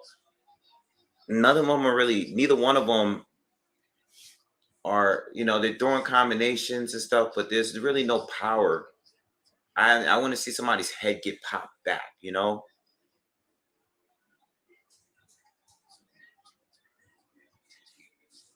Oh, nice. That see like a right hand like that Moloney just landed. He landed a hook. He led with a hook and then followed up with a right hand over the top and landed both. That was a clean punch. So that round is over. And we're halfway through the final round between Rigo and Casimero.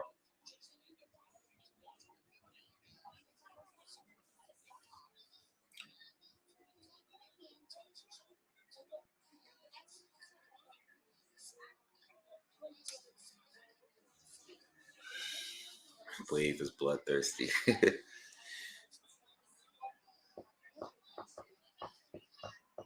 Who do you guys think the judge is going to pick?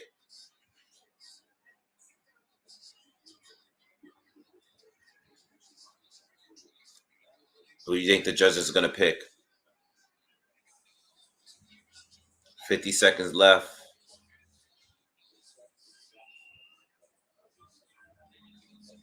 Who does the judges pick?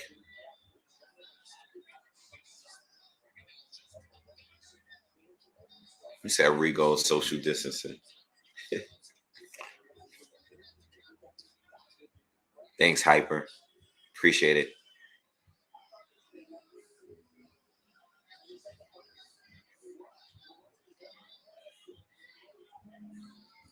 Let's see, Rigo. Moloney's definitely winning to me.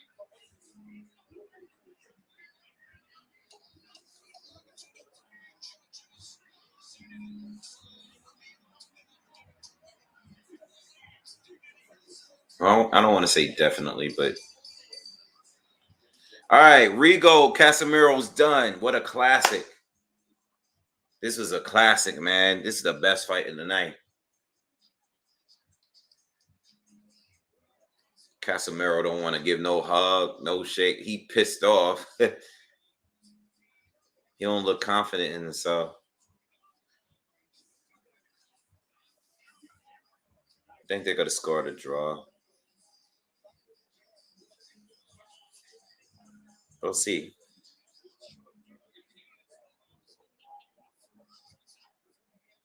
Score the draw so we could get the fight again. That was a classic. We could get a rematch. Moloney drops. Nah, that was a drop, Franco. He dropped you. He dropped you with that right hand. He's trying to argue with the ref that it wasn't. It's a slip. Franco, he drops Moloney. Moloney drops Franco with a big right hand over the top, right in the center of the ring. Made him fall back. Franco got up, started complaining to the ref. The knockdown stands.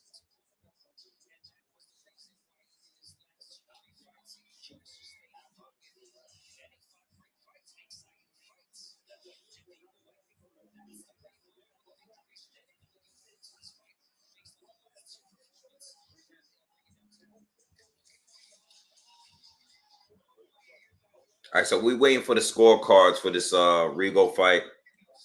I have no idea where it's gonna go. I can see it being a draw. I can see them giving it to either one. But I personally think that, Rigo definitely landed the cleaner shots, but wasn't enough to beat the champion that did nothing but chase him around and just swing and miss. I don't know, man. Rigo landed only like 2 or 3 shots per round and won rounds that way. This is crazy.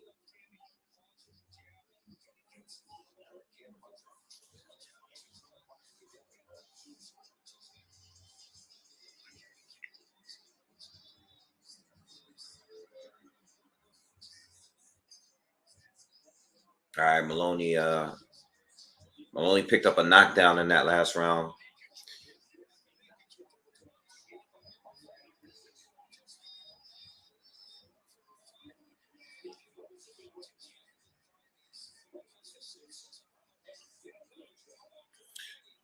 The Moloney fight, I think the 7th round just ended. I think it was the 7th. We're in between rounds right now.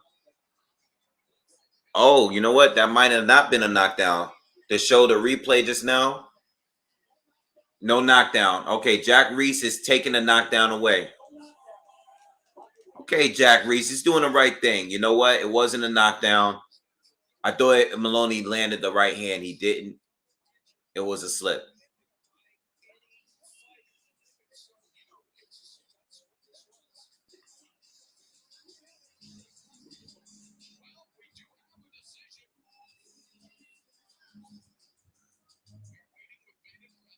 All right, we just waiting on this decision. All right, so there's no knockdown in the Moloney fight. All right, split decision. Watch. What did I say? It's going to be one judge.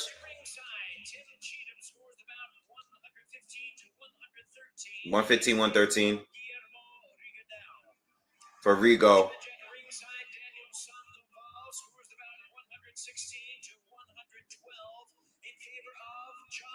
116, 112 for Casimero. Get us a draw.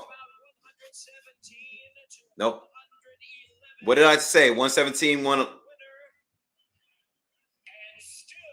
They gave it to Casimero. I told y'all. I told y'all, man. I knew there was gonna be a wide scorecard in there, man. I told y'all. I don't know why y'all get mad at this shit.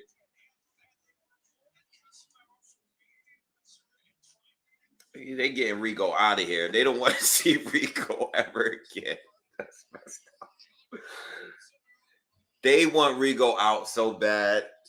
But that was a horrible fight. I can't even be mad. I'm not gonna complain. That was a horrible fight. And I knew, I said this, I knew, I know one of them judges is gonna score it right. Why? Because they don't care about the shots that you land. They want to see aggressiveness. You don't like you see him running around the ring. They don't care about the fact that you landed shots. They don't care.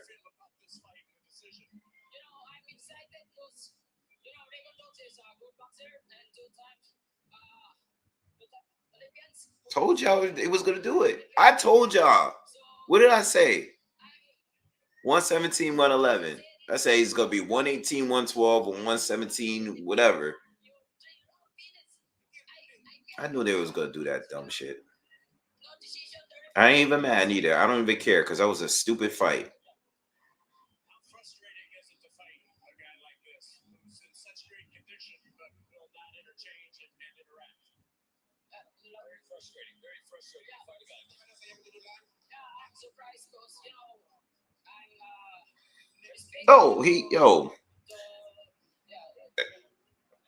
I'm just not gonna say anything. That's a horrible fight.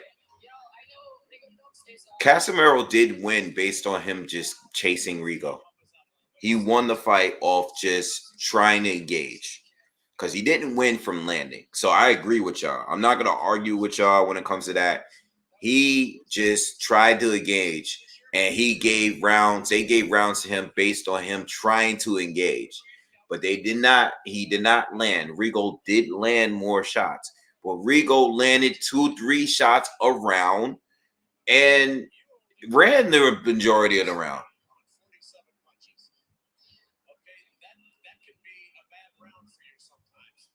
But I knew that there was going to be a judge in there that had it completely wide. I knew it. Not even surprised.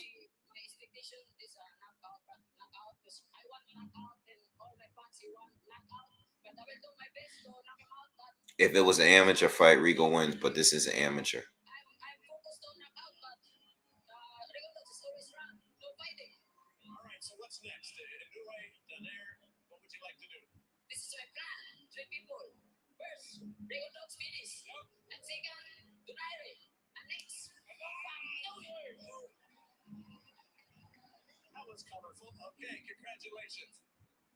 All right, so he said he wanted 3 people. He got Rigondeaux out of the way, and now he. All right, they're gonna end up. They're gonna interview Rigo. Let me see what he said.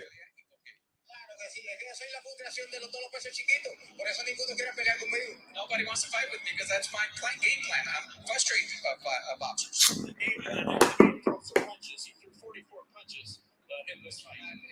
Yo, C Farhad.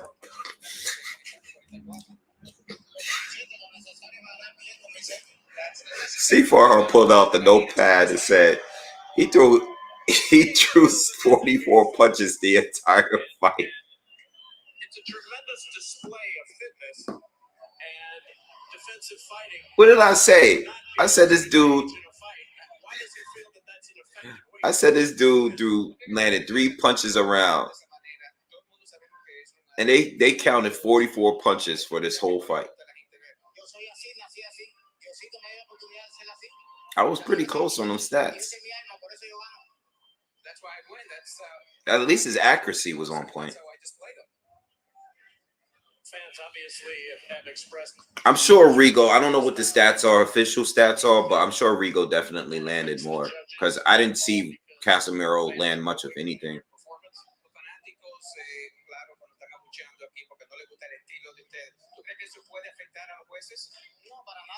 All right, I'm done with this. We're just gonna finish out this Moloney fight and we're out of here, man. It's getting late. And I couldn't really get into this fight here because I was still into the Rigo fight.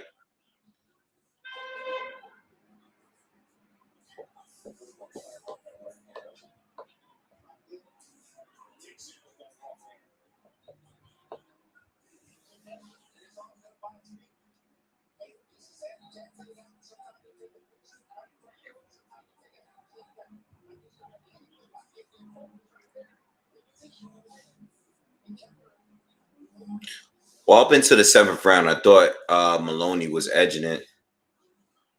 They didn't score that knockdown, though. I think he would have needed that to secure it, but Franco landed a nice right hand right there. This fight's been back and forth, though.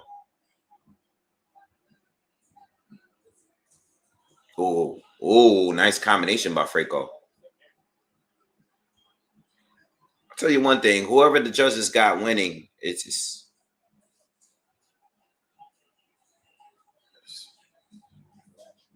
no one's clearly winning.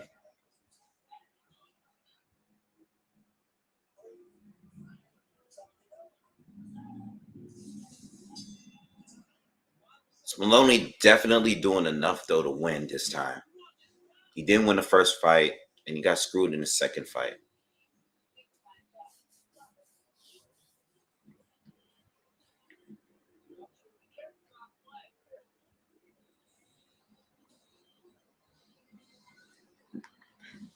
Rigo did control. He was in control. He was in control, and he landed more. He did land more. But I know, you know how I'm telling you. I told you guys they don't. That's why I picked. That's why I picked Casimero, yo. I said even by decision because I just knew like they was not gonna let this guy win, not fighting like that. I knew it.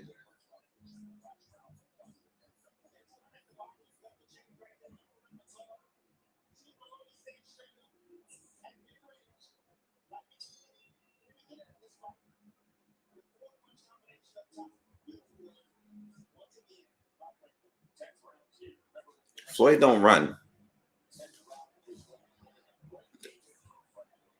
Floyd doesn't run. I'm not saying he's never ran, but he doesn't do that. That's not the way Floyd fights. They shouldn't even be. No, they don't fight the same way.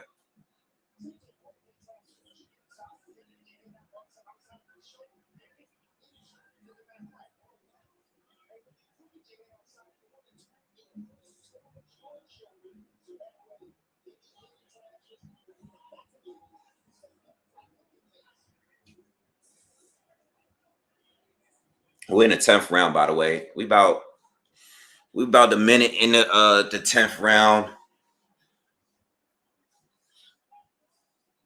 It's just a lot of back and forth with these two, and some punches are getting through.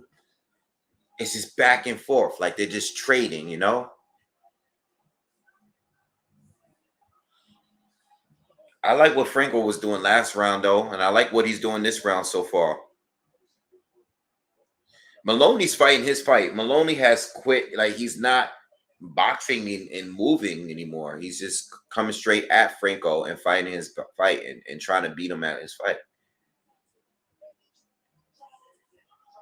Nice hook of the body by Franco.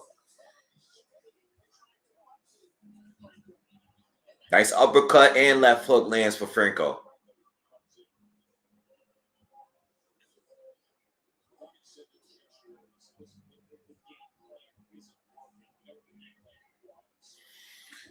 Oh boy.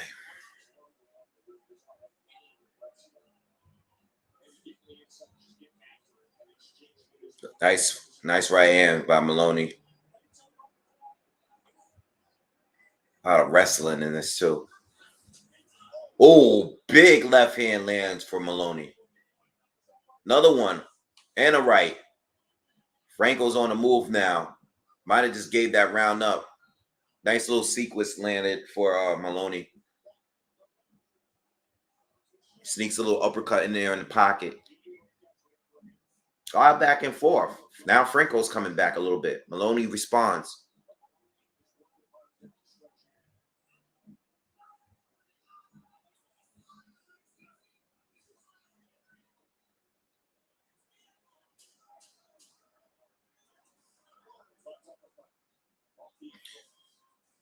I don't know Tufan. I don't know. I don't know who's winning the fight. I didn't watch enough of it to tell you. I don't know.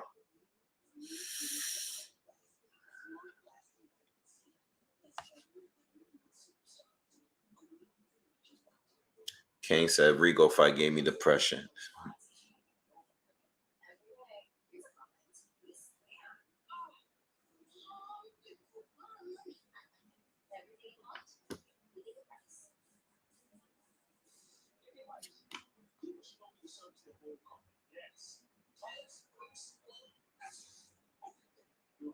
We're on a commercial, by the way, guys. We're in between rounds. We're going into the 11th round. There's only 2 rounds left in this fight. Definitely gonna do a review though tomorrow. Of everything.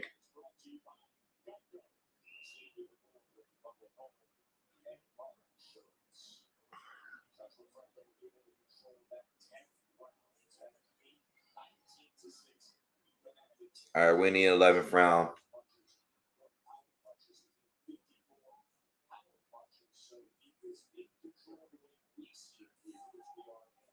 Nice body shot, Moloney.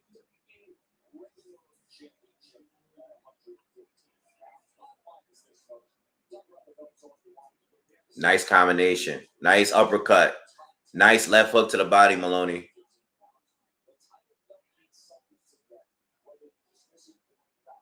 Doesn't seem to have much of an effect though on Franco.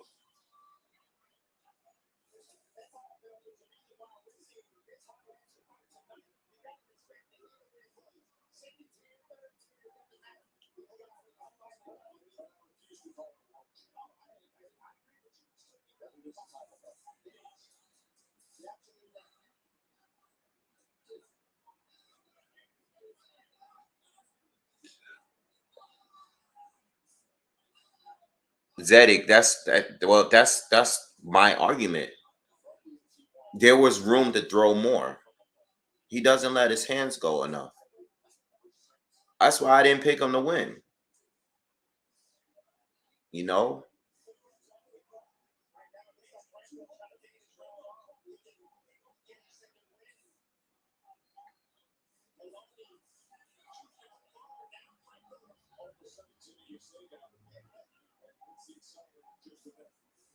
And these judges, I mean, these guys know, these promoters, these judges, they know what's up.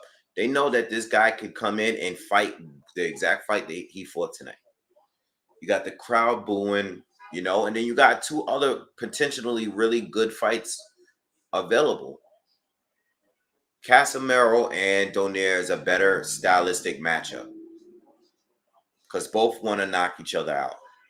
And then you have Inoue, who's another knockout artist. Casimero and Donaire are going to be right there waiting for Casimero to run in there and try to knock them out. Rigo, on the other hand, is going to do the most to get away and stay out of range.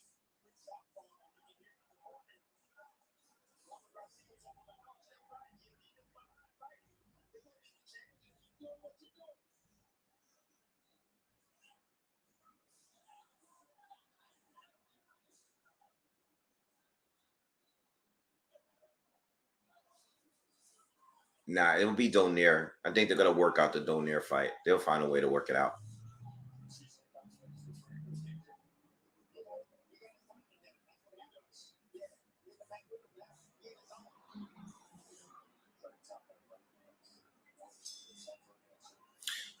I like when Franco is moving around and pot shotting.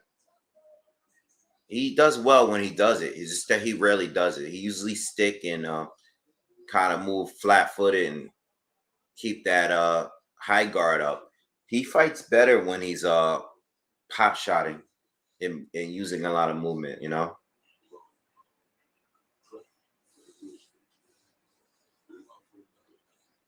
Just my opinion.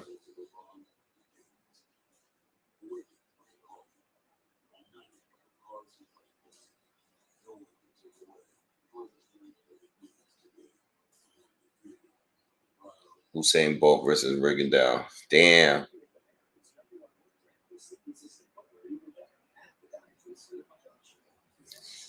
Salim, it's gonna be tough to call. I really don't know who's gonna win this Moloney fight. I didn't score it.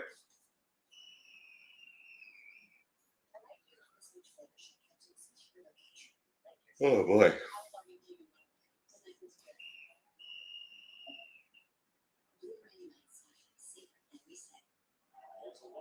All right, we're in the 12th round, y'all. Final round. Let's get it. I just want to hear the decision.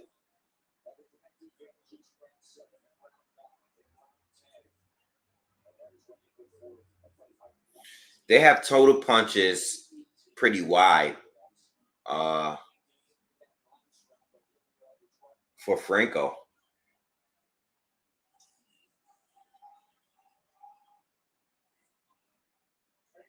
I'll tell you this. I'm not quite sure Moloney beat him. You know, I mean, from based on what I'm seeing or what I've seen, I think Moloney was doing better earlier, but I don't know if he's done enough to like secure a win here. You know,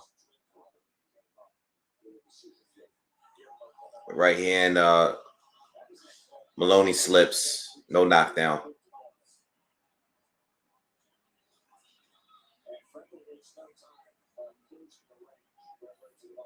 Whatever was working on Franco in that second fight, it's not working on him tonight. I'm assuming, if I had to guess, I'm assuming that Franco's gonna win on points. But I did predict it earlier that Moloney would outscore him in 12 rounds.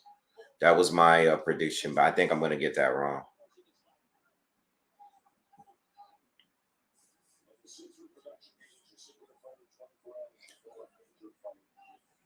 Oh boy. Nice body shot, Moloney. We under a minute left in the final round.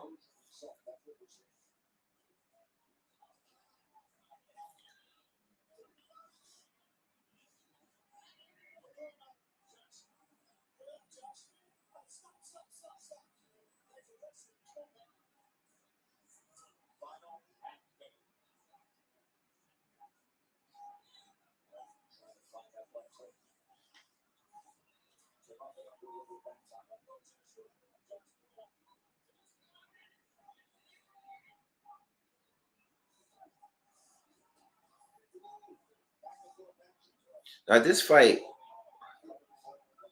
10 seconds left. These guys are fighting each other, you know? They're letting their hands go. But I just wish, you know, neither one looked too bruised up. I just wish somebody threw and landed something that was more meaningful, you know? Neither one of their faces look fine. The fight is over. Both faces look fine. They didn't really crack in this fight, man. They threw a lot of punches, but they didn't really crack. Moloney doesn't look confident in himself, by the way. He's in this corner. Franco's running around, jumping around. Doesn't look confident, though. Moloney doesn't look confident, I mean.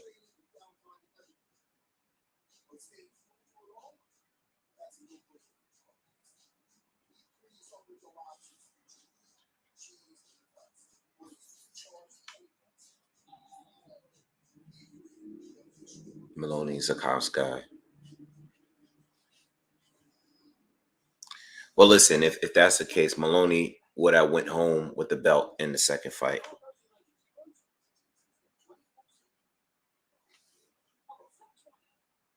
I expected more from Moloney, to be honest.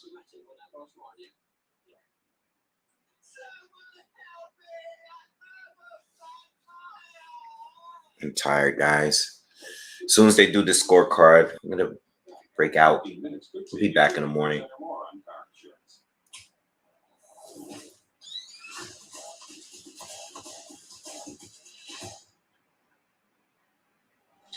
Got Moloney in the money line, but he got cooked.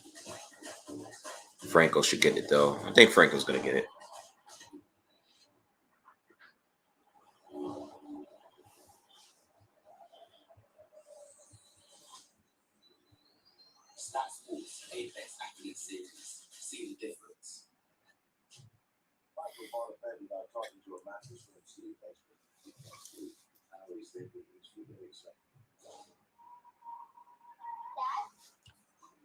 For real sleep, go to Mattress Firm.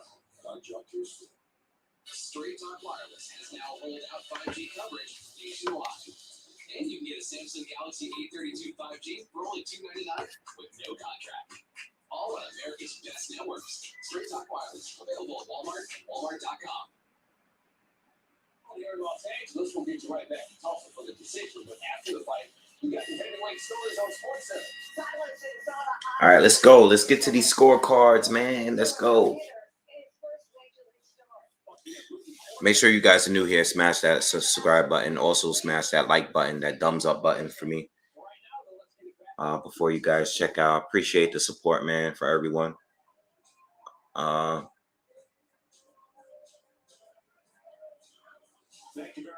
right, let's go. Let's get it. Let's get it. Let's go.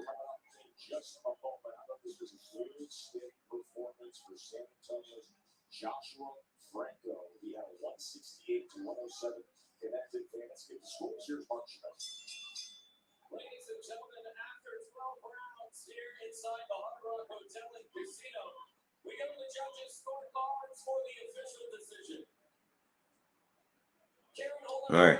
Mike Ross, and David Sutherland all scored about 116 to 112. 116, 112, all three cards.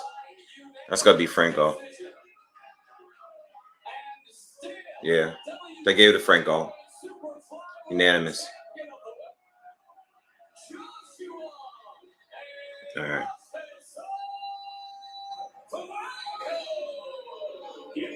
All right. All right, guys. I gotta get out of here, man. I gotta get some sleep, man. Been on here for 5 hours.